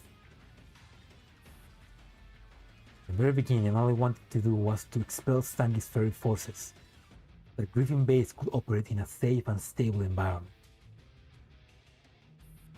And I wanted to save the AR team. I wanted to save Macklin. I wanted to save Ange. But now, I don't know what I want to accomplish. I seem to have always been stuck in a quagmire for so long. I no longer remember the days before I step into it. I can't recall where I'm supposed to be headed. Let one operation after another. Always think that the next one will finally reveal the whole truth. But with each answer, new mysteries emerge. An endless cycle. Did they never be solved? I understand how something must feel, Commander. Yeah, the good old days. Wonderful. But hesitation and doubt are the last thing you can afford on the battlefield. Now is not the time to waver. No. I'm even just feeling fearful because I'm getting closer and closer to home. I know the truth is about to be uncovered, but somehow I started to feel afraid. R18 walks up to the commander and points at the monitor in front of him. Not just a year, it probably happened in just months. So many shoulders to lean on. Don't carry all the weight alone. These shoulders that I can lean on are also the weakness that can be exploited. You should think more of yourself. Right. Rather than worrying about others, I really should focus more on myself. What am I really after on this trip to Germany? Who am I fighting for? What am I fighting for? I want to fight for more. So tell me how it's end. Will I get to see morning light? What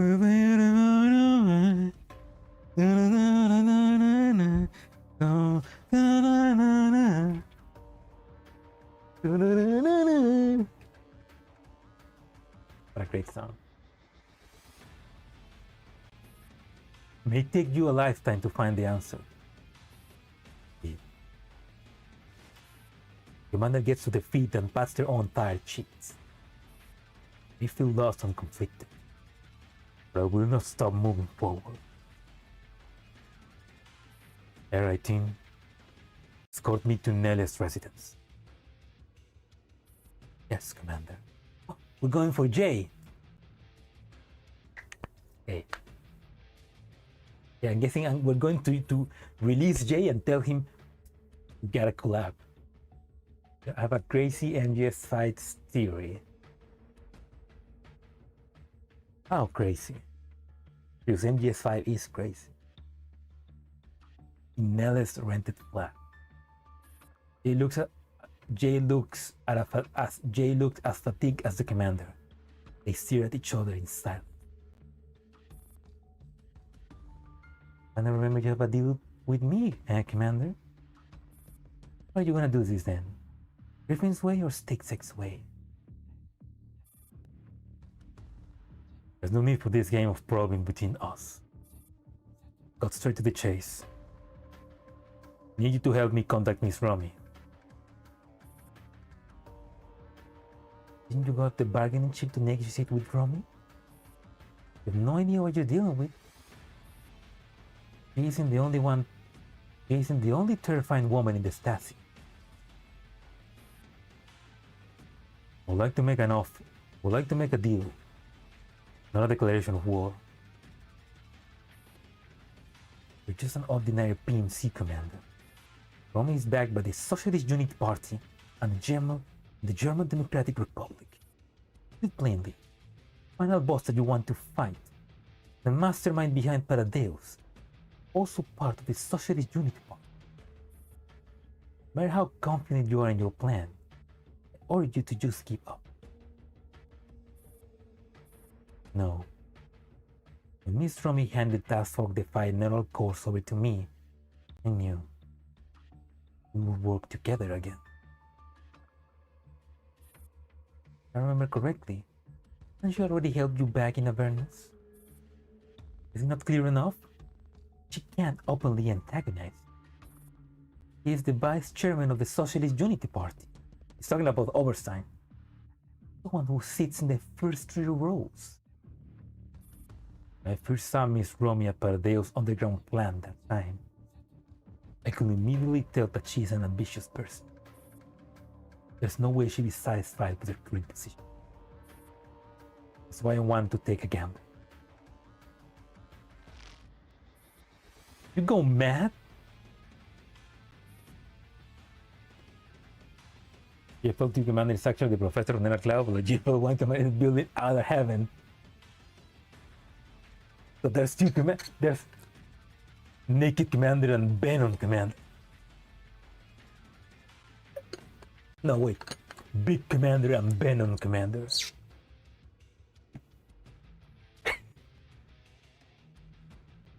I mean, there's still a missing link there to explain if the commander get the memories from Nether Cloud back. Maybe you're onto something. This is what I must do for a small fry like me to survive at the table. I'm willing to bet that when it comes to dealing with Paradeus, Miss Romy will take my side. It was a funnel already back then. The Stasi was involved in those 2 productions. Which is why I speak with Romy directly. The path upwards allows no room for mistakes. This is the perfect time to clean up that mess.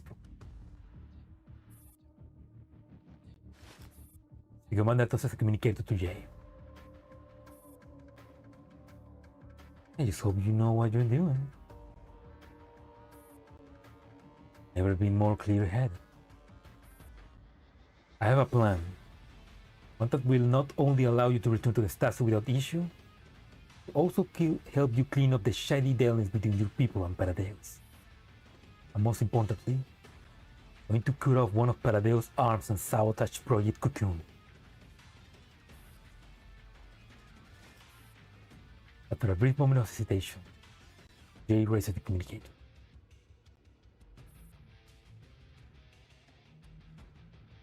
There we go. Jay is back with us. The bro is back. I'm going all in with you, even though I barely have anything left.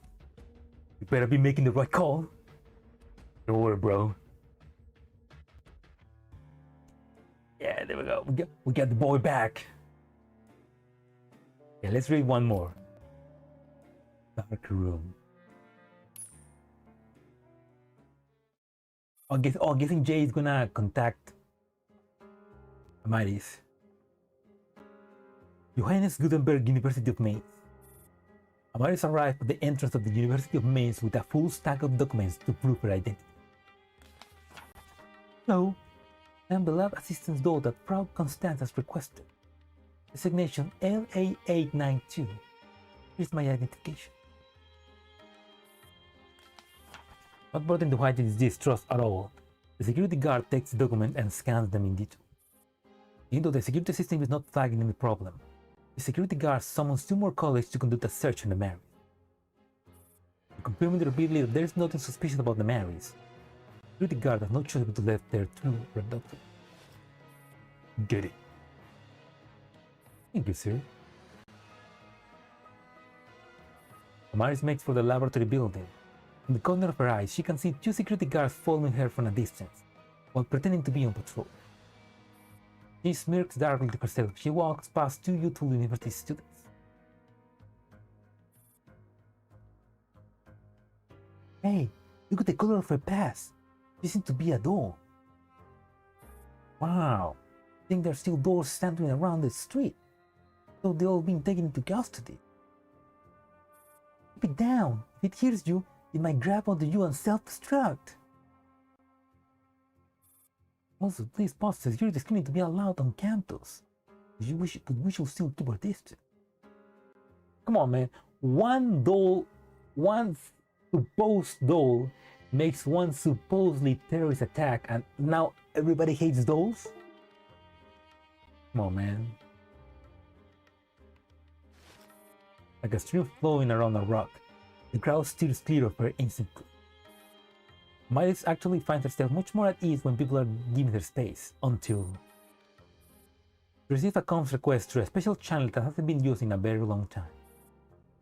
It will not come alive ever again. The Daybreak channel? Like a spirit that refuses to rest in peace. The urgent beeping of the oncoming comms request shows no sign of stop. What's this? Oh, events. Oh, interesting.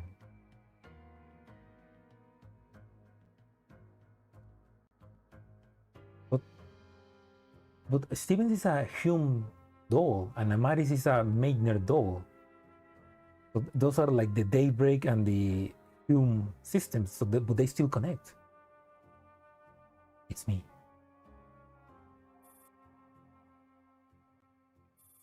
You're still not here? Did they bar you from entering? If they aren't letting you through, show them this authentication code that I just sent you. It's Dr. Hume VIP code. We funded the construction of the building in this university. Oh, Stephen Chan. Hello, say something. French. Oh no! No, don't. Okay, don't tell me. Tell me. Dr. Hume secret, like the Dr. Hume secret channel that all the Humes dolls have, somehow is also being able to be used for the Daybreak dolls. And Stevens wasn't saying that to Amaris, he was saying that to somebody else. Strange. It was clear. Surely a legendary doll can handle a few security guards at the entrance herself, right? Ah, okay. Wait. Weird. I'm on my way. But why are you using this channel? Wouldn't you have used a regular one? You know, I was overthinking it. It's sad that this is the most secure comms channel in your system. Oh, Mainland made Daybreak based on Hume research. Oh, okay. So that's why they have the same channel, like for secret communications. What's wrong? Does this channel charge extra or something? Don't worry, I'll pay the monthly plan. Maris wants to say something, but the words are stuck in her throat. In the end, she simply lets out a heavy sigh. Never mind, you can hang up. I'm almost there. Wait, but does this mean that Amaris is working with the commander? Because Stevens is working with the commander. But Amaris, I mean, supposedly the Stasi told her that she can do whatever she wants, but she's investigating the project Valkyrie, and the commander also needs to investigate that now. But in what moment did Stevens and Amaris connected? You will see. We'll see, I guess. VIP launch. Hannes Gutenberg University of Mainz. Following the instruction given by Stevens M520, Amaris enters the lavishly decorated room. Stevens M520 is enjoying the afternoon tea. Good afternoon, Amaris. Here. Amaris glances coldly at the spread of sumptuous refreshments on the table, the obviously expensive dress on Steven's M520. Then she swaggers over the table, deliberately bumping into it and making the exquisite serving stand wobble. Steven's M520 frowns. Oh, another reverse collapse background? They really love using those, huh? Hey, watch it! Ew. Mary sits down opposite to her. When she reaches for the teapot, she knocks the teacup over with her hand, spilling automatic tea all over Steven's M520 dress. You! Look at what you've done! Sorry. With a perfunctory apology, Amaris picks up the teacup and gulps down the tea. Oh, hello, Noah. Also appreciate that you read out. Oh, thank you. I have. Reading is a good way to get the story more into your mind. Maybe I should also do that for GFL too, even though they have voice acting there. Well, have a good night, Noah. Have a good night's sleep. Have a good weekend. Thank you for sticking around. That was a kiss on my cat.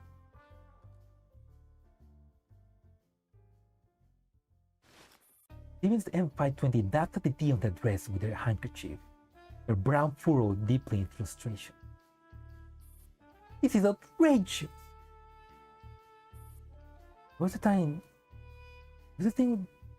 the commander asked you to give me?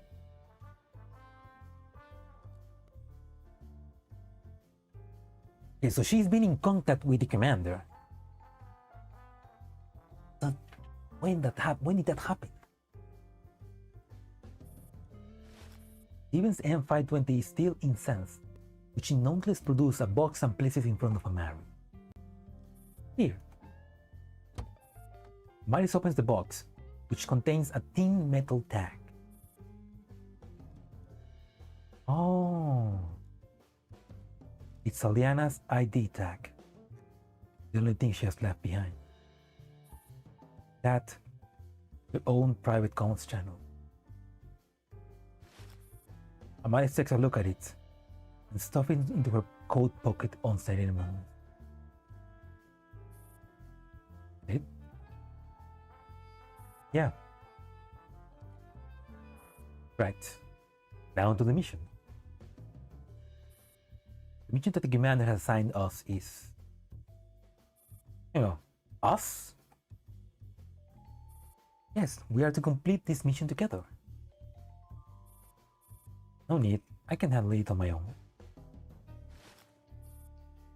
Understand, these are the commander's specific instructions. I was originally in charge of the Aeneas conference room on board the Elmo. Commander told me to transfer my authorizations to someone else, just so I can make sure nothing goes wrong on your end.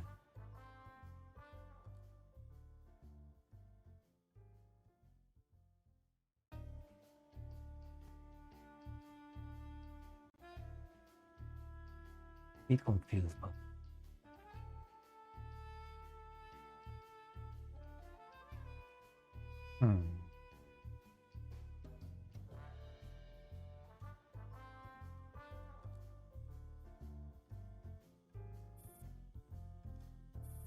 Now let me continue.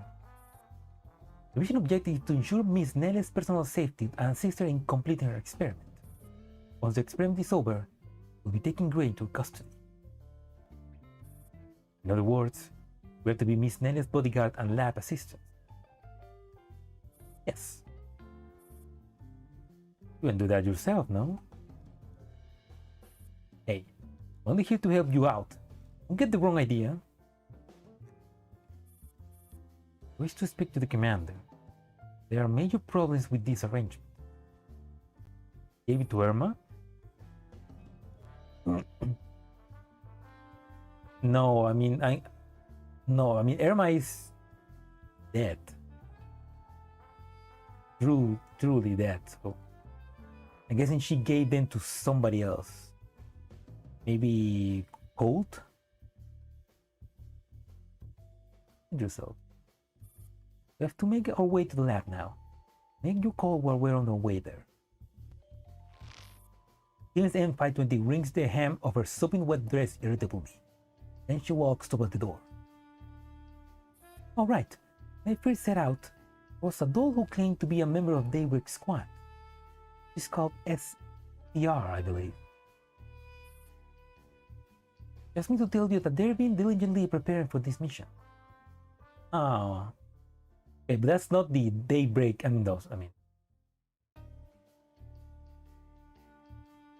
that's not the Daybreak that Amaris knew. It's just that Aliana Aliana make a new Daybreak squad and use those that basically had the same faces as their old squad. No, before Explosion, no, because remember that Stevens appears in the Summer Garden event. She wasn't part of the Elmo before Summer Garden.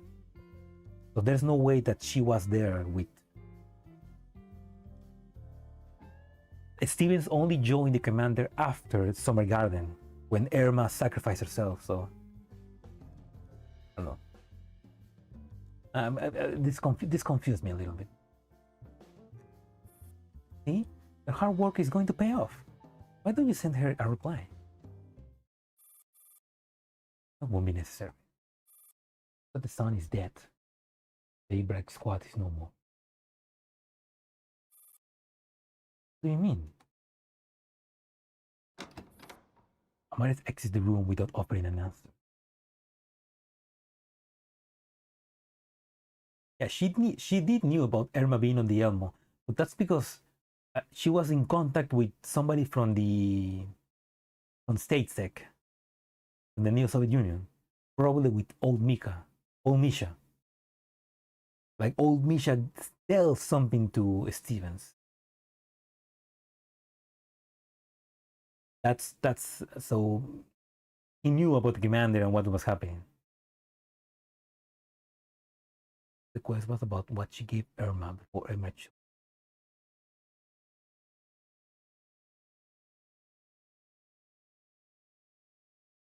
What was she gave to Irma?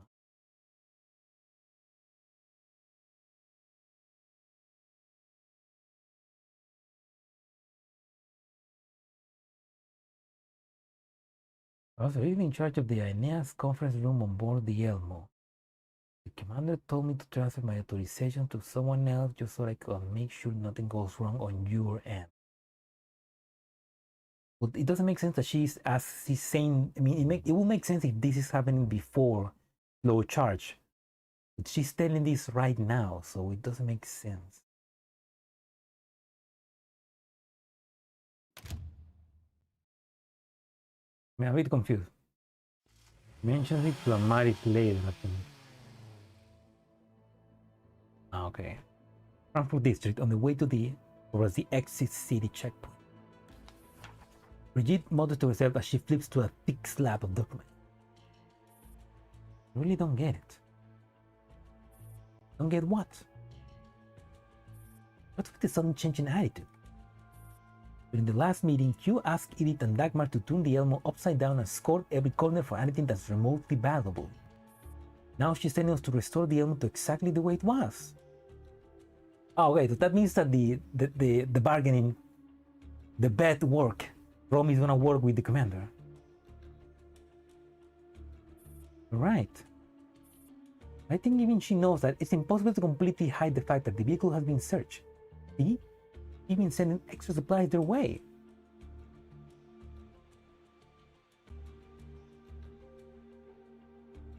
Old Misha knew Hume. Old Misha knew Hume, yeah. The conference system was in charge of by Stevens. Arigatito.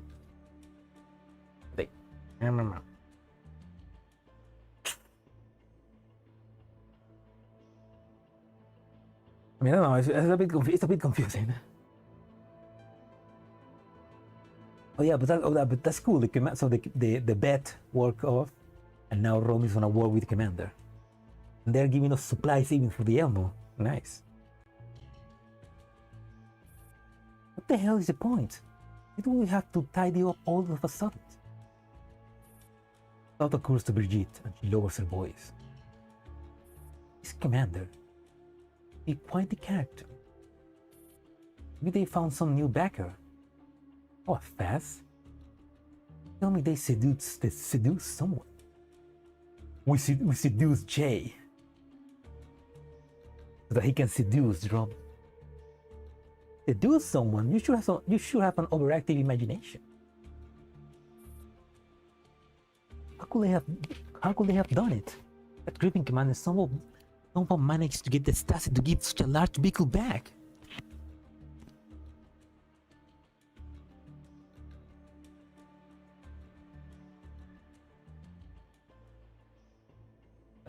That's just a risk. No one has ever got the Stasi to speed up what we got gobbled up. Well, someone just did. Right, give Edith a call and see how things are going with them. Oh, okay. Edith? Yes? How are things on your end? Remember the card matching game we played before? The one where you're given us several seconds to memorize where all the cards are, then the cards are turned upside down. You have to flip them over again to form matching pairs? Sure. It's basically that game, but the highest difficulty. These stupid human agents, this will be utterly impossible for them. What the hell are you? Hold your asses here already, it's an emergency. Gotcha. Get hands up apprehensive. So, let's hope the commander will find Q's compensation satisfactory.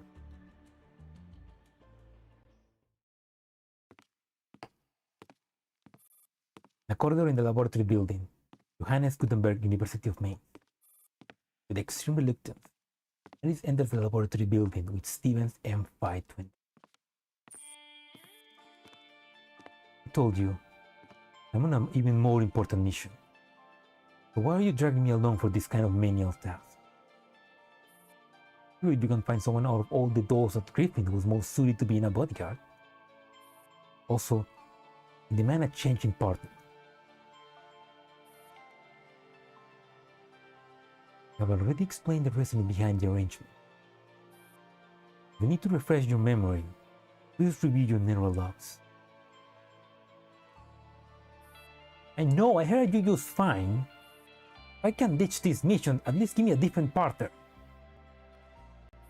There's no better candidate than Stevens M520 for this mission. Just because Dr. Hume donated money to build a thing on this campus, the request for a changing partner is rejected. Anything else?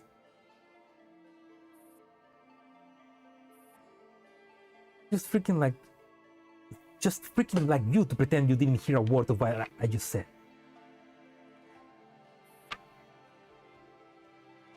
They sound like they've been working together for a while, which we haven't seen that. What the hell? Did you have no more questions? Execute the mission to the best of your ability and check in with me regularly to report your progress. The comms line cuts out abruptly. Maris is about to blow up, but after sitting in silence for a moment, she finally puts down her communicator. Even your face, I suppose, is a no. Maris ignores her and quickens her pace towards the lab. Hey, why are you taking this out on me? We just met for the first time, didn't we? Seriously, what did I do to piss you off, weirdo? During the gumble coming from behind, Maris comes to an abrupt halt. Am I being weird? Use a restricted commons channel without permission. You're acting like you have every right to do that? What about me using that encrypted channel? Stage 6. Yeah, Era 18 is a stage 6 doll, so and Era 18 is also a human doll. So it makes sense for her to work with Stevens and know Stevens, but Maris was never with stage 6. Maris was Daybreak was an American team, which somehow ended up in Germany. So I can't feel it. I told you, I only use it because it was highly secure. It bothers you so much I can just set up another encrypted channel. And it slowly turns around and looks Stevens M520 right in the eye. You hack into that channel. Did you not pay attention to who the original user was? Let me see. Maris fishes out the mental tag from the pocket and shows her name etched on the surface. Aliana. There was an exclusive common channel between Aliana and me. Realization dawns on Stevens M520 as she draws the mental connection between the doll standing in front of her and the impassive face in the profile. Oh. Okay, even though she hated Aliana, she wanted to keep that special channel between them.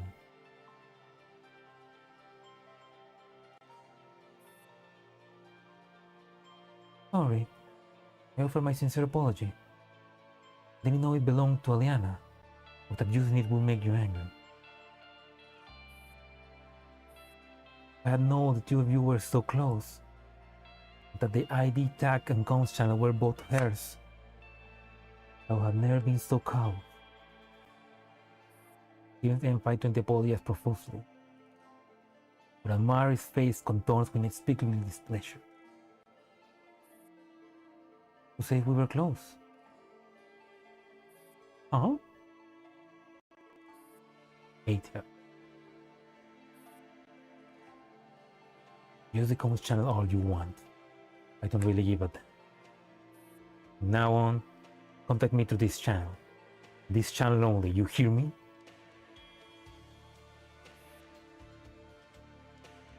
What? Then why the hell did you flip out to begin with? She's just tsundere. She's really tsundere, Stevens, don't worry. Maris narrow cloud kicks into high gear as she scrambles for an answer. Finally, her eyes found the tea stain on Stevens M520 dress. I didn't flip out. Simply despise those type of weird dresses. Ouch. Stevens' rage almost reached the boiling point. I haven't been so pissed off since Irma. Well, congratulations, here I am. Amara is the new Irma.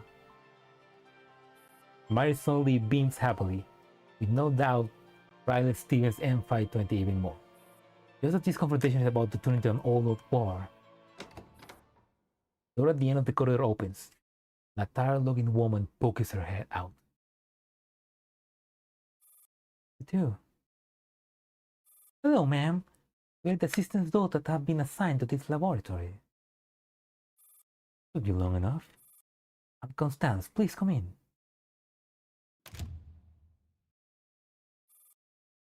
Maris leads the way into the lab. The moment she enters through the door, she notices the state-of-the-art equipment strewn all over the place. The mess reminds her of Cheryl's bedroom. Cheryl's bedroom, oh. The little gear that repair her. Stacks upon stacks of lab reports and reference material pile up into a paper fortress. Unwashed lab containers are almost overflowing from the sink. The hazardous materials marked with warning labels are scattered scarcely across the table. We're wrapping up this round of experiment. Nella is inside, so go discuss the next step with her. Sure, Miss Constance. You look tired. Yeah, I haven't slept for over 24 hours. Only used some shut-eye. Wake me up in half... No, An hour. Constance already passed out on a simple folding bed before she even finished her sentence. Miss Constance? You're already in deep sleep. Let's go meet Miss Nelly. She's our mission target. Steven picks up the hem of the dress gratefully and strides all over the obstacles as she makes her way further into the lab. Soon, a human who fits the target description comes into view. You, Miss Nelly? I am. You're the doll sent by the commander? Yes, I am Stevens. This is Amaris. Right. Please fetch me a clean Ellen Mayer's flask. Gone? Why does it have to be me? I can't move very easily with my dress. It would be trouble if I accidentally knock over some important equipment. This is why she hates dolls with dresses.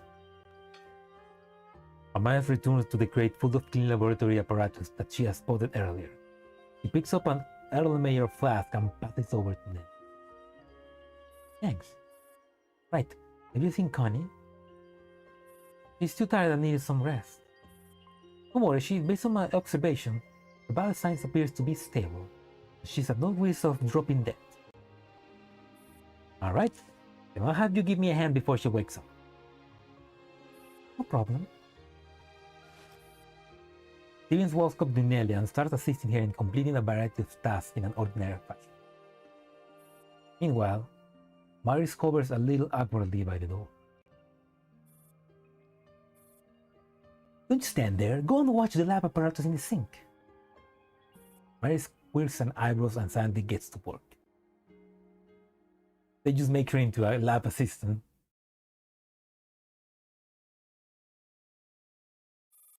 All done? We're done watching those. Here's the next batch. Stevens drops a crate of freshly used apparatus at Mary's feet. You? What? Mary puts down the container in her hand and turns to face Steve. Hey, lady, I should be fighting Paradeos on the front line right now, not playing nanny here. And only because AR-18 insisted that we're short on manpower, and I had to be me. I want a much more important mission. What mission? The mission that Daybreak Squad has yet to complete. They really can be in the same room, huh? I mean, that's also Steven's fault. She knows how to annoy people. Didn't you say that Daybreak Squad is no more since Aliana is dead? I know the complex expression on Amari's face. Steven's M520 suddenly comes to a realization. No. Enough. I don't know the first thing about Daybreak Squad. What is Daybreak Squad? If you don't explain, how am I supposed to understand? I don't need you to understand me. I don't decide to understand you either. But we're teammates now. I have a responsibility to get to know my teammates. Brady still needs correction.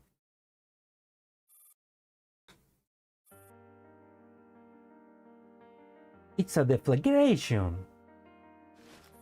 Nelly was being engrossed in the experiment all this time. Suddenly raises her head. Deflagration? A subsonic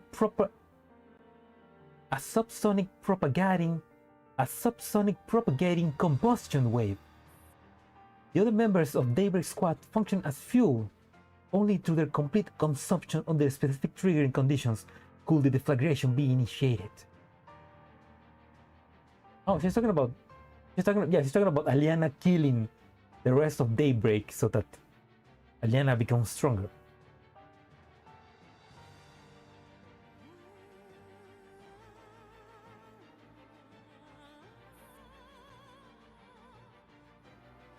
English is hard, yeah. Fuck English. and Aliana was the doll chosen to initiate the deflagration. The entire squad was formed just for Aliana to... How do you know about this? I was about to ask that, Maris. How does she know about that? Nelly points at a stack of documents in the distance. Maris makes her way through all the obstacles in their way and picks up a sheet of paper. Miss Nelly. And this. This is sad because Imagine just exists to become someone fuel. I mean, they didn't know. That's worse because they died thinking that their comrade was killing them. All top secret documents? That's right. What you have in your hand is information about the Evangelar Axis left behind by my teacher. That over there is the latest edition of Dr. Hume's Human Intelligence Research, kindly provided by Stevens M520. The stack in the back is Dr. Shawn research. She's got all the information right there. She's gonna like... How much of a genius is her to just read all of that and somehow revive Gray? And the pile on the table in front of you is Professor Persica and Lycos research. It's like all the big dogs research are there. Nella pauses for what she is doing and turns her weary eyes to Amaris.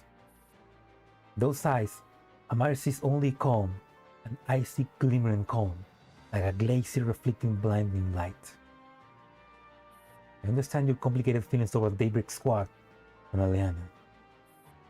This isn't something that can be simply defined as love or hate. I'm trying to reawaken my master. Reawaken my master. I think there is there. Paradeus or someone can just walk in and take it.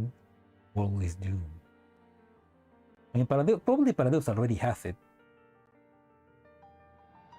The thing is, this is the first time that the good guys have it. But she was transformed into Anito. I respected her deeply and strove to follow in their footsteps. Whereas Anito, she did all kinds of things that she would found deplorable in life. Now, as I set eyes upon the remains, I don't quite know how to feel about all of this either. Only one thing that I'm certain of. Paradeus took everything for her. Her life, her reputation, her innocence. I want to clear her name, to wash away the injustice she suffered. To do that, she must be brought back once more, in the form of Anito. Doing the work souls, not just here anymore. Do the virtue one step at a time, carefully obligate results. Yeah, I mean, yeah, it's not a theory. It's like actual proven research. But yeah, I imagine that's why that's why there's not many other dolls like Hume, because it's just difficult to replicate.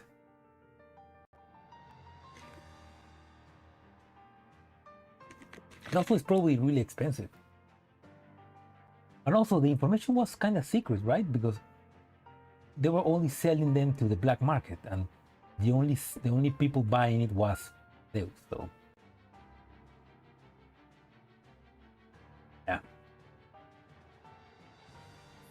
Turning into Nelly's eyes, Maris can't think of anything to say. If it weren't for Paradeus, none of us would be here. You'd be on the front lines fighting as a military doll. I'd be in a lab, catering that as a researcher. Neither of us would be forced to stand here against our will. I understand. I just wanted to know. This is in the rear. This is the front line. This is the Girls Frontline.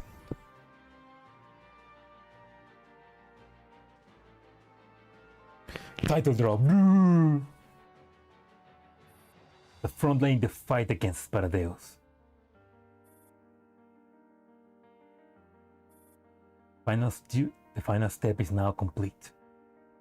I'm about to reawaken Professor Grey. Absolute cinema. The Girls Frontline, yeah. I'll be assisting Miss Nelly. Please handle the test. Right.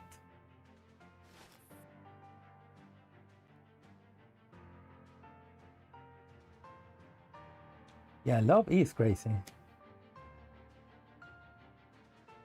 Yeah, William wanted to revive Lunacia, Nelly Gray, Martha Sana.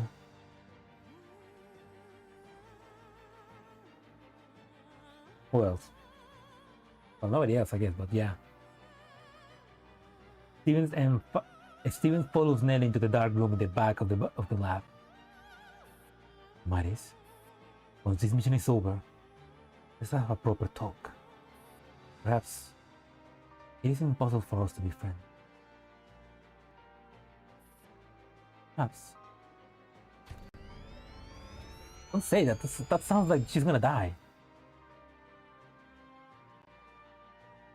Someone forgot about ethics in class and breaks on scientifics again. And she's got the medal the medal that was like to remember to about morality, which she said, "Fuck that. The path that I chose is the right one because I chose it."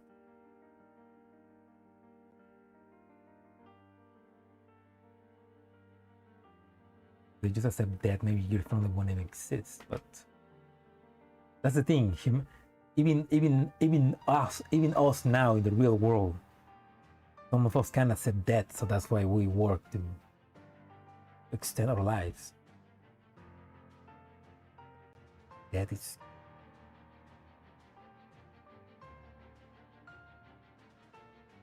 only wish to be visited by a certain rapper reaper in the end. The machine powers on. Amaris feels that she could already hear footsteps rising from the depths of hell.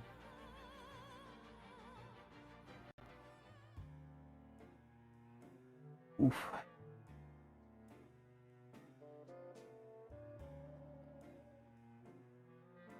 It's a huge map.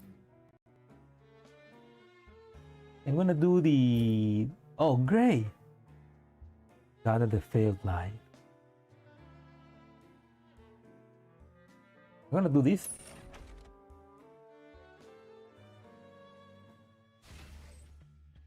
This love and hope in the wrong way. Not a bad way to say it. Yeah, that's true. No Warcraft, you think what you're doing is right. Oh, hello, Augie. Welcome. Welcome needs to give this lab coat a weekend seminar. There's no morality, only grail attitude. Wait, this is the...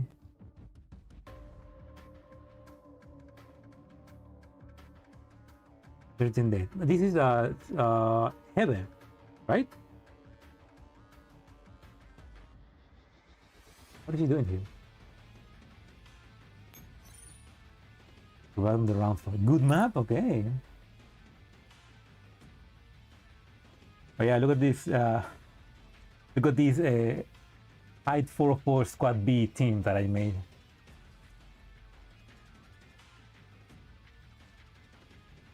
I like this team. Let's use it.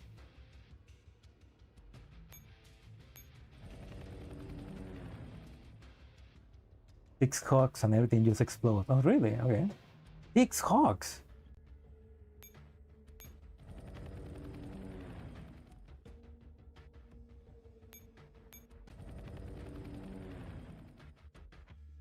I already have 404 team 2 before it even existed. Oh.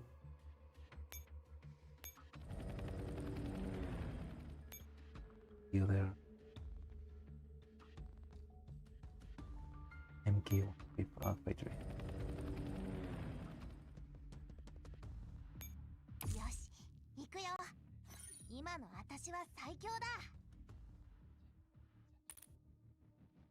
All right, so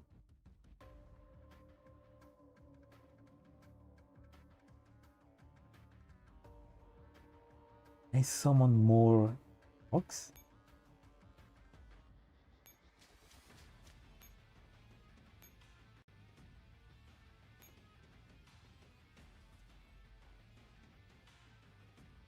Oh yeah, RPG 29 is new one. I can summon more hawks, okay.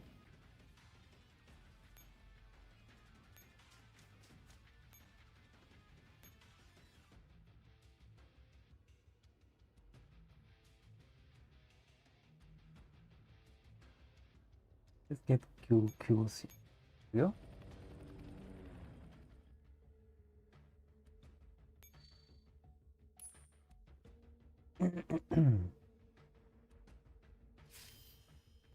I have never used these many hawks.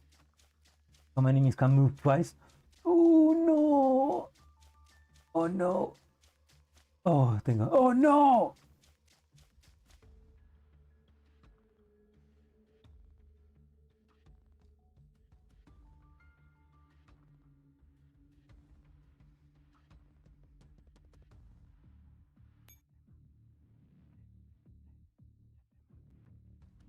Okay, let's restart the map. I gotta restart the map again. I need to heal all the hawks.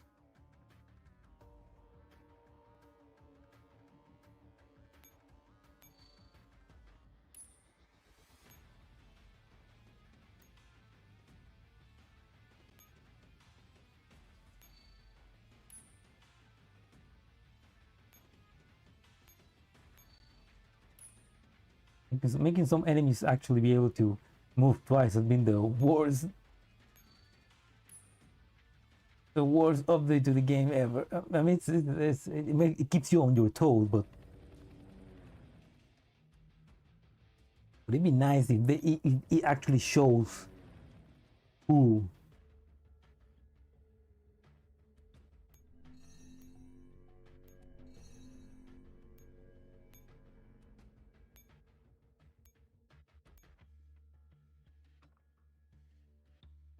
we hawk and PP?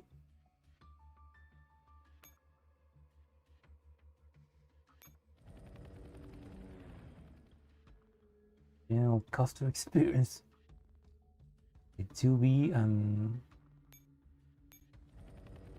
PP, okay?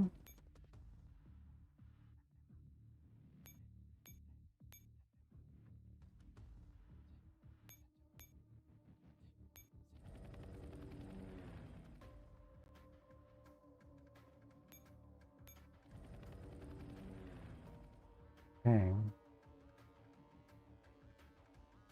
But because they move 2 times, I still need to like move away. So like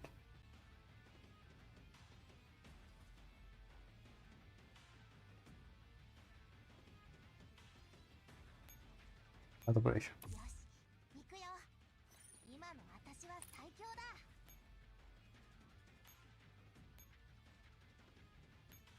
I need to like move to the sides.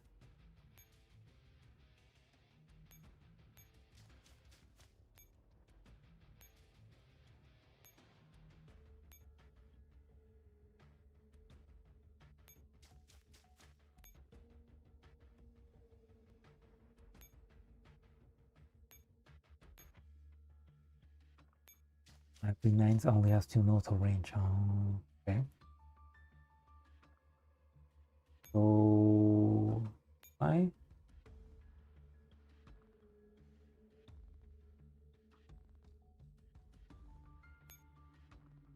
okay, so let's get another echelon here.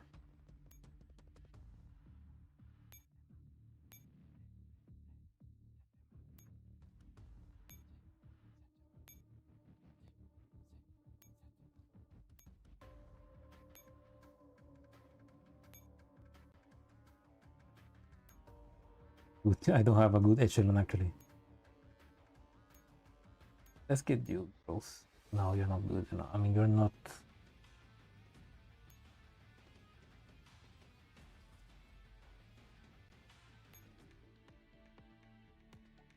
reassemble the teams.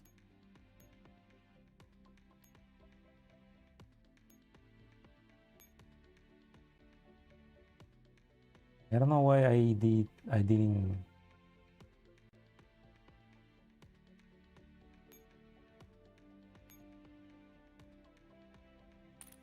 This team, okay, let's actually do a good team. Romy, Maris,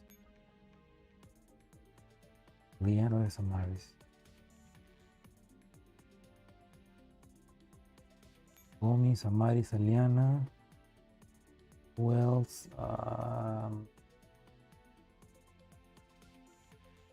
G11 is good for this team.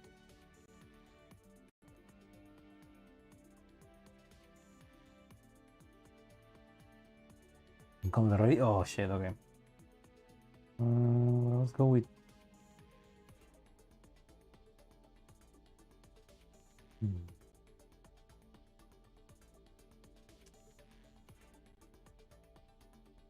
116 and 100.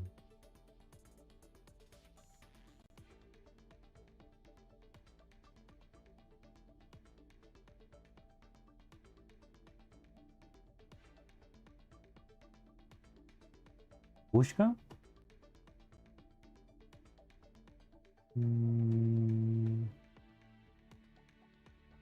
Yeah, maybe. みんな頼りになるといいな。そうすれば私がサボっても大して目立たないし。Is max out. Everybody's max out. Okay.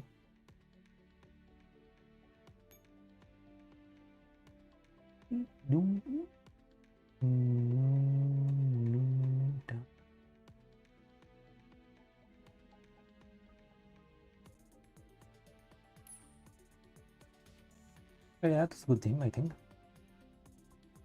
Take another one. You girls get the sniper ferry. Wow, 64, that's good. 057.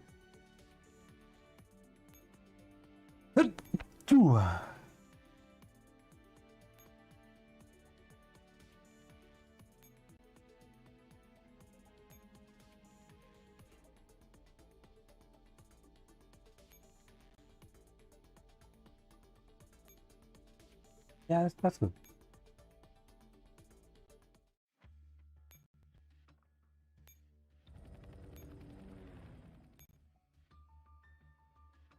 Right, so I'm guessing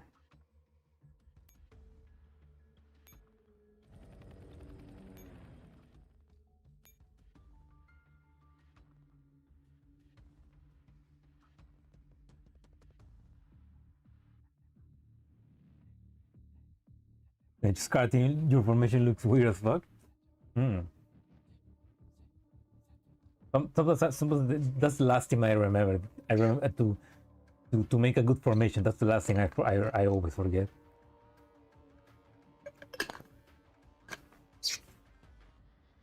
The new Colt handgun, the buff. No, what? No, I didn't. What for Colt? For the mod 3, you mean? Okay. I'll also give this thing more. Airstrike. 62, that's good. Okay.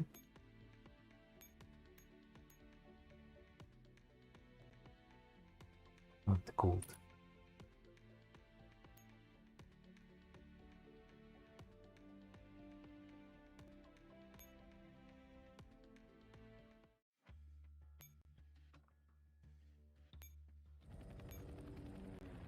I'm doing this out of vibes. I don't know how it's going to be, so let's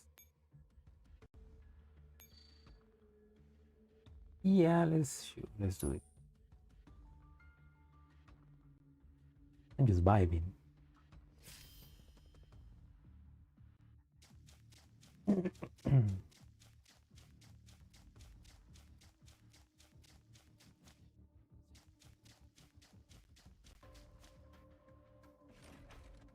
All right.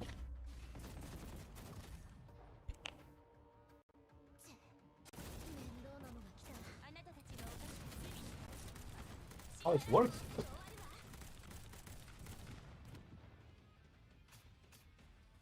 戦利品を数えるのってすっごく楽しいね。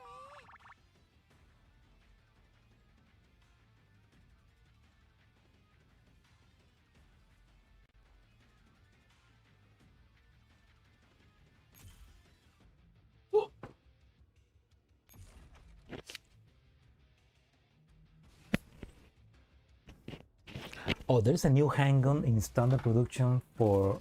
Oh. There's a new one? I didn't know that. I need to check that.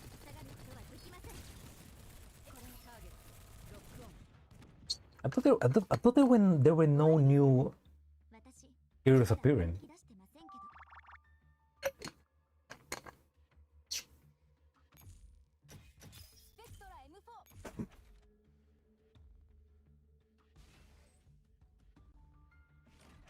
Oh, that's the boss. That's gonna be enough.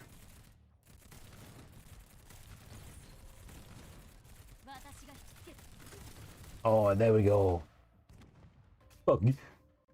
Fuck you, Heavy. Heavy more like have over.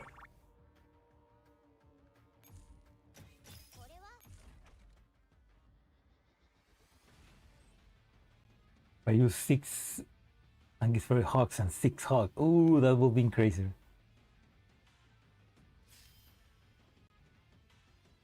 Okay, so I need to survive. I just need to survive 4 more turns, so.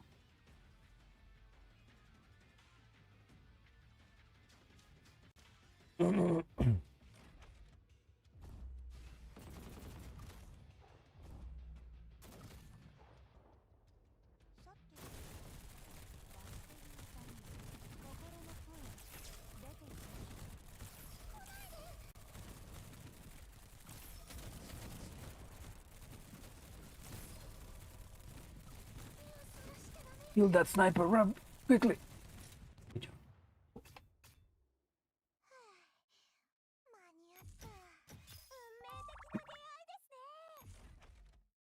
It starts are not a problem. I mean, with all of these, definitely not. Okay, let's get.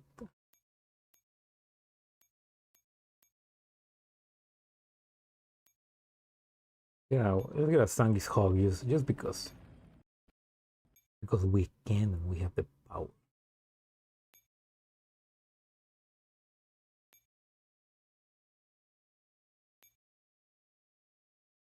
Right. Through.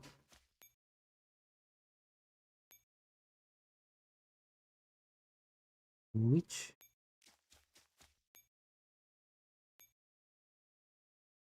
Switch.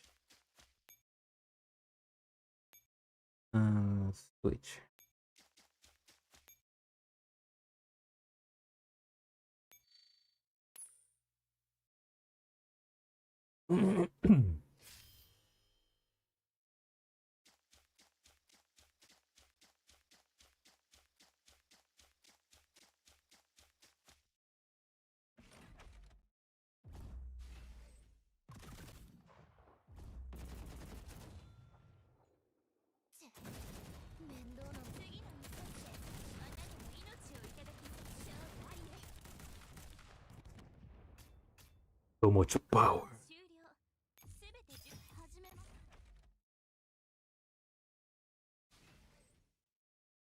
But I need to be careful with these girls because even though it's a squad 404, they are weak. They are pretty weak.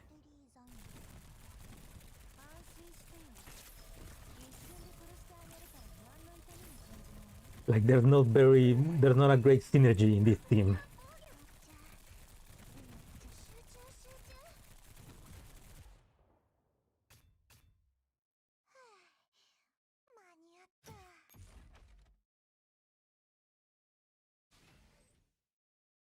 The free SF gacha! No! I forgot about that! No! Oh, I forgot. You had like 10 free shots every day. No! Oh, no! The polizia! No! I forgot about that. Ah.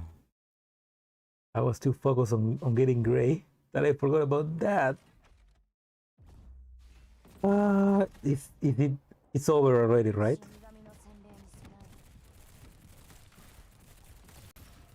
Yeah, it's over. God. Well, I don't mind. I already have mostly all of the Tangi Fairy girls. I think I'm only missing Judge.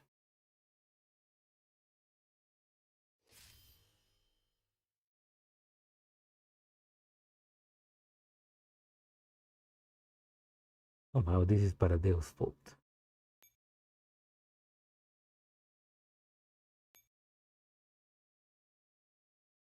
Supply, Ito, supply, supply,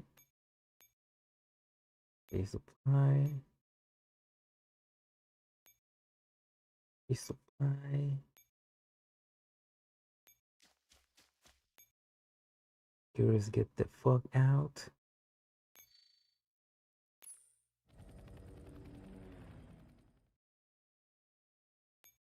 Oscar Group and then Sana, huh?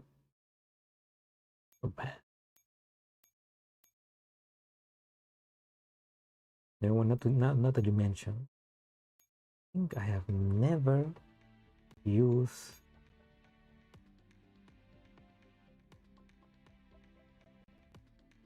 Tareos. I never use her.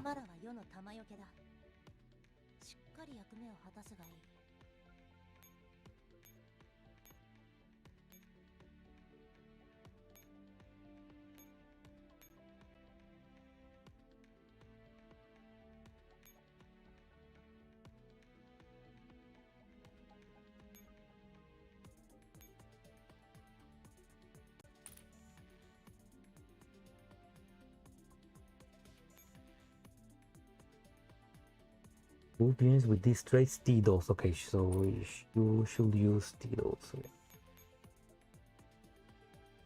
Okay. T-Doll, T-Doll.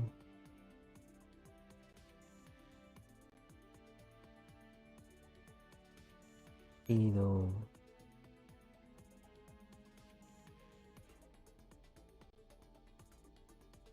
Using the dragoon so that they can for shields, I guess.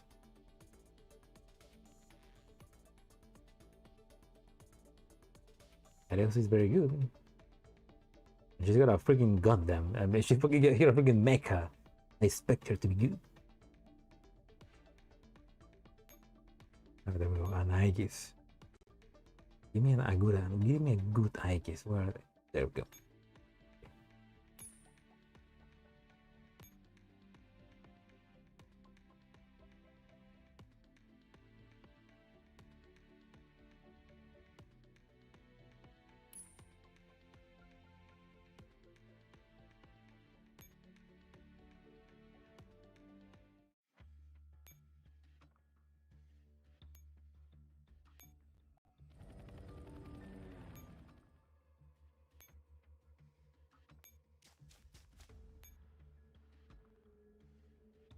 Let's go next one.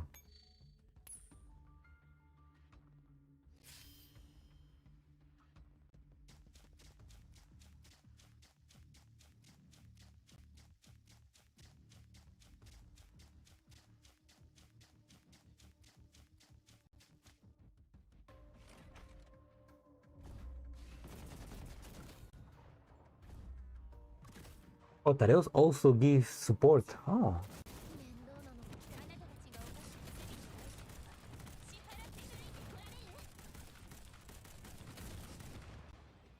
The Paradeus unit being like, wait, it's that Tareus? Great, she's gonna help us. Wait, what? Why is she shooting at us?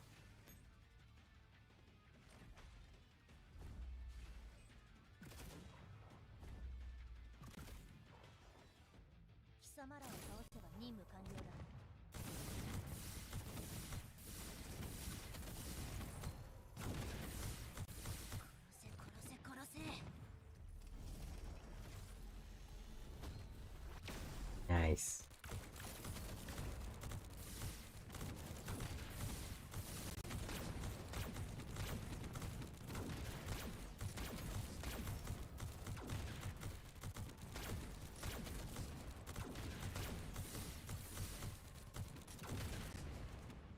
They never make us, I mean, they never explain why Tareos joined. I mean,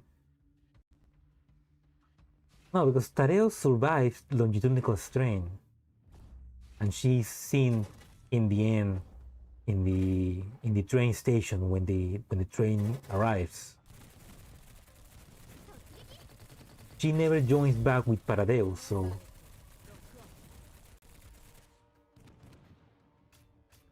there's no canon explanation for her to join Griffin either, I guess. What I'm saying is that the only canon unit from Paradeus to be captured by Griffin is Gray, I guess, technically. Because we're getting this story where we're gonna see Gray be revived to help us, so. But we never see something similar with Tareus, so I think Tareus is still out there living his life.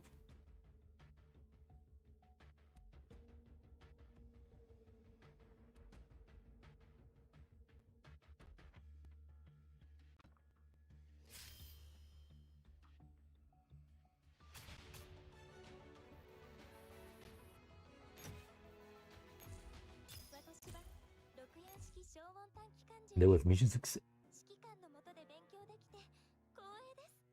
And while there's still many things to find out, I think this is a good point to end the stream. And I'm gonna so many battles is inside another cloud. Yeah, I think this map was inside another cloud, right? So maybe it was representing getting inside Gray's head, maybe, and reviving her away, like Tareus and Sana costume. They have that.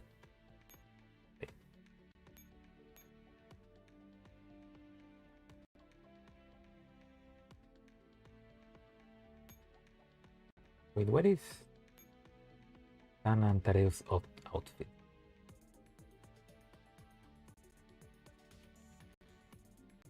This one. And this is full body, so casual. Oh,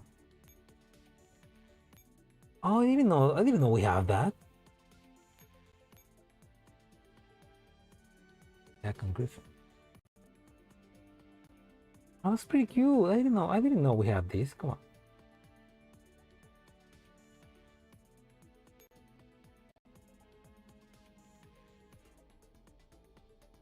And what was Tareus one?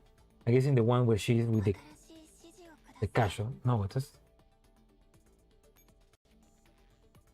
Sana, colita de rana. There we go, the camouflage mode, ready mode, combat mode. Ready mode looks good.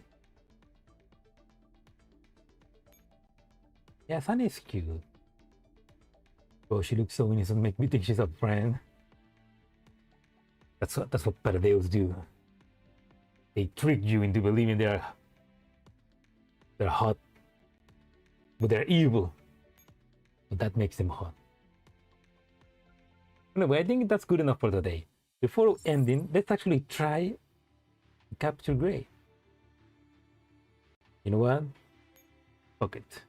Let's do a bombing run.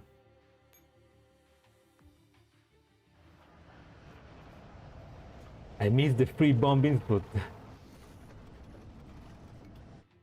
this is like gacha. Oh, so close.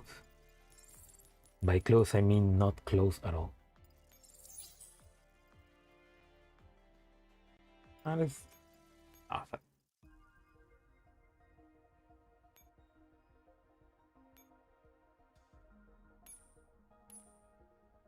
Vision.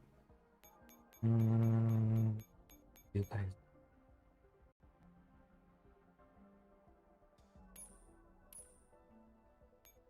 Gacha addiction on. And it's not so much gacha because it's like basically a gacha that you need to farm for this gacha to get. You cannot. No, you can actually buy them. Yeah, I forgot. You can buy the thingies, but nobody does because. Well, I'm sure somebody does, but not me. Okay, one more.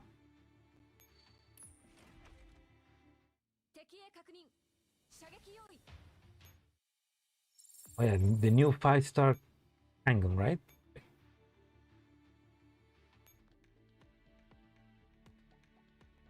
He's cute.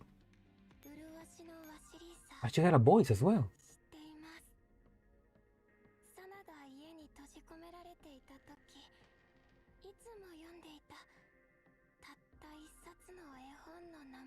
Oh, this called M18551.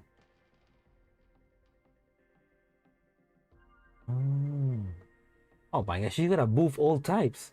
Crit rate by 40%? Oh, she's great.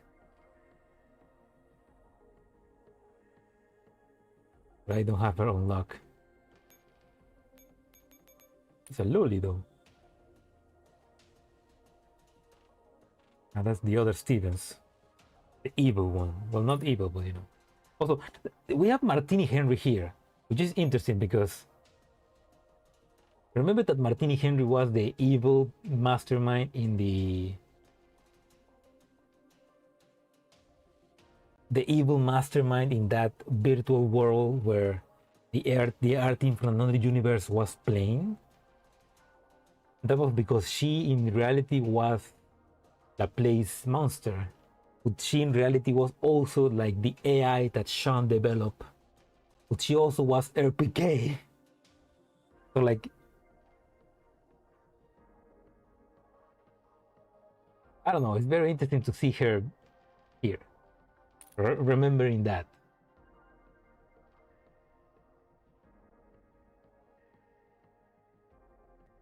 It was very confusing, and it became more confusing. She was RPK, who in reality was Laplace Monster, who in reality was Martini Henry, who in reality was Shaw assistant, who then became Pandora, who then became the evil Angelica. Crazy lore, yeah.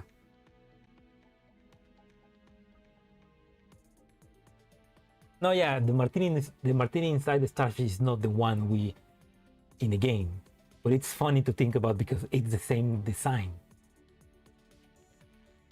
It's quite literally it is the design. But it's kind of like they're not the same person, but you know.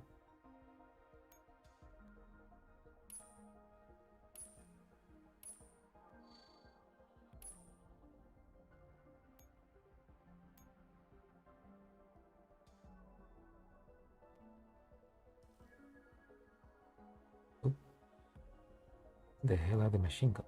I cannot make machine guns here. What? Yeah, we already have Lunas.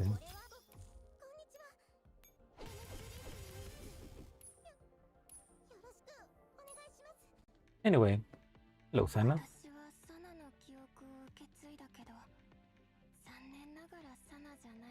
With that, I have inherited Sana's memories, but unfortunately, I am not her. Nor can I become her. Wonder if that's something that I don't know. It'd be nice if she could actually, if there's a canon event that actually explains the Paradeus units joining Griffin. But anyway, it in heavy production. Hey. Anyway. Thank you for watching this stream. I hope you enjoyed, and if you're watching the VOD, I hope you enjoyed as well. It was a pretty interesting the story.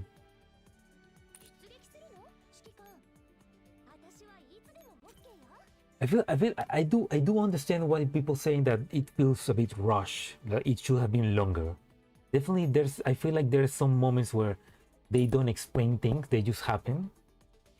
Like not that they just happen, but like they didn't show Stevens. They didn't show Stevens contacting with Amaris and stuff like that, or the commander talking with Romy. So yeah, I definitely feel like there's a bit of story that's missing, but I'm liking it so far. So I'm excited to continue next week, maybe Monday.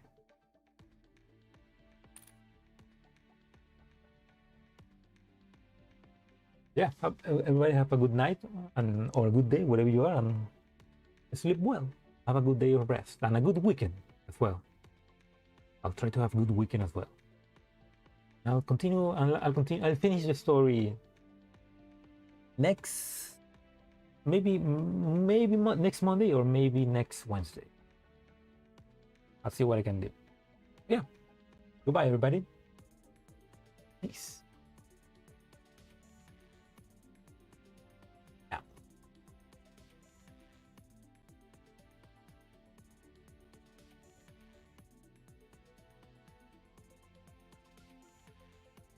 Do I have time? It's gonna end soon. How soon? Not that you mentioned that. How soon?